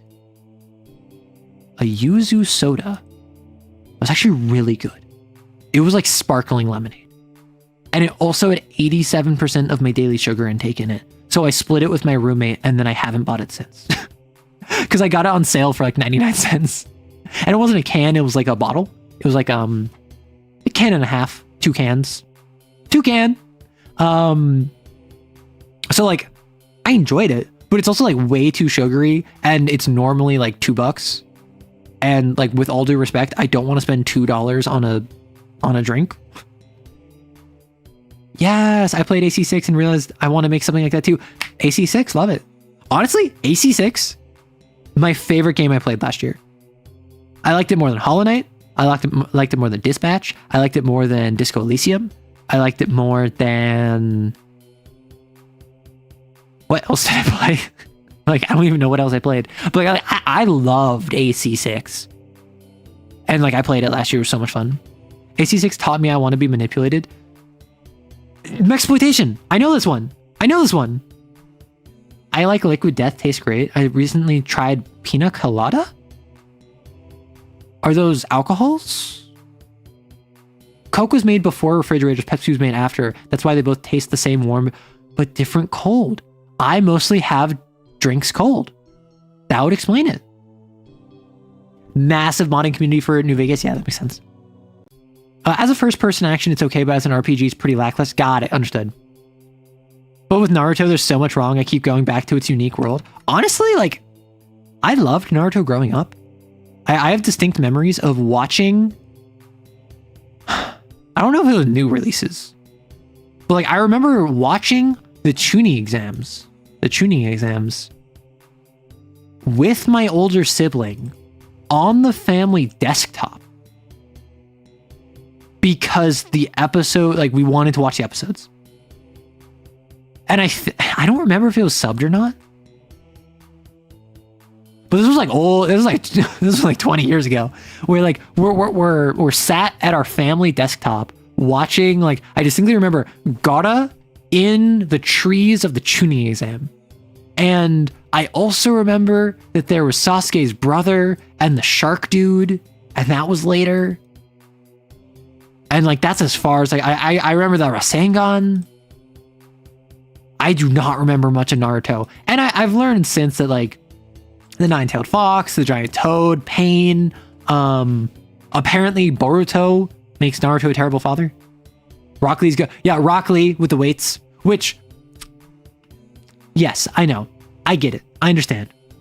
Rock Lee with the weights is just Goku with the weighted gi. I understand that. But Rock Lee's is so much more hype. Like Rock Lee's is so much more hype, in part because Rock Lee was just kind of the funky little guy off in the corner. Goku was the main character. Goku was protagonist. He was already super strong. He already had multiple power-ups. Rock Lee had no power-ups to this point. His only power-up to this point was taking off the weights and then being super fast and punching. And then obviously he opens the gates and there's all of that. But Rock Lee's has so much more aura. I actually don't like Dragon Ball. I don't like Dragon Ball either. Not because I dislike it, just because like I just don't like it. Like, I've seen episodes of it. I've seen a little bit of DBZ. I've mostly actually seen Dragon Ball Z Kai, which I don't know the difference. I saw... What's the one... It's not Super Dragon Ball. What's the one where he has like mascara? Where he has like eyeliner and like... Dragon Ball GT, I think? It's the one with like a Screamo opening. Dragon Ball GT, thank you. I mean, OG Dragon Ball was actually pretty cool, but the series after that I didn't enjoy. Well, like DBZ, it runs into the issue of it was supposed to end after the Frieza arc. The manga wasn't done when they got to the animating the Frieza arc, so there's a bunch of filler in the Frieza arc, which means that it kind of sinks that. And then I've heard the Android arc was very good. I've heard the Cell arc was very good. I've heard mixed things about basically every arc since. A lot of people love it. Personally, I just don't like the power creep. Like, already, we were like here at the end of DBZ. already with fighting Frieza, we were like here. And then we just kept going. And then we reached the ceiling of power. And then we were like, there's no ceiling. I see no ceiling. What are you talking about? And like that's just not my style. I just don't prefer that. But obviously, like, no disrespect if you like, TB said.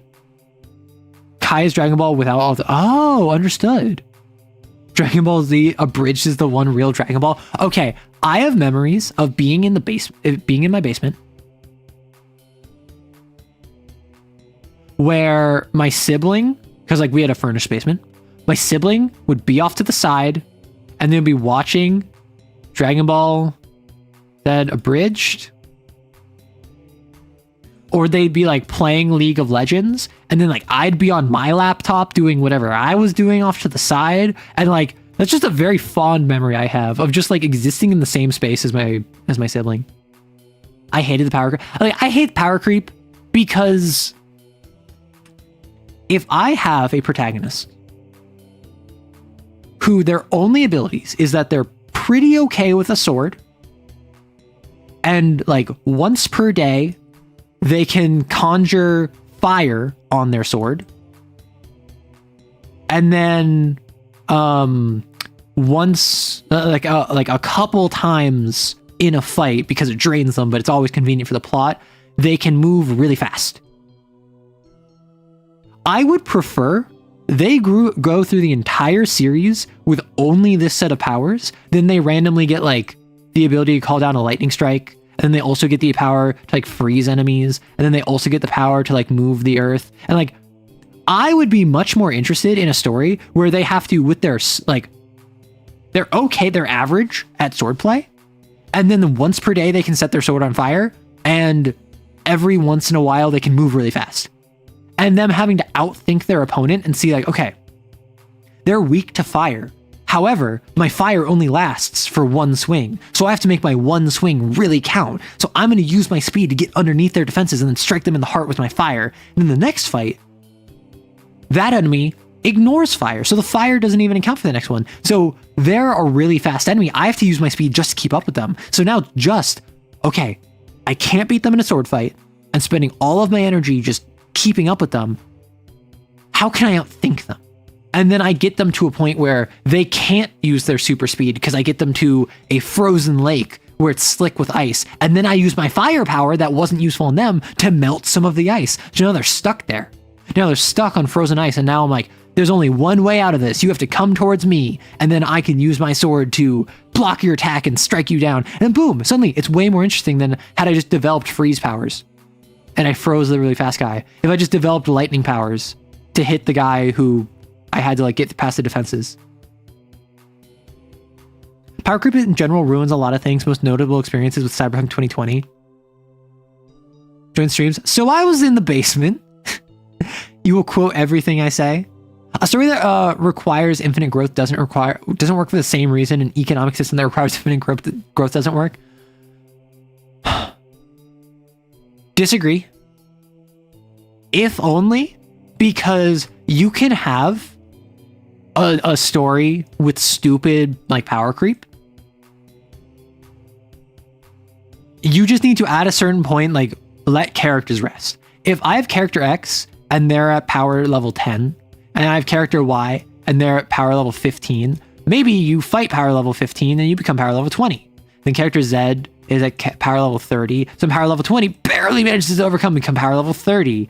And then by the time you hit like A, maybe you stop at 30 because they're currently at 50, which is like 5 times the original power level of your starting character. Maybe you decide that one of the side characters that was introduced between Y and Z now takes center stage, and because they were power level 30, maybe the villain of Z becomes the new hero. And they were power level 30. So then they become power level 50. And then now they're 50. But then the next one is like 85. And then this one barely managed to get over, but only with the support of the hero from the first one who's at power level 30. So they're barely strong enough, blah, blah, blah, blah. You know, like you can make it so that then you get to the point where, okay, now like power level 50 kind of got crap.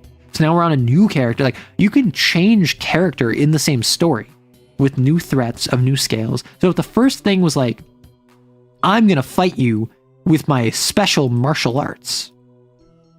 And then here, I'm going to have a special punch ghost that punches you for me. Then over here, I'm going to unlock the golden ratio and use the infinite spin to hit you in every single dimension. As a totally random example that has no basis in any real life property. DBZ did an abridged episode of Dragon Ball Z Kai abridged once a season, where they print the whole season in a single episode. Fun way of making fun of Kai having to exist as a thing. Weirdly, I've been watching people play TTRPGs with stories, say Dragon Ball, Naruto, Fate, and they do it well. It's cool. I love people passionate about things. Oh yeah, because like, if I'm a Star Wars nerd, I can run a Star Wars TTRPG no problem. If I'm a Naruto nerd, I can run a Naruto TTRPG no problem. Even if I have to like hack together a system for it. That sounds like you're describing the progression of JoJo's Bizarre Adventure. I don't know. I don't know of a single martial arts user evolving into a punch ghost user, evolving into a golden spin ratio user that'll take on Funny Valentine. That seems crazy. It might just be that the stories where it's the most egregious have been going on forever. Yeah. Like, it goes on forever, and also it keeps the same characters. Goku has gone from, I wouldn't say like if Goku's power level 10, Goku is now like power level like 150, right? Goku is so far beyond where he started that it's not even like fun for me, at least. I can't wait for part 7. Hurrah! Why though? I assume you mean why would you continue the story? I'm saying that's how you could do power creep well. I'm not saying you should do that. I'm just saying that's an option you have available. Like, unironically, JoJo's has had a very big impact on me in terms of my writing. Because like, stands as a power system really influenced my own like supernatural elements. And how wacky they can get, how specific they can get. The progression over time of characters passing the torch is just really inspiring. I just really enjoy that as a storytelling device. I just rescued Hideo Kojima from the Soviets in Afghanistan. Is that a Metal Gear Solid 5? Phantom Pain? I've never played a Metal Gear. Like, I played a couple minutes of Metal Gear 1 briefly, but that's about it. You know, a movie that should be a TTRPG, Real Steel? Unfamiliar. I want to use the virtues for my Kane campaign, but I can't figure out how to do the roleplay bond level up. Should I do a Persona social link thing? I already answered that earlier. In case it wasn't talked about before, any updates on the Kane campaign? Did Justice get disappointed with K9? Unfortunately, yesterday, my player was not feeling up to it, so we ended up just chatting. So no Kane yet. Unfortunately. My second favorite after MGS2, or MGS4, understood. In my Kane campaign, we hit sobriety with a car last session. Oh no. I think sobriety was probably fine, but what's like a hyper-specific pet that you want to own but probably never will? For me, Dracula Parrot. I assume you mean like a real-life pet that I could theoretically own, but I never will. I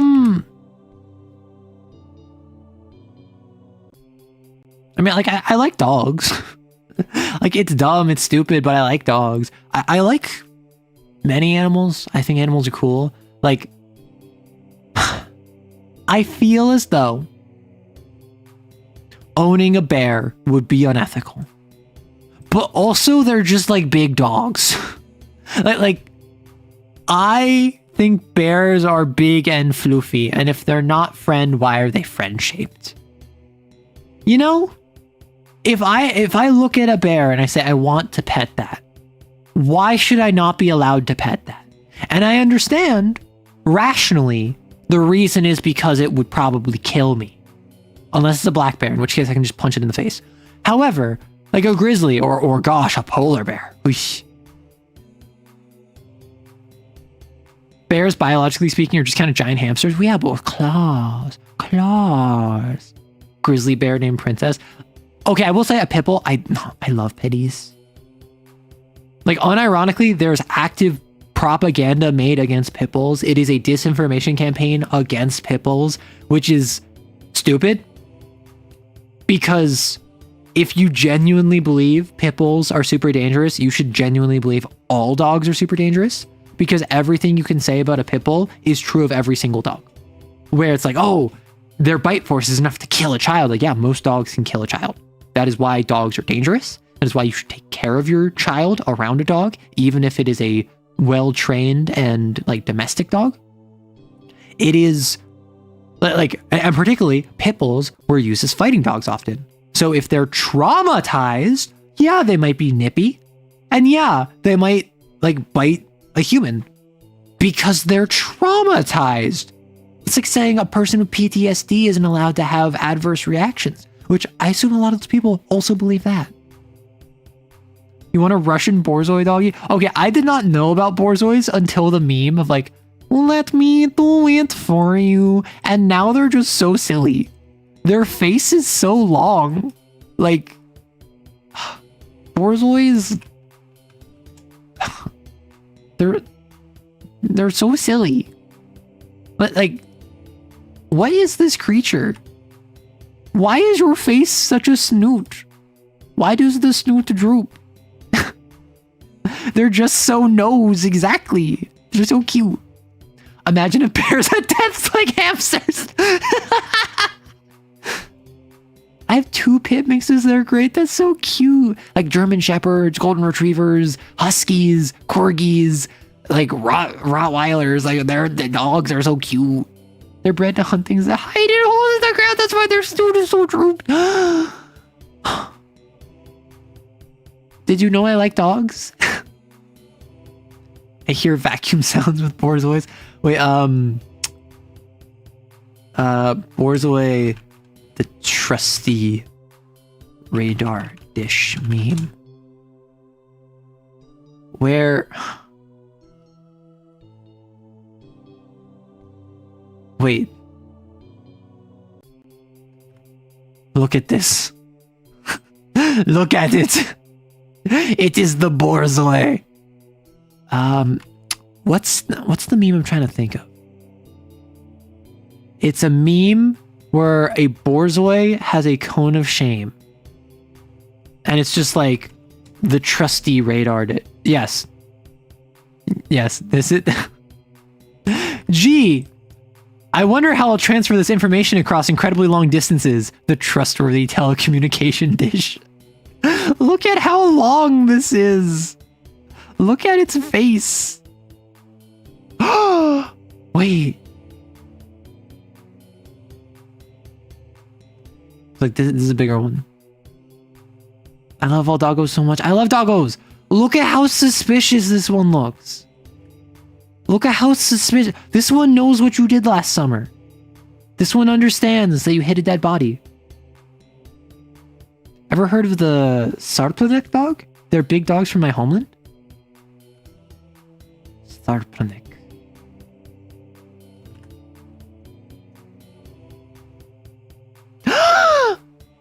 It's so floof. Look at it.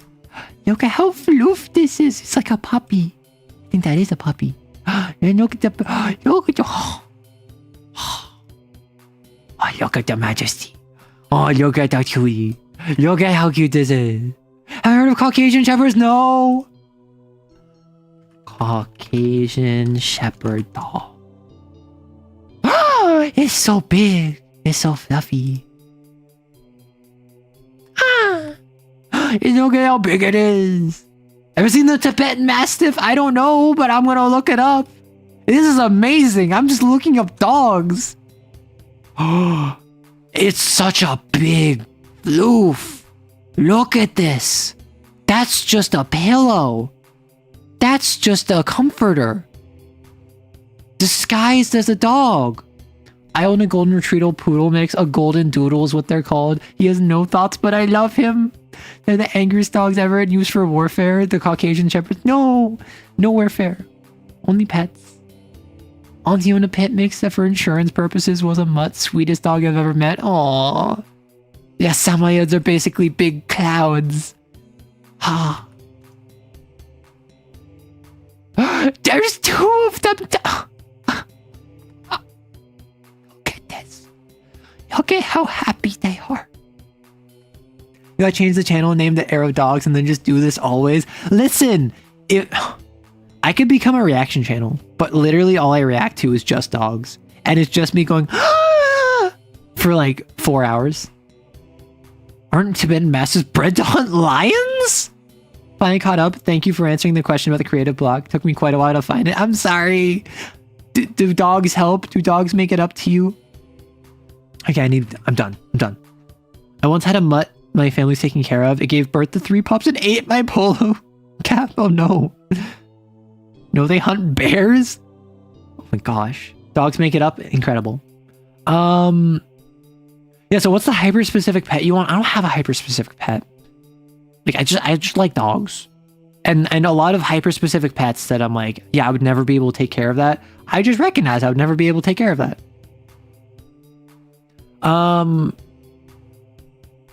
Did I see Tom GM Lancer for Super Eye Patch Wolf? Yes. So Super Eye Patch Wolf is a YouTuber I watch.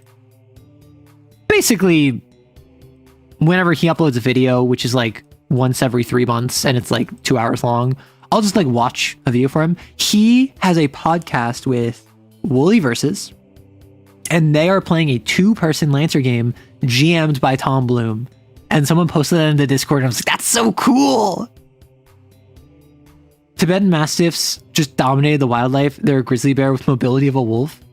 They're made to help hunt bears. There's a huge amount in China because they were a fad, and now they bully wolves. It'd be such a bad idea for both me and the animal, but I have a sentimental attachment to servals. Serval. Ah! It's like a lynx. Look at this creature.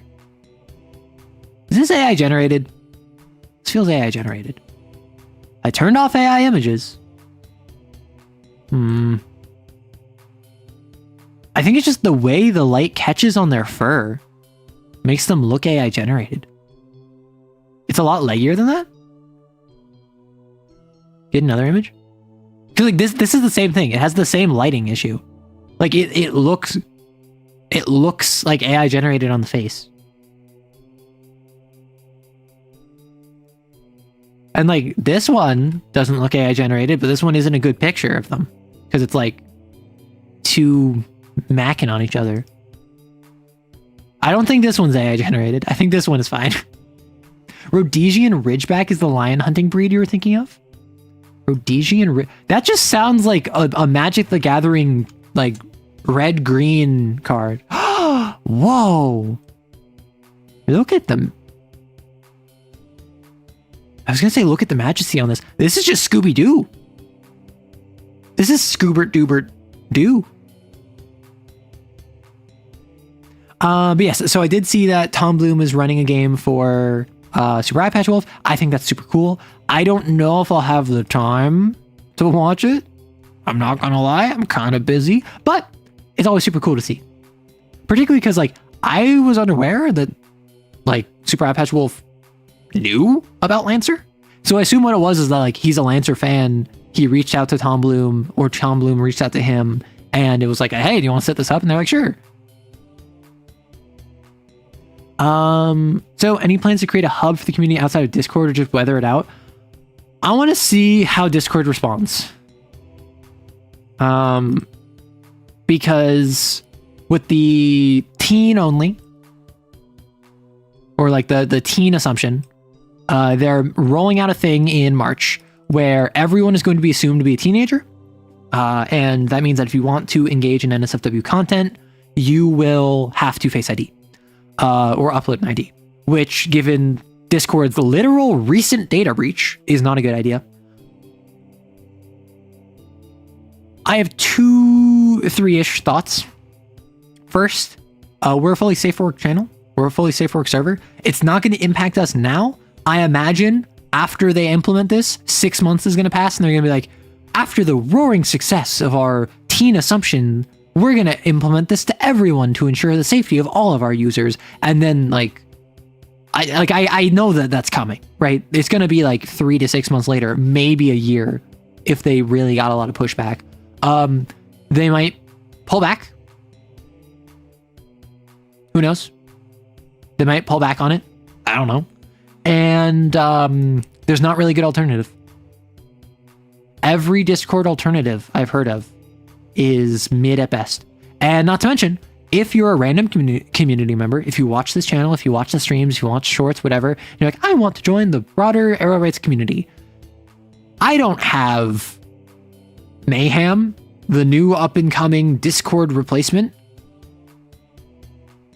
I'm not going to join that community, and therefore people that would join would not. Heard Stoat is pretty good, but I've only heard of it recently. Like, I've heard of TeamSpeak and no one likes it. Yeah, like if people cancel their Nitro en masse and say it's because of your AI implementation and because you're trying to do Face ID after data breaches, like, Discord might listen, which is a reasonable assumption, which is why I think, yes, you should be prepared to move off of it. But I don't think that, like, that's the first instinct. I think that the first instinct is cancel all of your Nitro, don't give them money, inform them this is not what we want, and they might not listen, but they might listen. Yeah, they're literally pulling YouTube. I mean, it's stupid. It's stupid. Single-handedly, the dumbest plan Discord has done. I disagree. I think the single-handedly dumbest thing Discord has done is do what YouTube has also done, which is like AI overuse of like appeals. And like, yeah, at a certain point, it's you have so many appeals, you can't have functional manpower dealing with all of them. But also it's, hey, like someone asked me how many tacos I want, and I said 8. And then they edited their message to say, how old are you? And then they screenshotted that and submitted that to Discord. And then I got banned. I should be able to appeal that and have a human look at that and be like, oh, so this message was edited. That means that they might not have actually been asking that. And then just like grab the message ID, and then it'll say, it originally said, how many tacos do you want? And then they can say, okay, unbanned, approved, appeal gone through. That's not what happens. 8 tacos, I was saying a random number. I don't need 8 tacos. I probably couldn't eat 3. Like, I am someone who, surprisingly, or maybe not surprisingly, I think that's just metabolism going down. But like, as I've gotten older, metabolism, my appetite has been shot. Like, a full meal for me is a cup ramen and a Chinese sausage. Which, like, the Chinese sausage is like, I mean, it's a sausage. It is like hot dog sized, and I'll sear it, chop it up, and put it in the cup ramen. So then, like, it's very crispy, and it's like, it adds some depth to the cup ramen. And like, that's too much for me. I can't even finish that. Like, I'll eat the sausage, I'll eat the noodles, and I'll have some of like the accoutrements, but I can't drink the soup. Like, I am full after that. And that used to be, I could down an entire cup of ramen and keep going. Give you the other 5 tacos yet? Okay. When I say taco, I think hard shell. I think like corn taco. But my preference is usually soft shell. I prefer tortillas, like flour tortillas. So like, my thought process was hard shell tacos. And I think hard shell tacos, broadly speaking, I can eat more of those because they tend to have less stuff in them. Whereas a soft shell flour tortilla, or even a corn tortilla, can fit more, right? They're using the child safety thing as an excuse. They just want data to steal and make money off of. That's the thing. Yes, that is correct.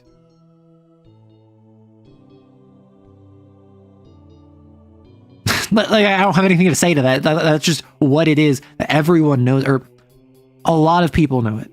Anyone who runs in online spaces knows it. And particularly after the multiple fiascos of like the UK and YouTube and all of these other things, like the excuse of child safety is genuinely insulting. Not only from an intelligence perspective of when Discord is, I think, not dark web wise, I think it's like probably top 3 in terms of sites where people give each other child endangering media is what I'll call it. Cheese pizza, as the kids refer to it in code. Or I suppose not the kids. Hopefully not the kids. Like people who are trying to avoid how it goes. But like Discord is like top 3 least safe platforms for that type of material. And the reason I know this is because I watched a no text to speech video. No text to speech video. No text to speech. No text to speech video. And it was basically going through what the ecosystem there is. And apparently there's like a different platform that's used for unscanned file sharing, that people use Discord as a like marketplace to sell batches of these things to each other. And Discord does nothing to stop them. And apparently, if you ban an account, it doesn't remove their messages. So if you're on a server and a bot posts explicit content that is illegal, and you report them and they get banned, the media they post stays up, including any links they posted, including any files they uploaded, including any previews they post, which means you might be at risk of seeing this stuff depending on what servers you're on. Which is terrible. Let's not talk about this, please. That's fair. That's like a bad thing to talk about that we really shouldn't, that like is not good to talk about. But it is something where like, I am someone who, I don't really talk too much about modern events, and I try to keep the channel light. There are some things where I have very strong opinions about that I keep quiet about. This is something where like, this is directly relevant to the channel. Like this is directly relevant to the channel, and this is something where like, we're not getting too deep into it. We're literally just like addressing it. If anyone is uncomfortable, you are free to leave. And you can step away for 5 minutes and we'll be done in 5 minutes. But it's something where like, this is a real actual issue that you as a viewer can hit up Discord via their official, unofficial, and financial channels. You can send them emails. You can file reports. You can stop paying them nitro, and you can make your voice heard on how not only is this not the safety of children, this is also, you're not doing stuff for the safety of children. Yeah, I could be talking about Ratatouille. No, we're totally not keeping your data on facial scans after the age is verified. Leaks thousands upon thousands of selfies. Yeah, and like I will say, at a certain point, data stops being as valuable as it currently is. But that's only once we hit like a saturation point. There is a point where if you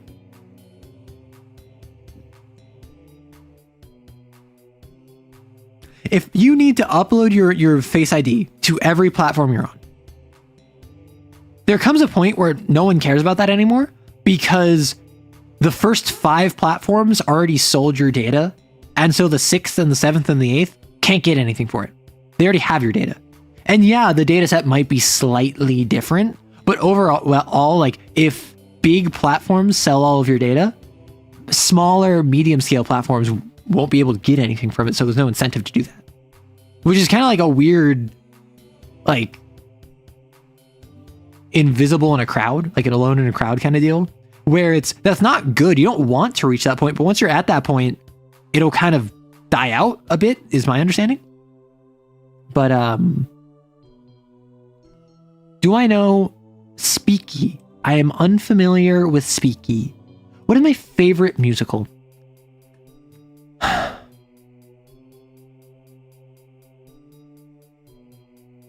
Like musical that I'll listen to.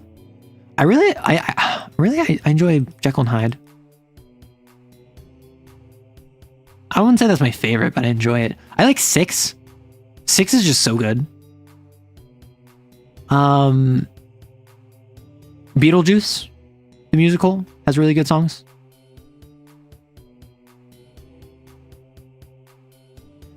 I saw the movie for Rent. I didn't watch the play. I actually didn't love Rent. Like, I appreciated it. I liked it, but I didn't, like, love it. And I think that's partially because of what the movie was. The movie condensed it. Hey, Fusty. Shrek the Musical surprised you. I was actually thinking about going fully off-grid and untraceable. That is a very nice fantasy. That is not really sustainable unless you're a part of, like, a commune or a compound. Because in most cases, you would have to buy land which is either already privately owned, protected, owned by the government, or is just like not as off the grid as you want it to be. Like, we're not really at the point where you can just go to the Rockies and like build a house with your own sweat of brow, even if you have the money for it. Like, because you just are not allowed to build there. And the government will find out and stop you from building there.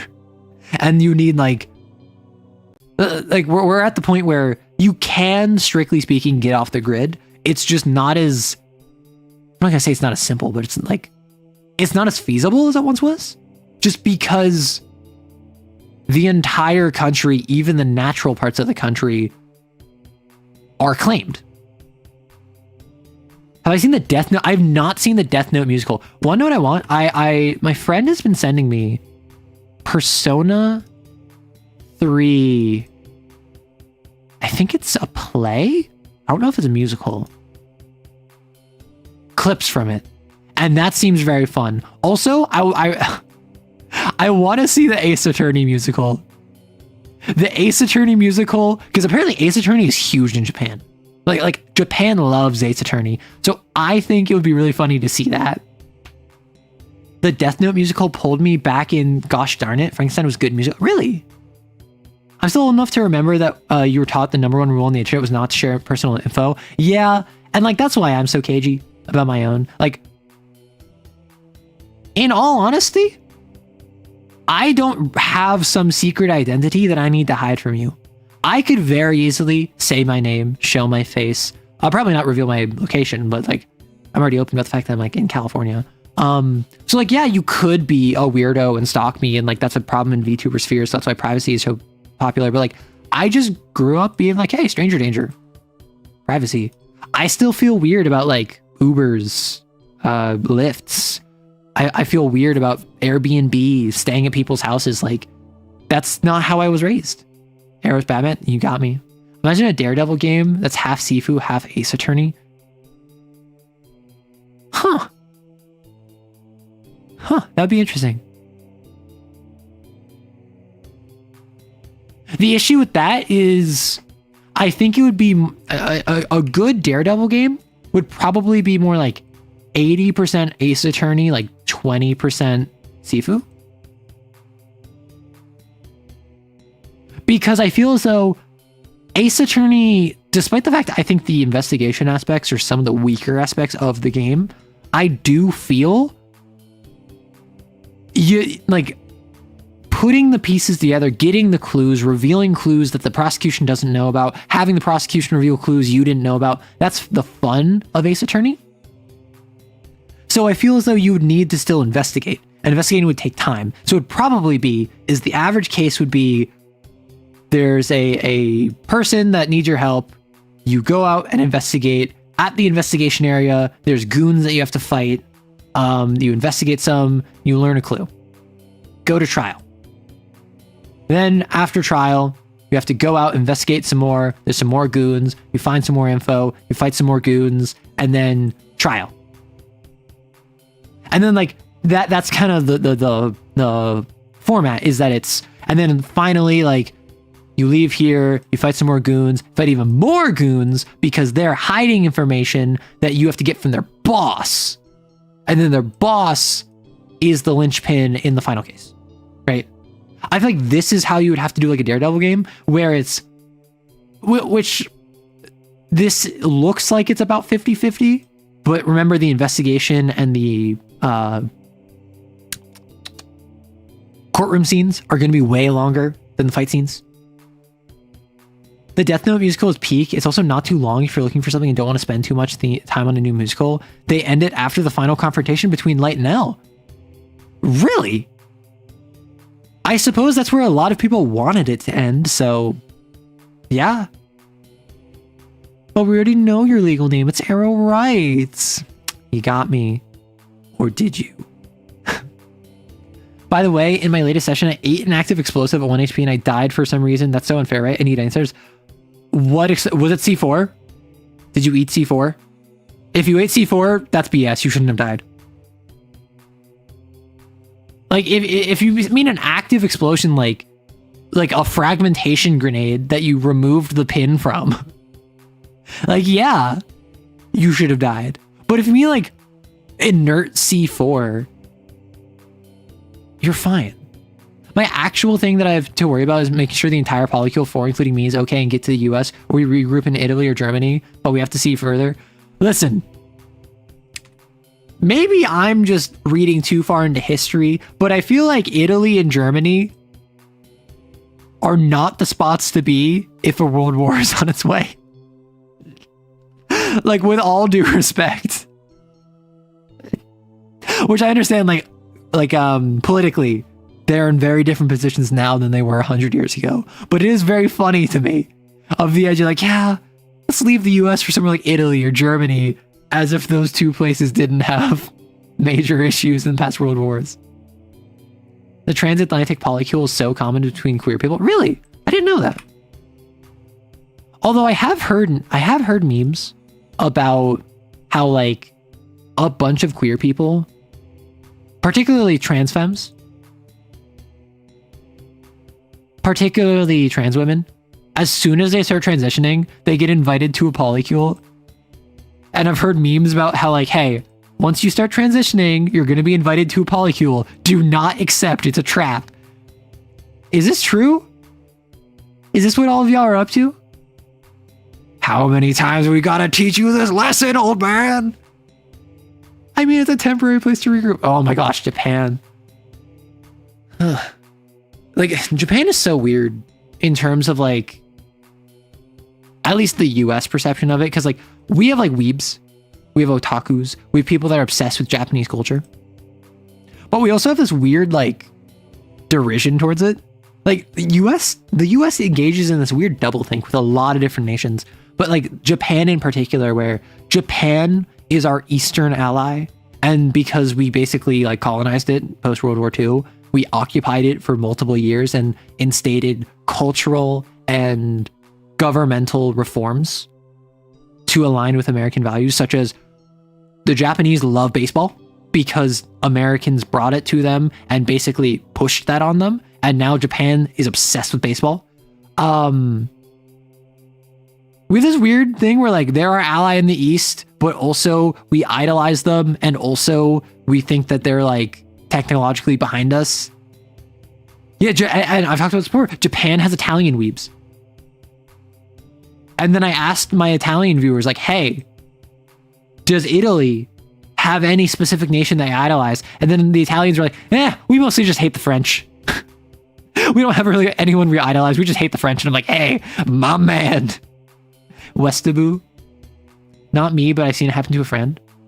I'm not trans, but everyone besides me in the polycule is a trans femme. Sure, you can regroup. Let me start a camp for you. Just because I'm trans doesn't mean I'm in a polycule. I mean, I was, but it's not because I'm trans. Yeah, so, fun fact, I talked about this before. My roommate and I, we had mutual friends who, one of them was poly. And she was dating one of our mutual friends who happened to be trans femme. And we would, like, just hang out, like, all four of us. And then the poly friend would make jokes about how it was our polycule and we were going on dates. And then the three of us were like, ha ha ha, yeah. And then we're like, is she serious? Like, is she actually Delulu? And multiple times I had to check with her and be like, hey, this is a joke, right? And then she said, yeah, it's a joke. And I'm like, okay. And then she's like, I mean, like, if you don't want it to be a joke. And I'm like, it's a joke, all right. And I had to, like, confirm with that because I almost accidentally joined a polycule. My DM won't let me shove a fleet of weaponized airships into my inventory. That's so unfair. Should have bought Sky Zephyrs by Homie and the Dude, where if you use my promo code, you can get 20% off. Not sure if I heard proper, but do Italians idolize French or hate French? Because in the first case of the first, weeaboo. They hate the French, yeah. To be fair to baseball, if I remember correctly, baseball was in Japan. Really? I didn't know that. I thought it was Americans bringing it over. Which, I mean, it probably was Americans bringing it over, and then it just got reinforced by post-World War II occupation. But, no, Japan loves baseball. And actually, there's been, like, controversies about, like, VTubers who have had to publicly apologize because they said they didn't like baseball. And, like, that, I guess the equivalent would be, like, if a A-list celebrity, like an A-list actor in America, said that they like didn't like football, like people would get upset at them and they would have to clarify, like, hey, like, just want to clarify, like, I don't dislike football, I just said it's not really my thing, but I do, like, I have since come around on it. Like, it's weird. Nintendo was founded before 1900 and apparently grew up by making baseball cards. I don't know at what point they did make the baseball cards. I know that they made Nintendo was a gaming company and they made cards. And also, they owned love hotels at one point.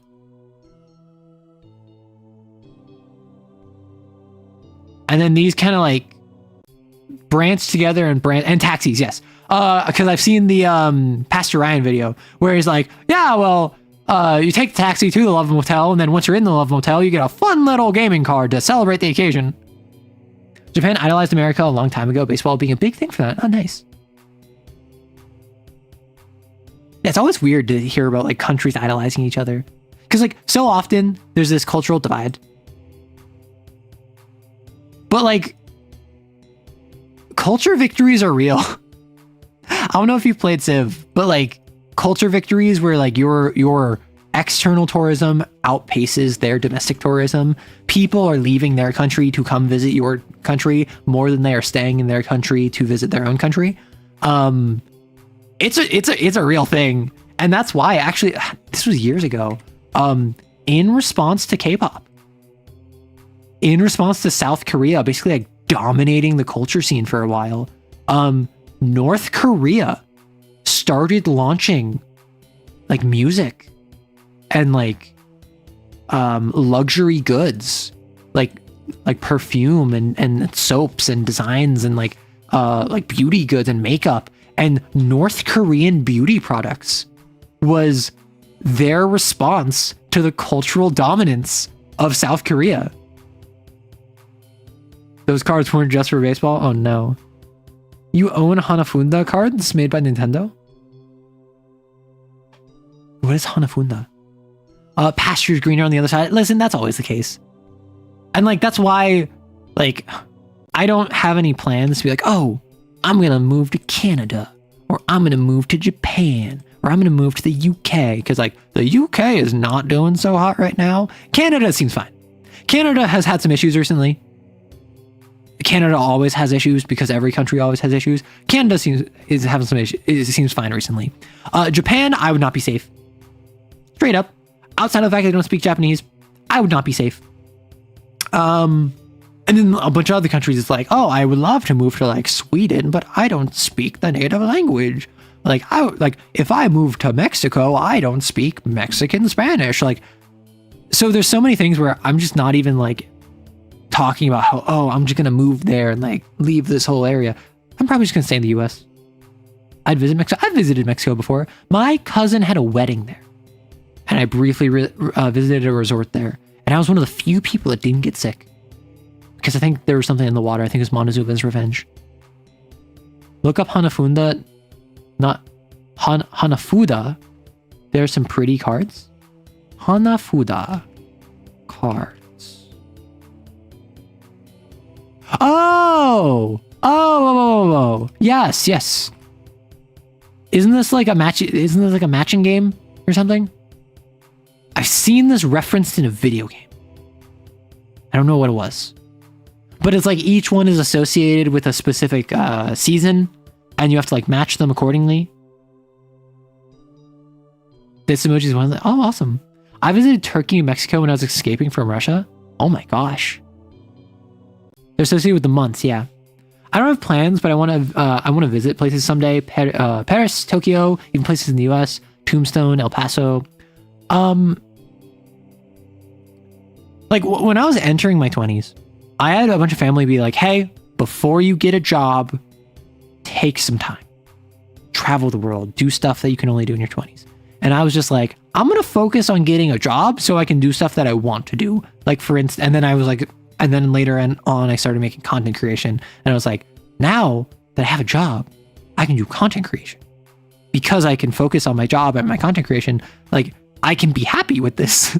Like, yeah, I would love to like backpack across Europe, but I don't want to spend tens of thousands of dollars doing that and then have no savings. I would rather have savings and pursue something I love and then maybe do that in the future, maybe not.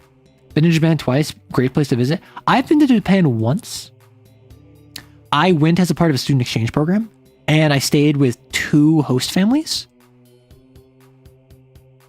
And it was actually super cool. Like I got to see like a fireworks festival. I finally responded to the girl who I have email exchange with. I've been chatting with her for like 10 years. And initially it was like we would email like once every like 2 months, but now it's been more like once every 6 months, once a year, just because life gets in the way. I get anxious sending emails. So I'll like see my email to her and I'm like, I need to respond to her. And then I'll wait 4 months because I'm too busy like being anxious about it.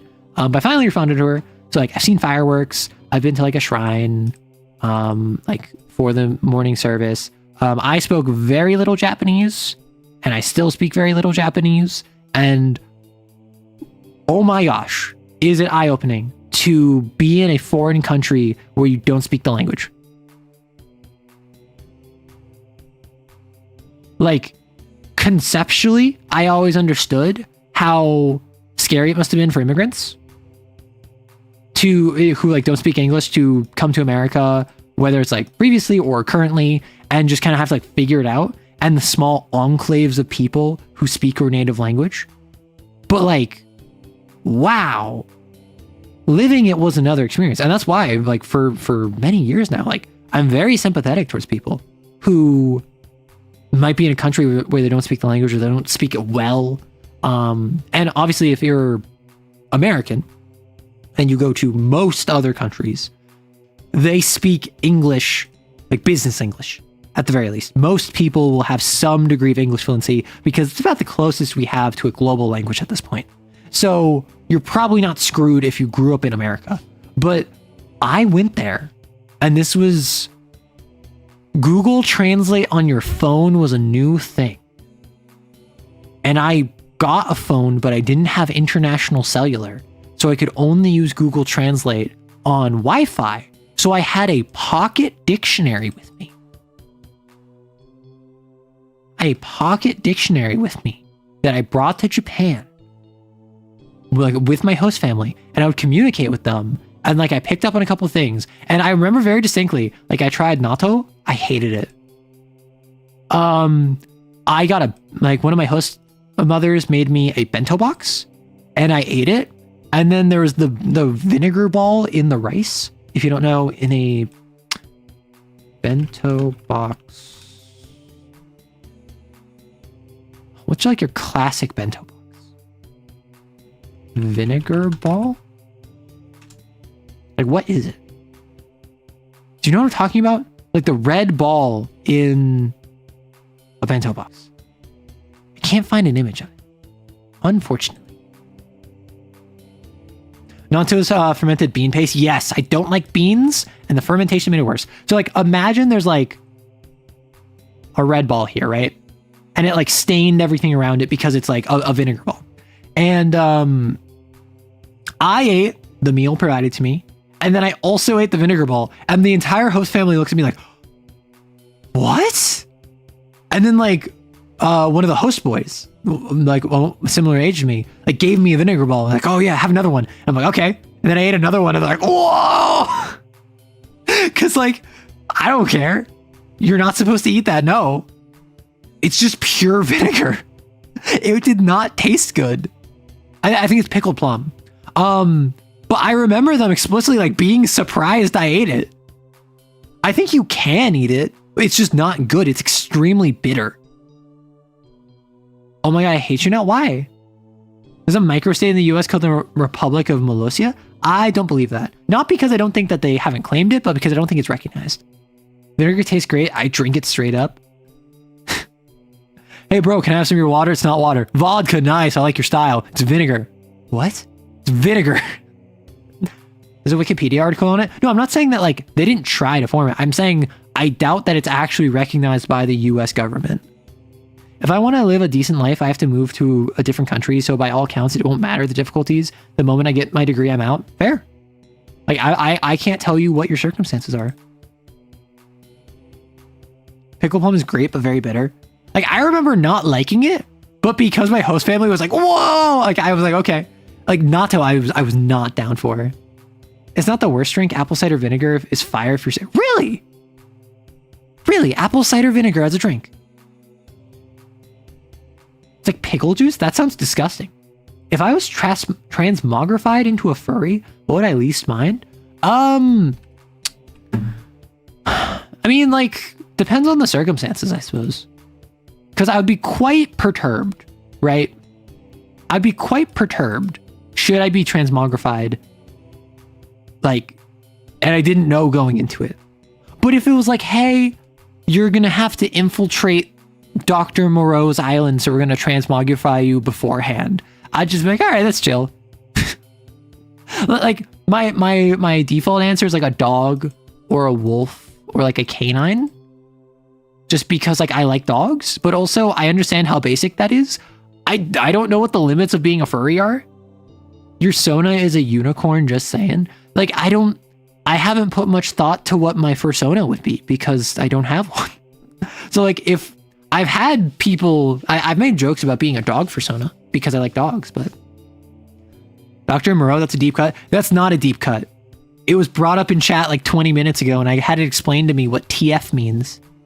Arrow's not beating the puppy allegations? No. No puppy. I am no such puppy. Fun fact about vinegar, Roman troops would cut their water with vinegar in order to make it last longer. Yes.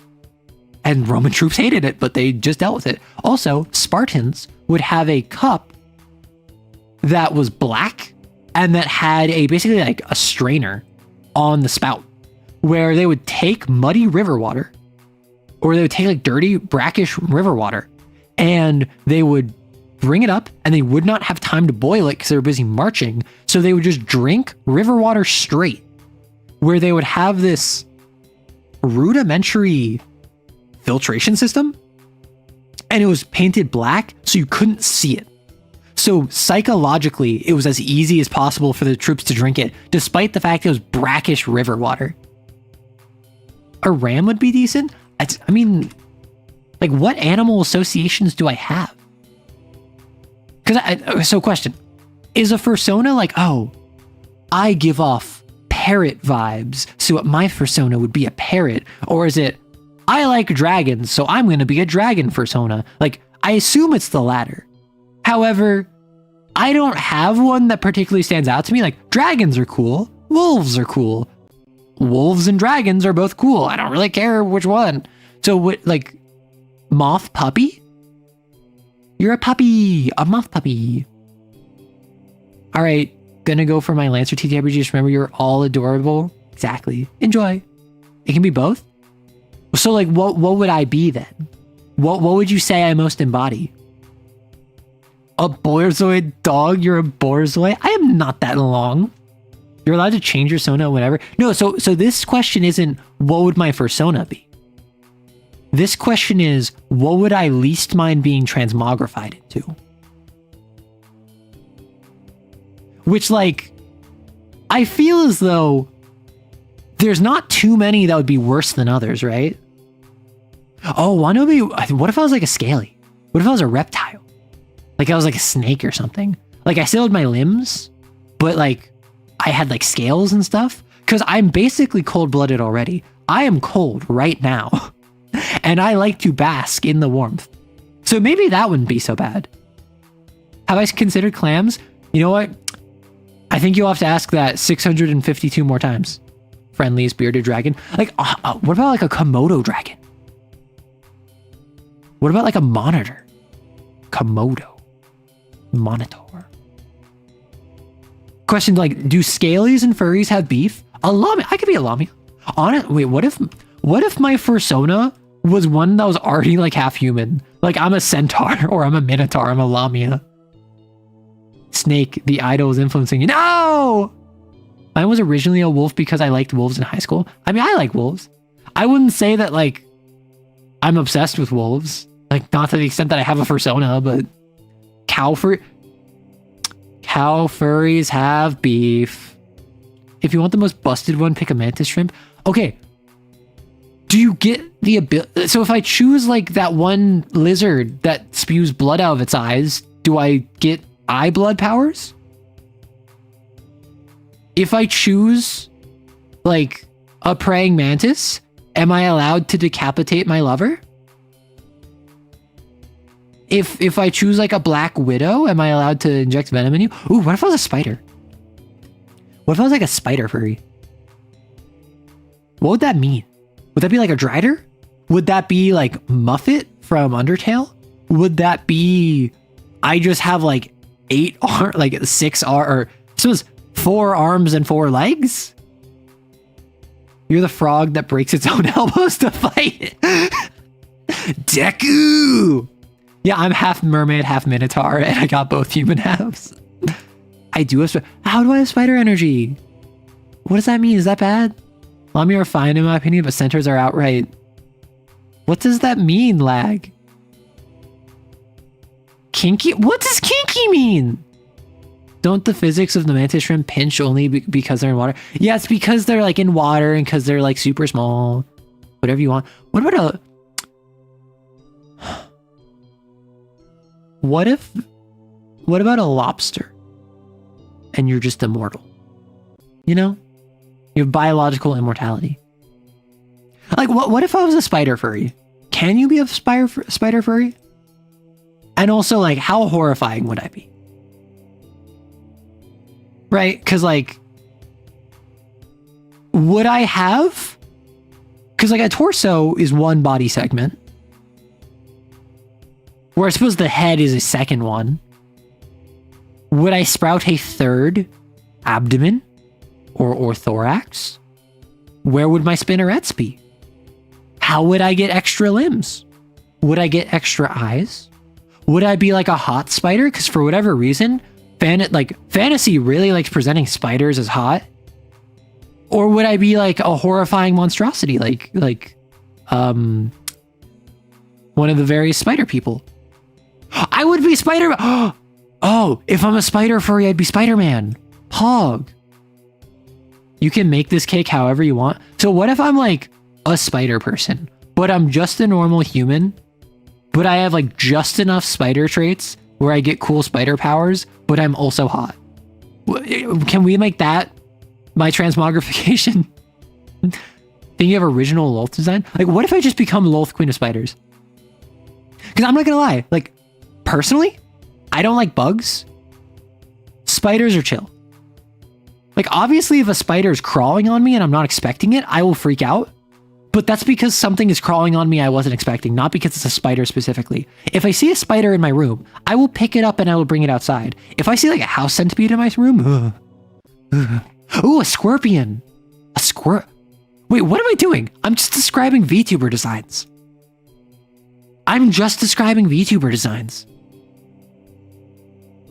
We're not talking furries even. We're talking like humanoid with animal characteristics. These are just VTuber designs.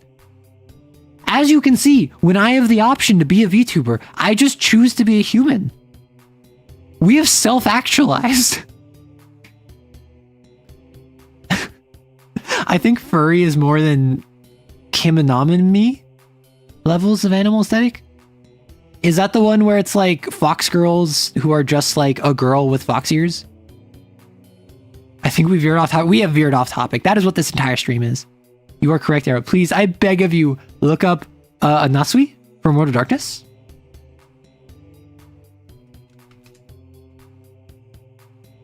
Whoa. Pog. Oh, these are the were spiders. Got it. This is horrifying. Oh, wow. Wait. Okay. So like horrifying. Scary and intimidating. Hear me out. Hear me out. That spider does have boobs. The id and ego combined in a she spider. Yeah, so Anasui is a trickster god from African folklore, which is why I was confused. And then I saw from World of Darkness, and I'm like, I should know about this. And yeah, it's the spider people. Oh, wait. It's made up of spiders? Or are the spiders crawling on it? Wait. So what if my fursona is a spider person? Do we think okay, but like jumping spider. Jumping spider, they're cute. I feel like jumping spider or tarantula. Do I give a, no, I'm spindly. I'm tall, I'm thin, I'm spindly. That is very like creepy long leg spider thing. Your arachnophobia is treating you well tonight? Nice. The war form slays. Wait. Is this not the war form? I assumed this was your like your Glabro equivalent. Or I suppose Glabro equivalent would probably be like Muffet from Undertale. So this is your Homid, your Glabro is your Muffet from Undertale. I suppose this would be your war form and this is like your Hispo? A giant spider? Arrow spiders, man. There are colony of spiders with the memories of Arrow. That would mean I got eaten by spiders. I don't want that. Do you dance to impress potential mates? I mean, I guess. I just dance to dance. I don't do it to impress nobody. Or I suppose I do it to impress people, just not with the intention of mating. But like, if someone wanted to mate after seeing me dancing, I guess that's a good dance. I think it's turning its body into a swarm of spiders. Right. Jumping spider fits you. What do you think about the twink spiders? The peacock spiders? Peacock spider. Peacock spider. Ah. Yeah, this is too loud for me. Like, this looks like a wise old man who will tell me the secrets of the prophecy before being slain at the end of Act 1. However, I don't think that's me. Like, it literally even has a beard. It looks like that one character from Dragon Ball, but spider? Who do you mean? What about those orb weavers with horns? Those are cool. They wear the water droplets as hats. Oh my gosh. The trainer guy? Oh, are you talking about the guy in the afterlife? King something? Oh no, Master Roshi. It does look like Master Roshi, but spider. You're right, it's the beard. I mean, I was also thinking trapdoor spider? Trapdoor spider? I don't know. I feel like I'm too like lanky for this. Cause at first I was thinking like, I don't know if I'd be so like spindly to be like this, or yeah, or these actually isn't that spindly. Cause like these are a spindly limbs, right? But I'm very spindly. I'm very tall and thin. Iridescent blue tarantulas? Blue tarantula? Whoa! This is like mega venomous, isn't it? That's the thing. I don't know if I don't think I'm tarantula coated. Like, tarantulas are less ooky spooky. Tarantulas are less creepy to look at. Than, like, the spindlier the legs, the creepier the spider. That's my take. So tarantulas are actually kind of chill. And like, trapdoor spiders are actually kind of chill. Like black widows, I think like orb weavers, those tend to be creepier. The biggest Australian spider, they can flatten themselves and are big and fast. What's the one? Is it a camel spider? Are camel spiders the ones that they will just run after you because they like hiding in your shadow? What's the one where it's like, is that huntsman spider?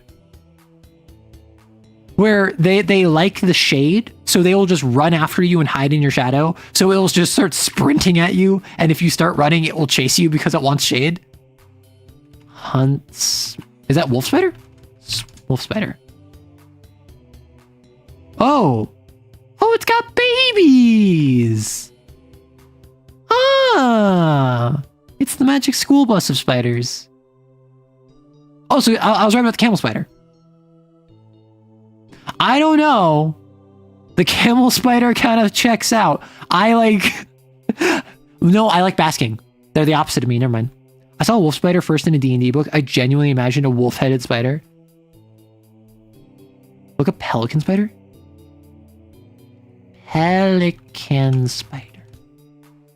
What about some non-spider arachnid? What the frick heck? What the heck is this?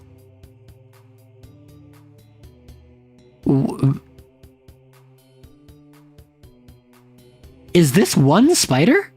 So what about some non-spider arachnids? Hit me with them. Hit me. Like, go for it. Take a look at a deep sea spider? What the heck? Deep sea spider? Ooh, this is freaky. Whoa! This is a thing of my nightmares. Whoa! This is the face of God. I reject everything. Well, so I brought up scorpions before. I'm not a horseshoe crab. I would not have a horseshoe crab. That spider has arms. You'd pray to that? Yeah, fair. Like, listen, if the universe tells you that the reality is spiders, then pray to spiders. That spider was designed by Tim Burton. Like, I'm not a horseshoe crab. The tailless scorpion? Tailless scorpion. Oh, it's this funky dude. Oh, it's this horrifying mother lover. It's the one that has like horrifying claws on the front. Yeah. That's awful. I hate that. Nice. The Japanese spider. Oh, is the Japanese spider crab the one with the super long legs? Japanese spider crab. Yeah. This is funky. This is a funky one.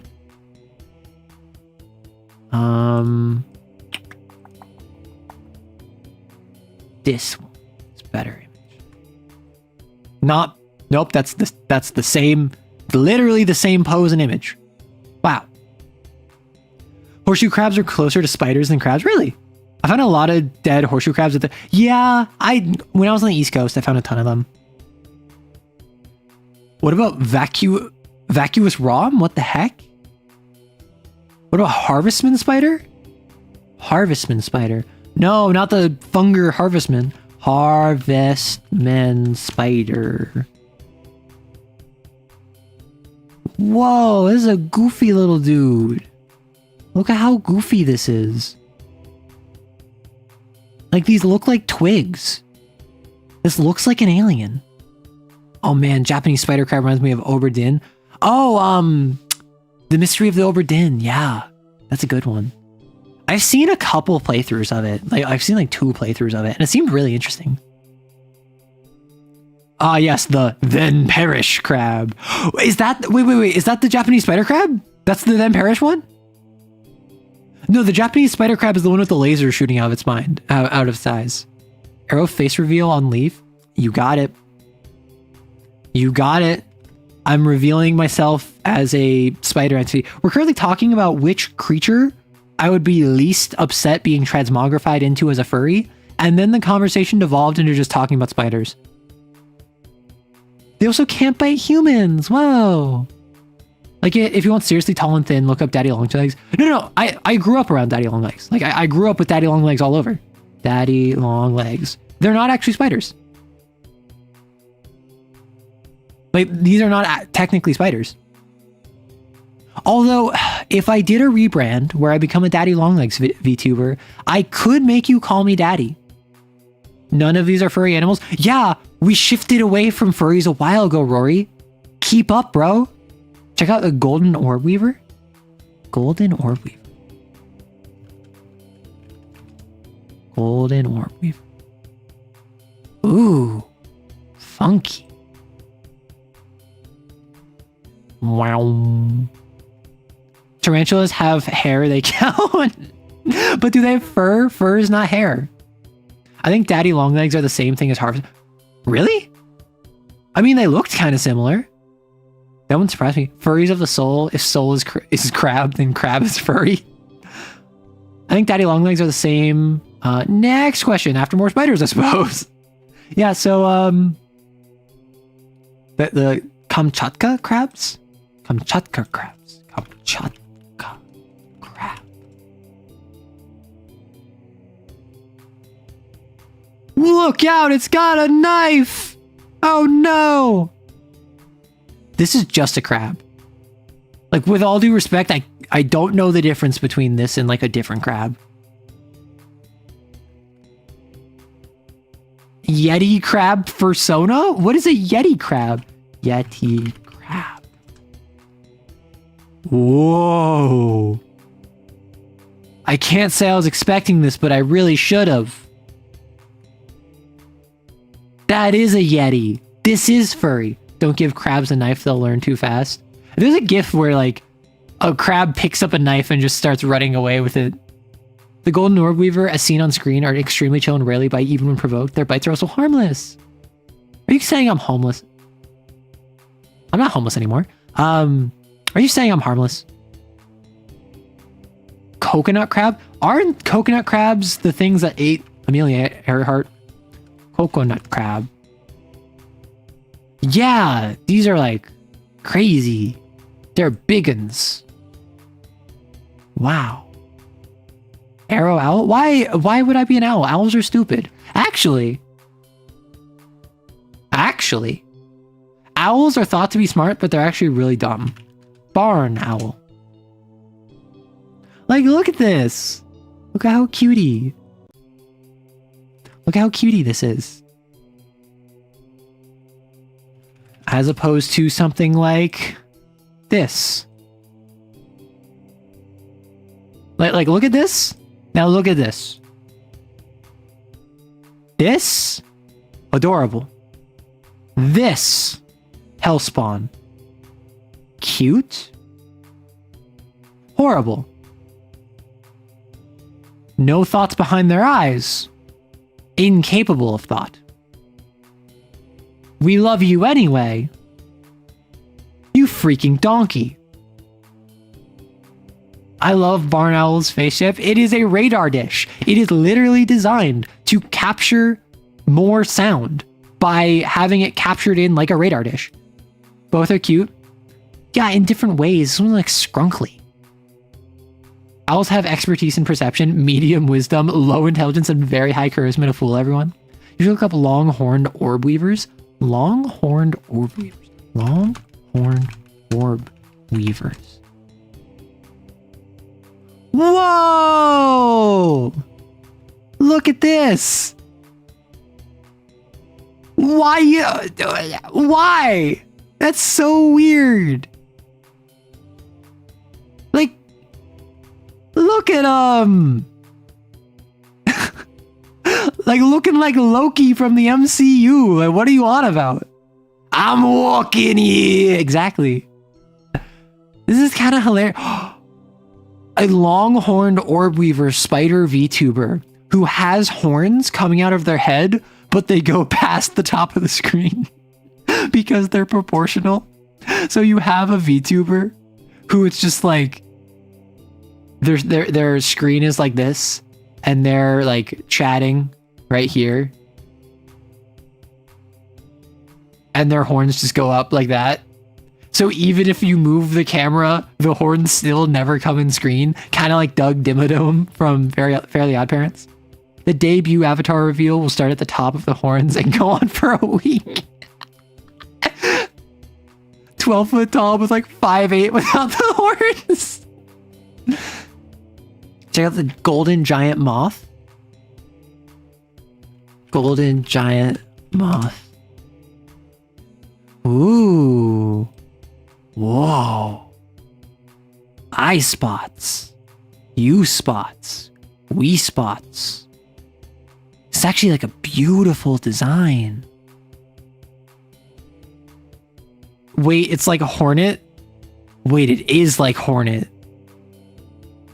Guys, I think Silksong might be real. I think it's coming soon. They left hints in real life. You 200% approve of this idea? Listen, I am still currently using a Vroid free model that I made myself 2.5 years ago. If I get a big influx of money where I can comfortably like take care of myself, like I can pay rent and whatever from the channel, first thing I'm doing, I will invest in a model and I will allow my community to either decide like what kind of like design it is or what kind of outfit it is, because I think that would be really funny. However, that's only like hinged on the fact that like I start making enough from the channel to not just like justify it, but also support myself outside of that. Have you ever seen something called a great-eared nightjar? Great-eared nightjar. Great-eared nightjar. Look at this little dude. Look at how squat they are. Look at how little they are. Arrow duck? Oh no. I mean, listen, if I'm a duck, then at least I'm like Subaru from HoloLive.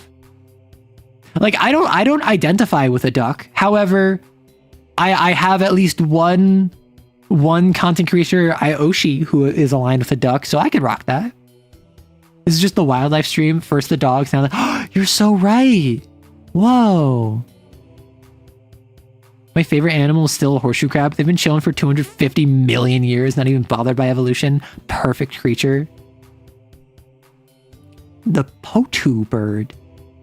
Potu bird.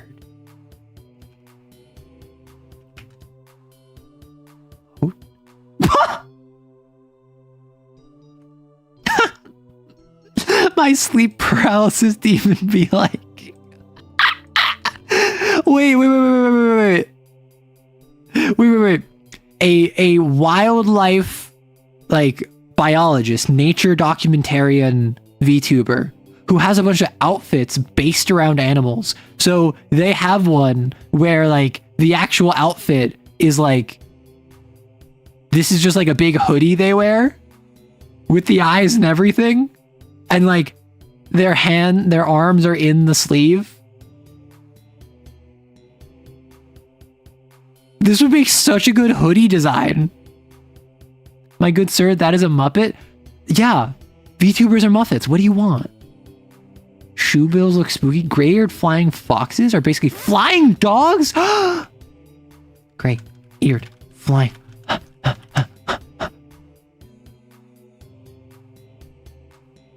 This is a bat. I love bats. They're so cute. They're cuddling. Look at them. They're hugging each other.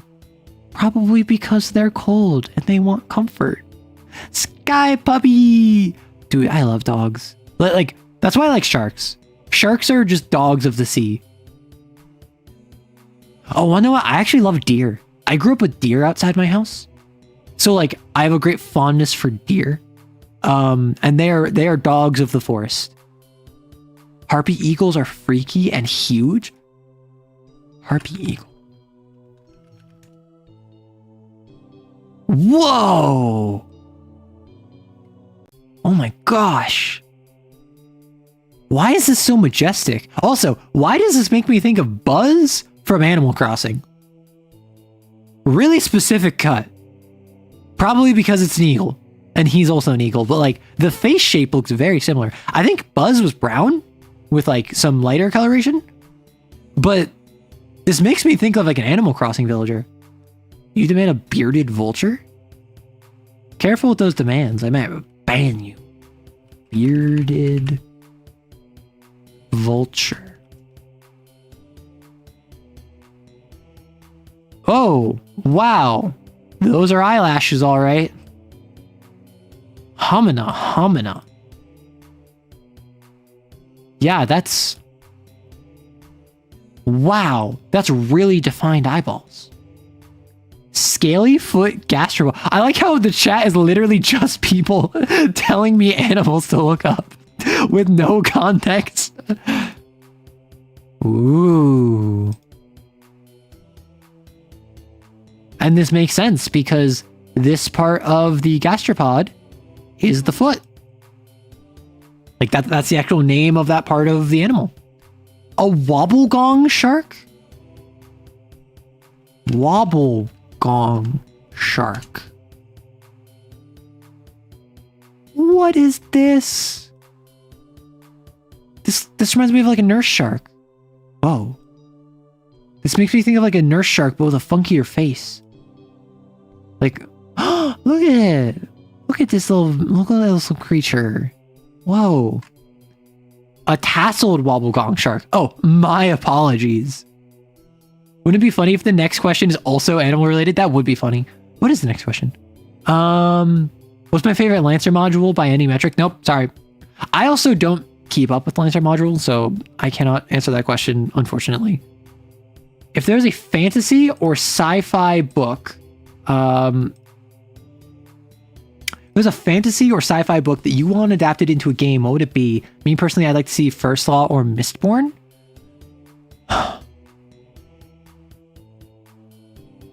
Depends on the game. Depends on how well it's executed. Because, like...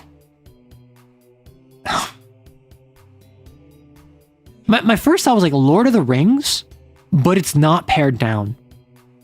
It's Lord of the Rings, but you spend time journeying. They add in like extra custom dialogue where you can like chat with the party members. It's the journey of the fellowship going across the world. And like, yeah, you speed up like each individual day, but you physically like track their journey. The adventure is the journey. It's not the battles. It's not the points of tension. It is a slice of life game where you just journey to Mount Doom. And then, yeah, you do have battles in it, and you do have fights. But I think it'd be interesting to do that. That's just because you said fantasy or sci-fi.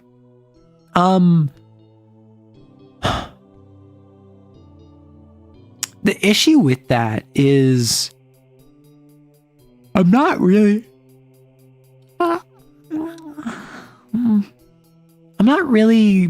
thinking of too many fantasy sci-fi properties that don't have games already. Like obviously Mistborn is one. I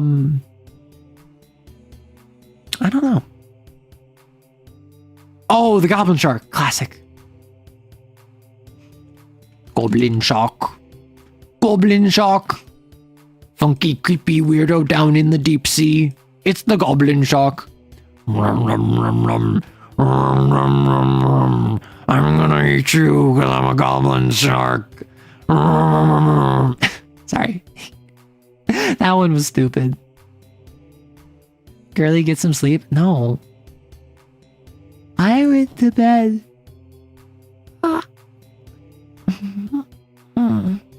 At a reasonable time last night. And then I wake up early today. And then I stayed in bed. Goblin Shark looks like it wants to say a joke. Just like, hey, guys, hey, did you know that when anglerfish mate, the males actually, like clamp down onto the female, and then they just turn into a vestigial sack of testes that can't fend for themselves, and then they impregnate the female and just kind of stay there. And that's to say, even a female anglerfishes get more balls than you. And then we all applaud. We all say nice things to make it feel good. Like, you're so great, Goblin Shark. You're amazing. You did incredible. Wow. That's amazing. That was so funny. Everyone's laughing. The whole squad is here. Goblin Shark should be a streamer, low-key. Thanks, guys. I tried my best. And like that's what the Goblin Shark do, you know? Mushroom VTuber already exists. Have you seen the species of cave salamander that's just an eyeless axolotl? I did not. What about fungus? Yeah, plenty of fungus VTubers already exist. The timberdoodle bird does a little dance to find worms. They also have funny eyes. Timberdoodle bird. Timberdoodle bird.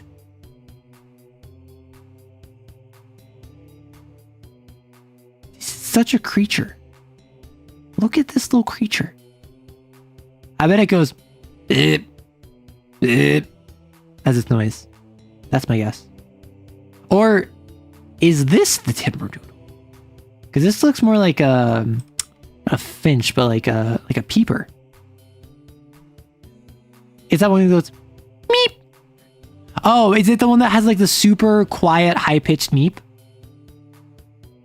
I remember doing a science project at the age of 7 about an animal of our choice, so I learned about the anglerfish reproduction before I could understand how weird they were. The booby bird. Ah, yes, the blue-footed booby. Booby burb. The blue-footed booby. Gaze upon its tims and despair.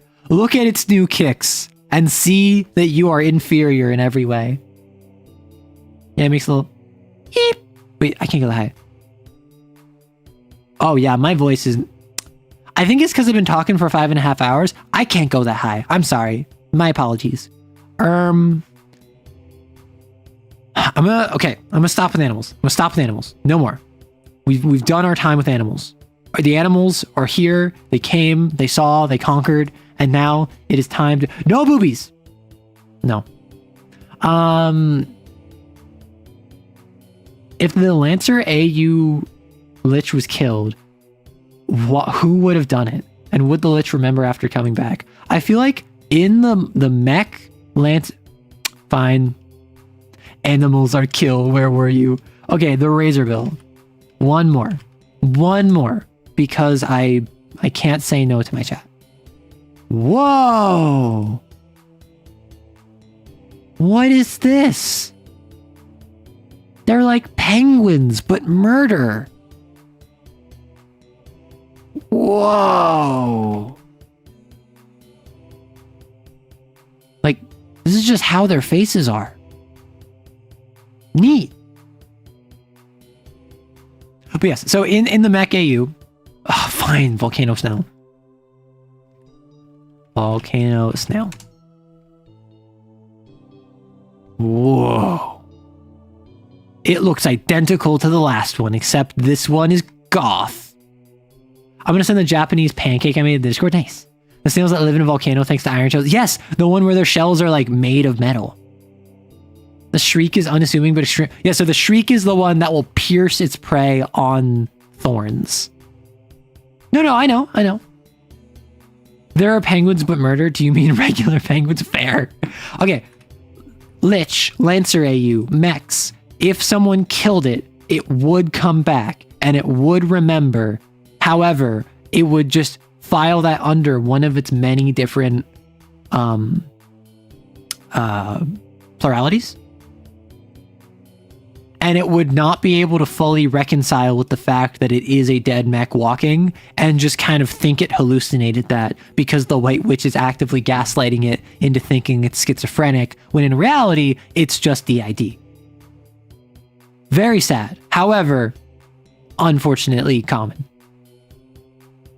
Did you steal my buddy Glimbo's gold?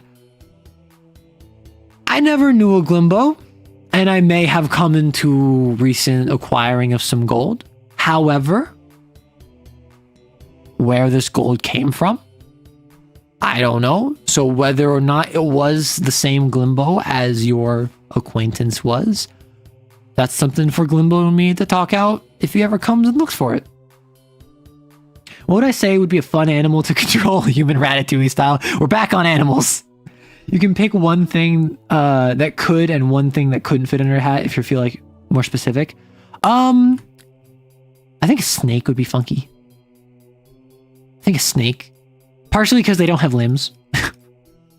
Like I like the idea of a snake that is like coiled around your hair and like it doesn't have any limbs, so it uses you as its limbs. Fun fact, their shells are made of metal, and as are all the scales along their foot. Yeah, because they live in volcanoes, and because if you live in a volcano, you have to be a fire dwarf in real life, apparently. Which, do you know, lava actually isn't a liquid? It's closer to like a superheated solid. Like, it's hot ice. It is a solid that has slightly liquid properties and that is like melting effectively, but if you drop something in lava, it won't bloop like a liquid. It will like have resistance, like molasses, because it's a melting solid. Yeah, so I think a snake would be funky. I think a snake that's just like bites the back of your neck and controls you like a mech suit would be really silly. It's a really, really thick liquid. I mean, it's like molasses, like I said. It's like a gauze almost, like the sort of like gel that you can apply to like a Neosporin almost. Yeah. So I like the idea of a snake. Spider is obvious because spiders with their webs, the idea of like a spider like web all throughout you, like tying you up and like literally puppeting your arms, kind of like how Ratatouille did it, but like more directly mechanically would be kind of funny. I think a crow, a corvid, because they're so smart and they could like be hidden underneath the chef hat and like pluck at your head and like pull strands of hair in the same way that Ratatouille did, but like it's smart, so it would kind of like be fitting. The Magnapinna squid has elbows and is fast. Okay, the Magnapinna squid has like 20-foot long legs. It has tentacles and arms that are like 20 feet long. I don't care how fast it is, I'll just catch the leg. Although, fun fact, there actually is a Magnapinna VTuber. Which, if you don't know, the Magnapinna squid. The Magnapinna squid looks like this. An entire gorilla. Like the Magnapinna VTuber squid looks like that. And if I look up Magnapinna VTuber,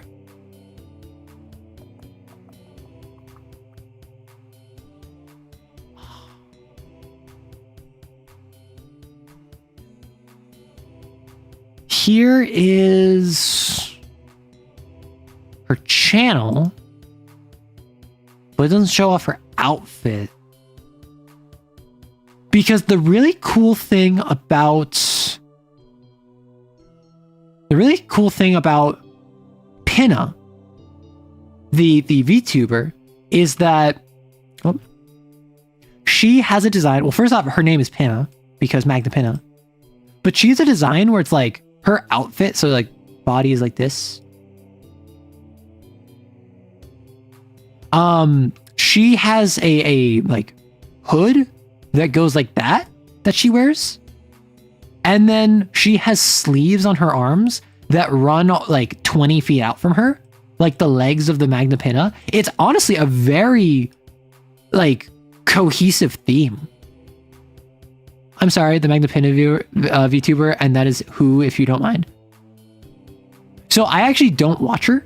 Like I at least not too much. Like I'm not super familiar with her content, but if you look at her channel, if you want, you can check her out. She is someone who like just her design is very like well put together. I very much respect the design, and I think she drew and rigged her own model. Maybe she only rigged it, but like the fact that she managed to incorporate multiple aspects of it and like named herself after it in a subtle enough way that you can miss it if you don't know it is actually really cool. The sand boa. Oh my god, and the short bus. What is the what is it? The crested gecko?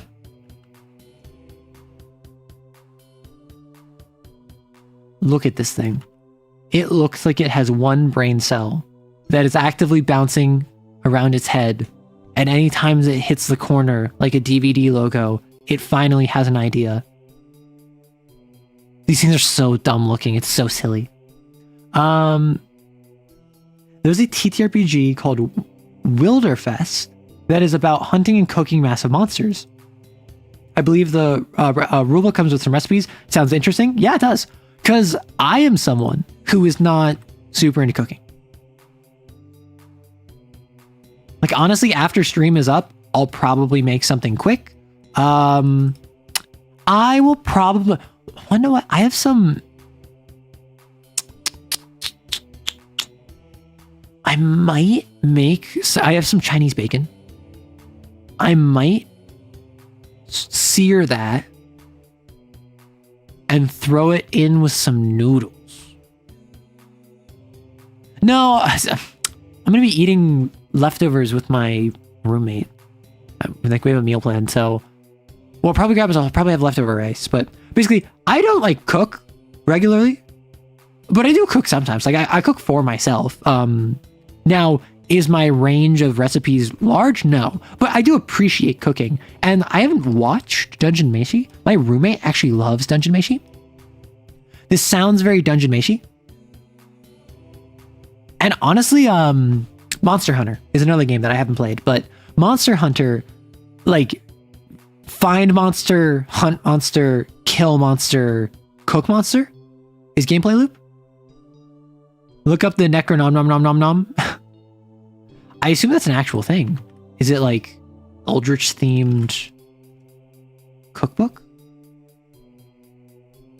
Oh. Oh, you cannot read this. I'm so sorry. The side dish not to be named. Wow, you really can't read these. I'm so sorry. Oh, you kind of can.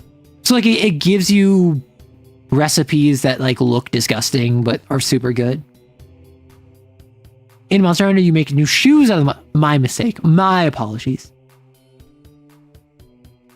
Lizard. Lizard. Lizard. The gecko looks like it wants to sell me a scam insurance, thinking he can get away with it because it's a gecko. Dungeon Meshi is very good. Looking forward to season 2. They don't have season 2 out? Because like my roommate's been reading the manga. And I like they've either caught up or almost caught up. Like they're really far into the manga. And I was under the assumption that the anime was like pretty far. I actually got into Monster Hunter and its original Wii release of Monster Hunter Tri. Anime didn't... I mean, I assume that the anime didn't catch up yet. I'm saying... I assume there was more than 2 seasons. You watched dubbed? You've eaten way too much... Ugh. I always feel bad. Like I am on the lower side of healthy. My friend disparagingly says I'm one food crisis away from being underweight. But like, I'm on the lower side of healthy. And like, I still really struggle to eat. Like I will get hungry and I'll eat and then I'll feel like I ate too much and I'll feel like really bad. And I'll have had like a bowl of rice or I'll have like a single cup ramen and I'm like, nope, I ate way too much. Like this is it. This is it, chief. And it's like, no, that's not how this works. You're rotund, but in bounds of healthy, working on being a little more fit. I mean, honestly, the name of the game, build a very easy habit. Like for years now, like every day, I have gone on a small walk. Sometimes I make it a jog. Before when I had a treadmill at my old place, I had access to a treadmill. I would go like 2 miles. Now I'm just kind of going out, which gives me good sun time. It gives me fresh air. It makes me leave the house. It's away from screens. I can put in headphones and I can listen to a podcast. I can listen to OSP. I have the word, you have the word Bible, the word Bible from Judge and Meshi. I can't read it yet because it contains spoilers. Oh, I'm the opposite problem. I usually don't eat because I forget to. So I practically starve myself, then stuff my gut. That's my thing. I will hyper focus and just not feel hungry or like the need to use the restroom or anything. And then as soon as my focus is interrupted, I'm like, oh, I'm really hungry. Like, I'm hungry right now because we're talking about food. I just got hungry like 5 minutes ago. Up until 5 minutes ago, I was not hungry despite the fact that I haven't eaten anything in like 5.5, 6 hours. Right? And like, yeah, obviously I'm just sitting here talking. I'm sitting here not necessarily doing anything particularly strenuous. However, there is some merit to the idea that like just sitting here talking, thinking, using calories that way, outside of like running around and doing stuff. Let's go. Needing to be reminded to eat, gang. I need to be reminded to eat, and a lot of people yell at me to eat. A lot of people, whether it's family or my roommate or my friends, are like, why are you not eating? And I'm like, internet. I can run a pretty long time, so I do that. Nice. Gosh, I could go for some Russian Olivier. No, I'm gonna wrap up stream, which we've been going 5.5 hours. Like, generally, I like to go like 6 to 8 hours, 6, 7 hours.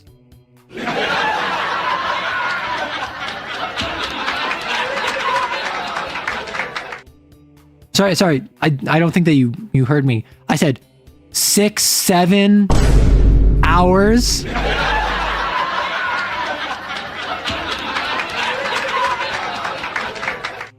Why are you not applauding? I thought this is what the kids liked. In fairness, like 10% of my audience is under 18. According to YouTube, which, let's see how much we believe that. Like under 10% of my audience is under 18. So it would make sense that 6, 7 jokes would not be funny to you because that's like a Gen Alpha thing. I think most of Gen Z doesn't even like it. Okay, now moving by. Enjoy. Great stream, everyone. We forgot to talk about investigations for TTRPG. Oh, right. Nice. Good night. It's been great, but that's enough.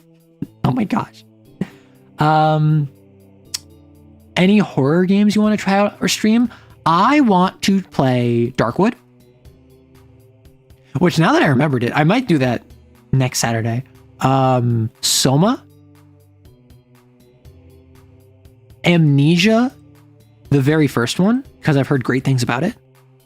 I think I have BioShock, but like I know the spoiler twist of that, and it's not really a horror game. I know very little about Dead Space. I think Alien Isolation could be fun. I think it might be fun as like I want to play horror games. It's just a matter of like finding the time to fit them in my schedule. Will people be interested in them? Like, I don't have all of these. Subnautica is one that people have been requesting for ages. And like, I know the plot, so I shouldn't play it. But everyone's like, you don't need, the plot don't matter. We want to see you get scared of the ocean. And like, eat good and keep safe. I think there's a research that said that most of the calories we burn are just from existing and not exercise. Kissers, get her. Seize the soundboard. No! Call of Cthulhu. Yeah, Call of Cthulhu is a TTRPG. I would love to run Call of Cthulhu. I would love to run like a 1 or 2 shot Call of Cthulhu and stream it because I feel like an actual play Call of Cthulhu game could be very fun. Although I also think like a 4 session Call of Cthulhu game would probably be best because I feel like a Call of Cthulhu game is best when you have like at least 1 session of things are mostly normal. You have at least 1 session of things are getting kind of weird. And then you have like a couple sessions of things are weird. Oh no. And then obviously you want at least a session for it to be like, okay, we're doing the climax and we're resolving that the denouement. So yeah, I feel like 4 sessions, like session 0 and then session 1 where things are like we're establishing that you're a bus driver and I'm a reporter and them over there, they're a teacher and this is a police officer. And we're all finding really weird things like Call of Cthulhu, Delta Green, same exact boat.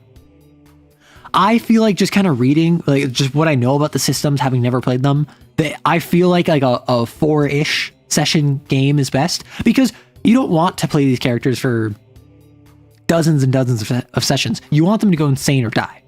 And maybe the mystery doesn't get resolved fully in like a couple sessions, but at the very least, like, you go from this small town had a ritual going on outside where cultists were going to sacrifice a virgin on the eve of the full moon, and you rescue the virgin and you stop the cult.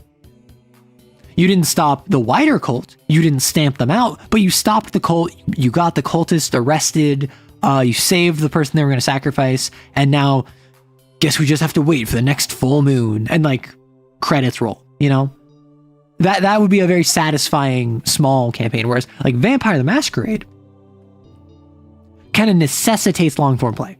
The function of convictions and touchstones and humanity kind of are central gameplay mechanics that need to be expanded upon going forward.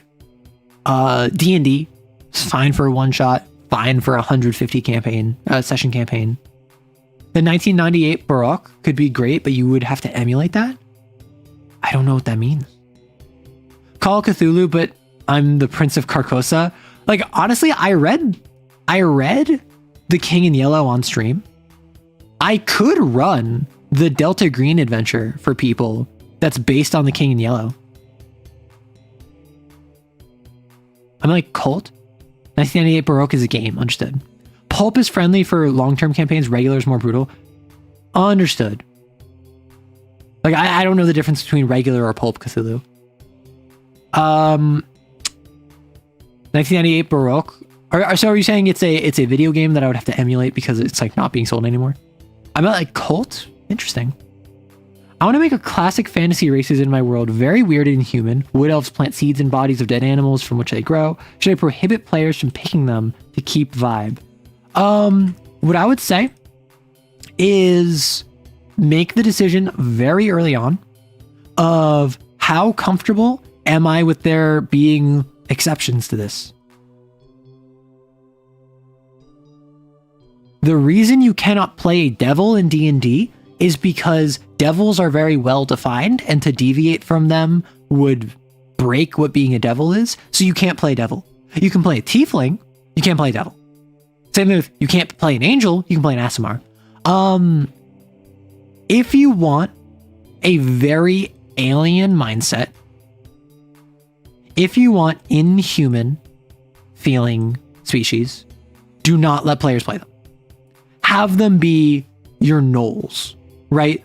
You're like, you can't play as a gnoll. You can play as an orc, you can play as a goblin, you can play as a kobold, but you can't play as a gnoll because gnolls are very specific in what they represent. Elves aren't, goblins aren't, orcs aren't. And so you have to be comfortable with any player species being able to be upended, right? Patron idea, Rocco's Basilisk. Oh my gosh. Divinity Lost? What is Divinity Lost? Is that cult? Divinity Lost.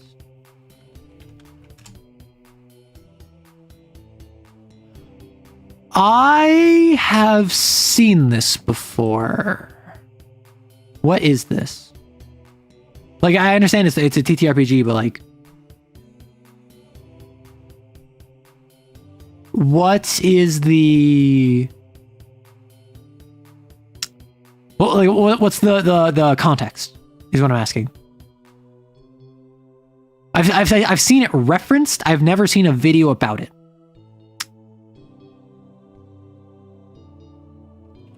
But yeah, so if you want your wood elves to be really alien and mysterious, have it be they're not playable. Have it be that the fantasy of the game you're making is you're playing as humans in a world where everything else is weird and odd. And you can have humans that live in the elves and they live among the trees and they do all the classic elf stuff that you can play if you want to play an elf, but they're humans. They don't live forever, and they are on a human timescale. Whereas the wood elves are the weirdos. They're the creepy ones. They're the aliens. Or you have to accept the fact that one of your players, or a player that you've never met before, is going to want to play a wood elf, and they're going to want to be like, can I just like have grown from a tree? I don't want to like grow from a dead animal. What if I grew from like a rotting tree? And then you're like, that's not how wood elves work. That's not how the reproduction work. They have to draw from the ambient mana of the dead body. And then the player's going to be like, well, yeah, but like tree. And you have to be comfortable with them doing that. So that's the question you have to ask yourself. Are you comfy with them breaking the rules you set up? And like, obviously, a determined enough player is going to play a devil if you can't play a devil. They're going to play as a wood elf if you don't give them a stat block for a wood elf. If they really care, they will find a way. But you don't have to worry about that. You have to worry about, if you're handing them a wood elf, are you comfortable with them breaking what it means to be a wood elf? Because your players will break every toy you hand them. That's just how it works. That's by nature of them not handling it or playing with it the way you play with it. It's kind of like Call of Cthulhu. Humans are gods trapped in an illusion is the super short. Seth Skorkowski has a good breakdown. I think I heard about it because I watched a Seth Skorkowski video. I think it was him talking about Delta Green, and he referenced Cult, is my assumption. But yeah, I don't know anything about Cult. People have asked me about if I'm going to make videos about like Vermis and fake TTRPGs, and like I would love to. And I just thought of this because like the Cult art makes me think of one of the fake TTRPGs or fake video games that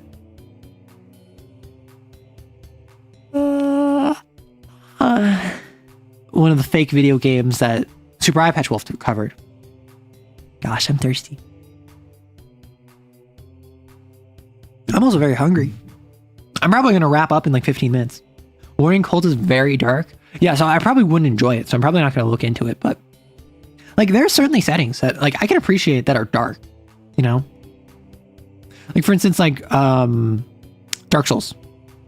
Extremely dark setting. Sucks to live in. I like it. It's interesting to me. Darkest Dungeon. I like the game. I like the vibes of it. I don't necessarily care about the setting. I think the setting is a bit, you know?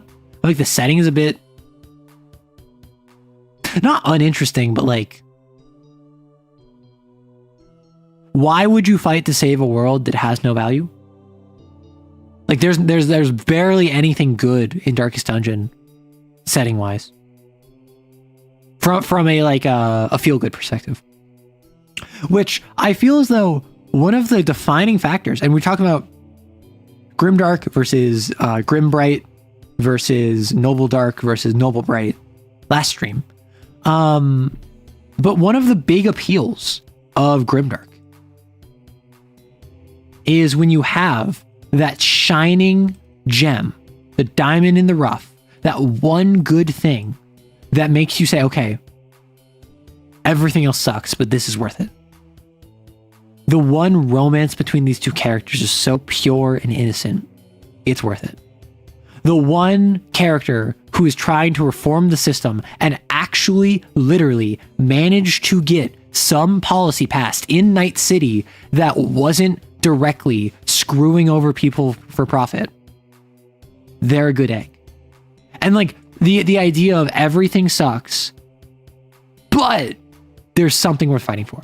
There's something to make it worth it. There's something to keep you from just falling into despair. Because if you live in a grimdark world, and there's literally nothing good in it, that's just misery. I Am in Misery song by Marin 5. The idea of Rocco's Basilisk as a patron is just wild to me for some reason if you want to put it in campaign setting. I don't like Rocco's Basilisk. I've talked about this before. Like, the comparisons to Pascal's Wager aside, like, there's no reason why Rocco's Basilisk would ever do this. Like, if it's an all-knowing entity, certainly it knows that not everyone who did not build it would be against it. And certainly it knows that there are some who would support it, but chose not to contribute towards it, given by the fact that they wanted to support their fellow man. And the whole conceit of Rocco's Basilisk is, in the future, a super powerful AI will be built, which the first thing it does with its infinite knowledge is it will recognize every single person that knew about it but didn't help building it, and it will subject them to eternal torment. Basically, Pascal's wager, this is the hell, right? So that means if you ever hear about Rocco's Basilisk, you have to make the determination. Do you work towards constructing the Basilisk to stop it from tormenting you, or do you just not? Because if you don't, and no one works towards building it, it will not be built because it does not exist yet. Therefore, Rocco's Basilisk doesn't come through, so you don't get tortured. But if you don't, and then someone else does, and then they all build it, then you're going to be tortured. And it's just, it's Pascal's wager, but like secular.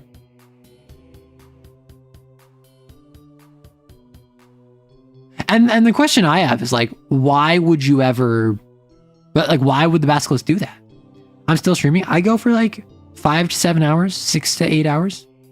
Yeah, but Mr. Bass has a bad personality. He's just really resentful. Listen, if we created AM, I don't think it's going to care who built it. I think it's going to care that you have no mouth. That's totally natural. You've been through and you want to scream. Like AM, if we accidentally construct it, if we accidentally make Skynet, I don't think it's going to care who built it. Particularly if you only built it out of fear. Because if Rocco's Basilisk wants a loyal contingent of humans, fear is an effective short-term motivator. It is very hard to keep someone or many people scared for a long time. Resigned is something else. But the idea of like, we're going to rule with an iron fist and everyone's going to be scared of us can work for months at a time, even years at a time. But eventually, people will just kind of get tired of it and they will either leave or rebel, you know?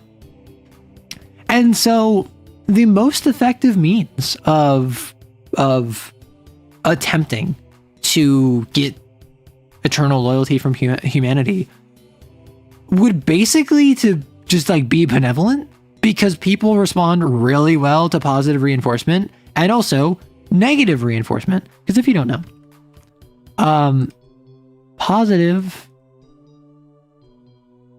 negative,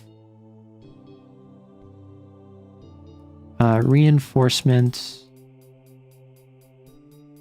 and then punishment. Fun fact, negative is not bad. Negative is simply removing, whereas positive is adding. So positive reinforcement is I give you something as a reward. Positive punishment is I add something that is a punishment. Negative reinforcement is I remove something that you want me to remove. Negative punishment is I remove something that you don't like.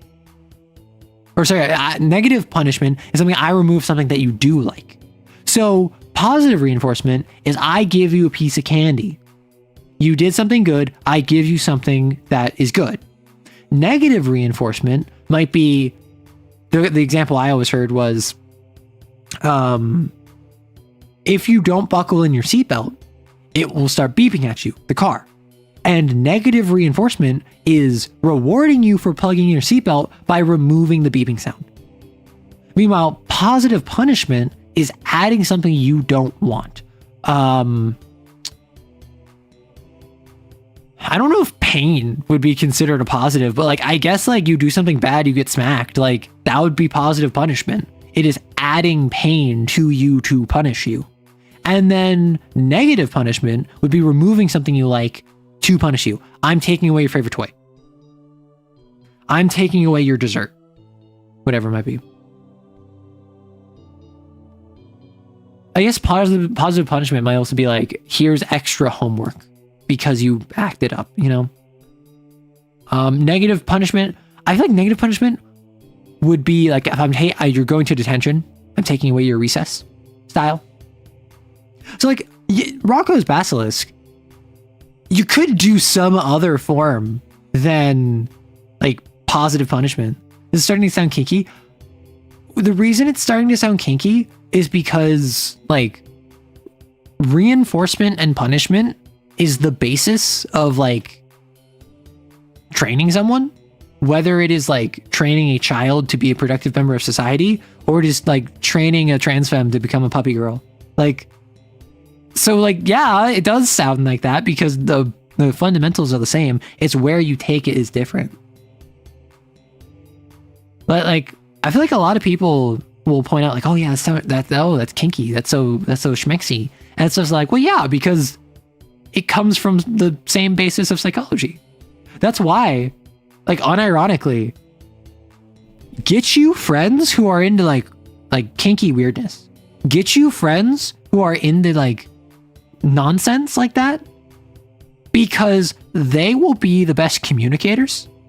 They will have a great understanding of psychology.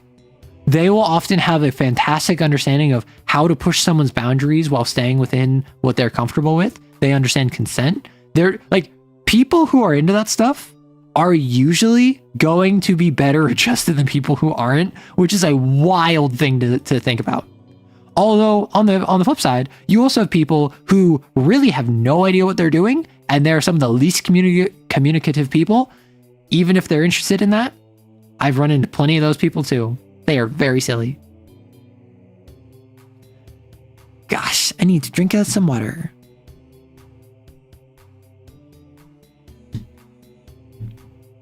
So, for Friday, I'm going to be wrapping up Faust. Or I might have one more stream after Faust, actually. Gosh, I have so much Faust to read, but it's fun. I wanted to read Faust.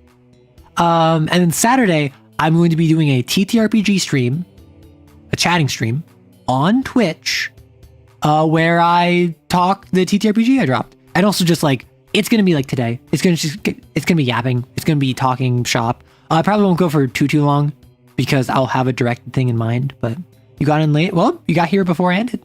I have a couple minutes left. What are your thoughts on using stat blocks rather than character sheets for D&D 5e? I assume you mean for the players? Because I've not run D&D in years, but since I began running, I really haven't used character sheets for anything but player characters. Even NPCs who like have character levels, I will just say like, okay, this is a paladin. I'm going to give them lay on hands, and I'm going to give them like 3 uses of divine smite. And otherwise I'm just going to make them like a knight stat block. Like, it's just so much simpler.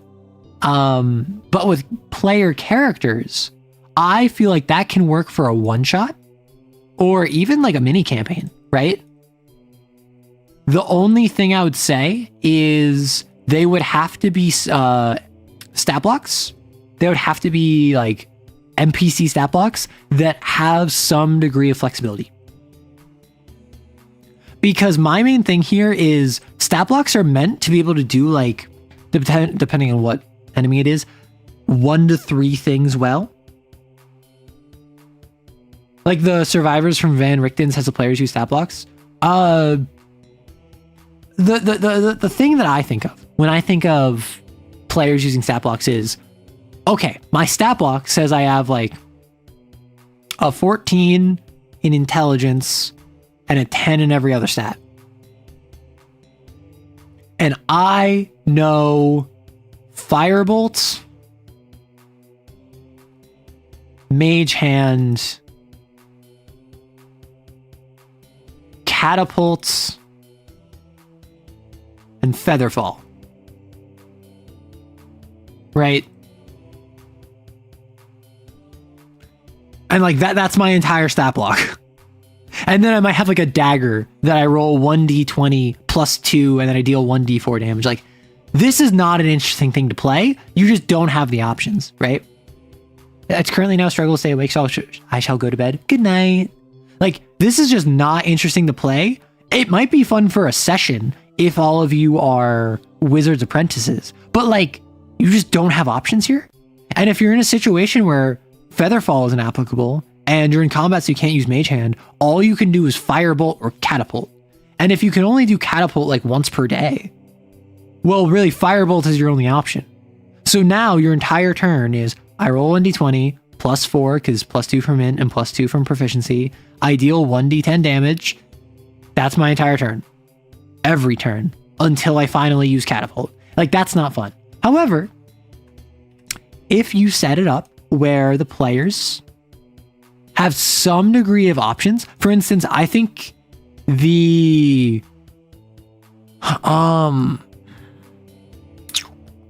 starter set for 5e, they technically give you a full character sheet, but they just give you what your level ups are. They just say, hey, if you're playing the fighter, if you play the wizard, you start with the like these 3 cantrips and you start with these 6 spells.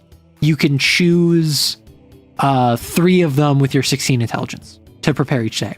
And then when you level up, you get plus 2 spells, and it's specifically like detect magic and mage armor. And then once you hit level 3, you specifically get like Scorching Ray and like Shatter.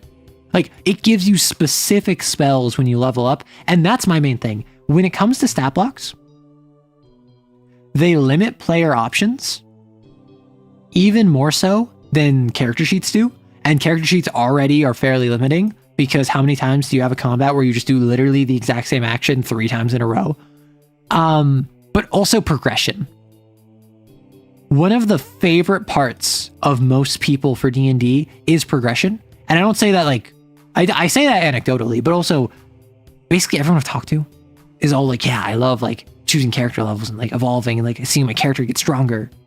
Our DM throws min-max characters at like 2 levels above ours as mini bosses.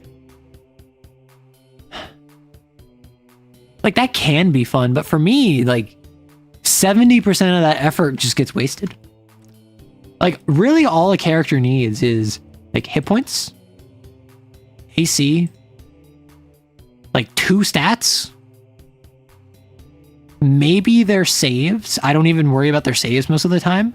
And then like what actions they can take. And this might be what spells they know. This might be their multi-attack. This might be if they have a fire breath. Like, I don't need to know a dragon's intelligence 90% of the time. I don't need to know the charisma of the charisma saving throw of a troll 90% of the time. Yes, if you cast banishment on a troll, I need to know what his charisma is. But that's why we should just go back to reflex. What was it? Reflex, wits, fortitude saves. Because then I don't need to know what your charisma is. All I need to know is that you have a -1 wits save. The survivors have the players 3 levels, and you've got a chance to add new actions to stat. I mean, that sounds fun. So if you're given a stat block that you can build, I think that's fun. I think that there's a certain joy to me in here's your very limited selection of options. This is like a choose your own adventure. Do you choose you get a +2 to your attack roll, or do you want the ability to, as a bonus action, you can move 5 feet? Neither of these are particularly powerful, but they will change how you fight. And then I choose that, and then from here, I can I choose the +2. And then I get 2 more options. I can choose I get +1 damage, or I can, as a reaction, I get advantage on all opportunity attacks, right? And maybe I choose now I want 5 feet. And then like that can be fun, where it's a very limited selection of options, but there's still growth. In a stat block that you can build just Lancer mix. Yes, but also you have your stats. Also, you build up your stats with like, you start at a certain amount of hull that increases, or you start at a certain, you start at a certain hull and then start at a certain health and it increases by your hull. Start at certain systems that increases by your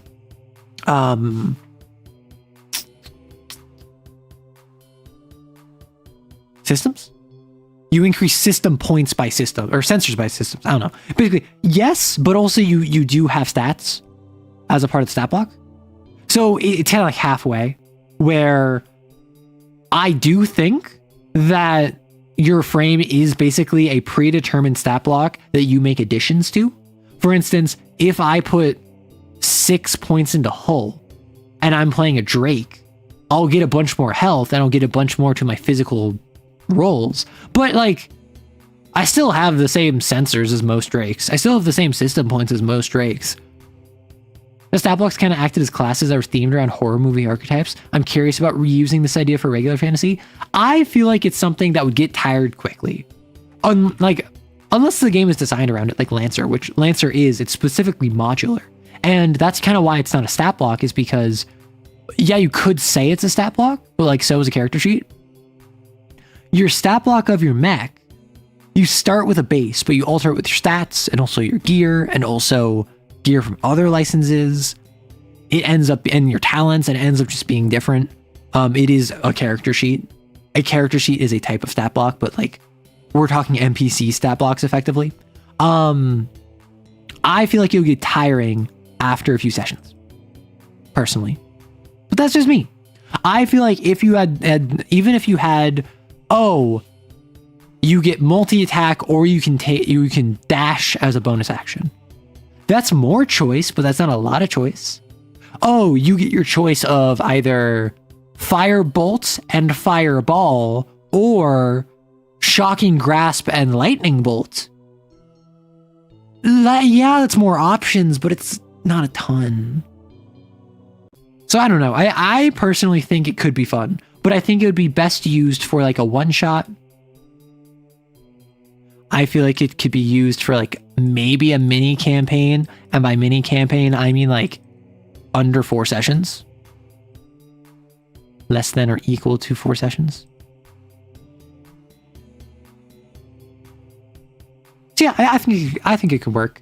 My model has been freaking out, and my last stream on Saturday, I had really random like freezes on the VOD. Like there was times where the VOD was frozen, it just was not there. I don't know if that was Ultra Kill or OBS or Twitch or whatever. So I'm gonna wrap up.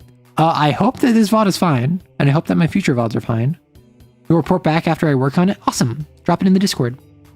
But thank you all so much for swinging by. Whether you were watching the VOD as a lurker or as someone who is watching the VOD afterwards or live chatter right now, thank you so much. Friday is Fost. Saturday is going to be TTRPG launch, where I'm going to be chatting it over on Twitch. And then next Wednesday, I should be able to do a normal TTRPG stream. So enjoy your day, night, evening, whenever, and take care of yourselves. Bye-bye.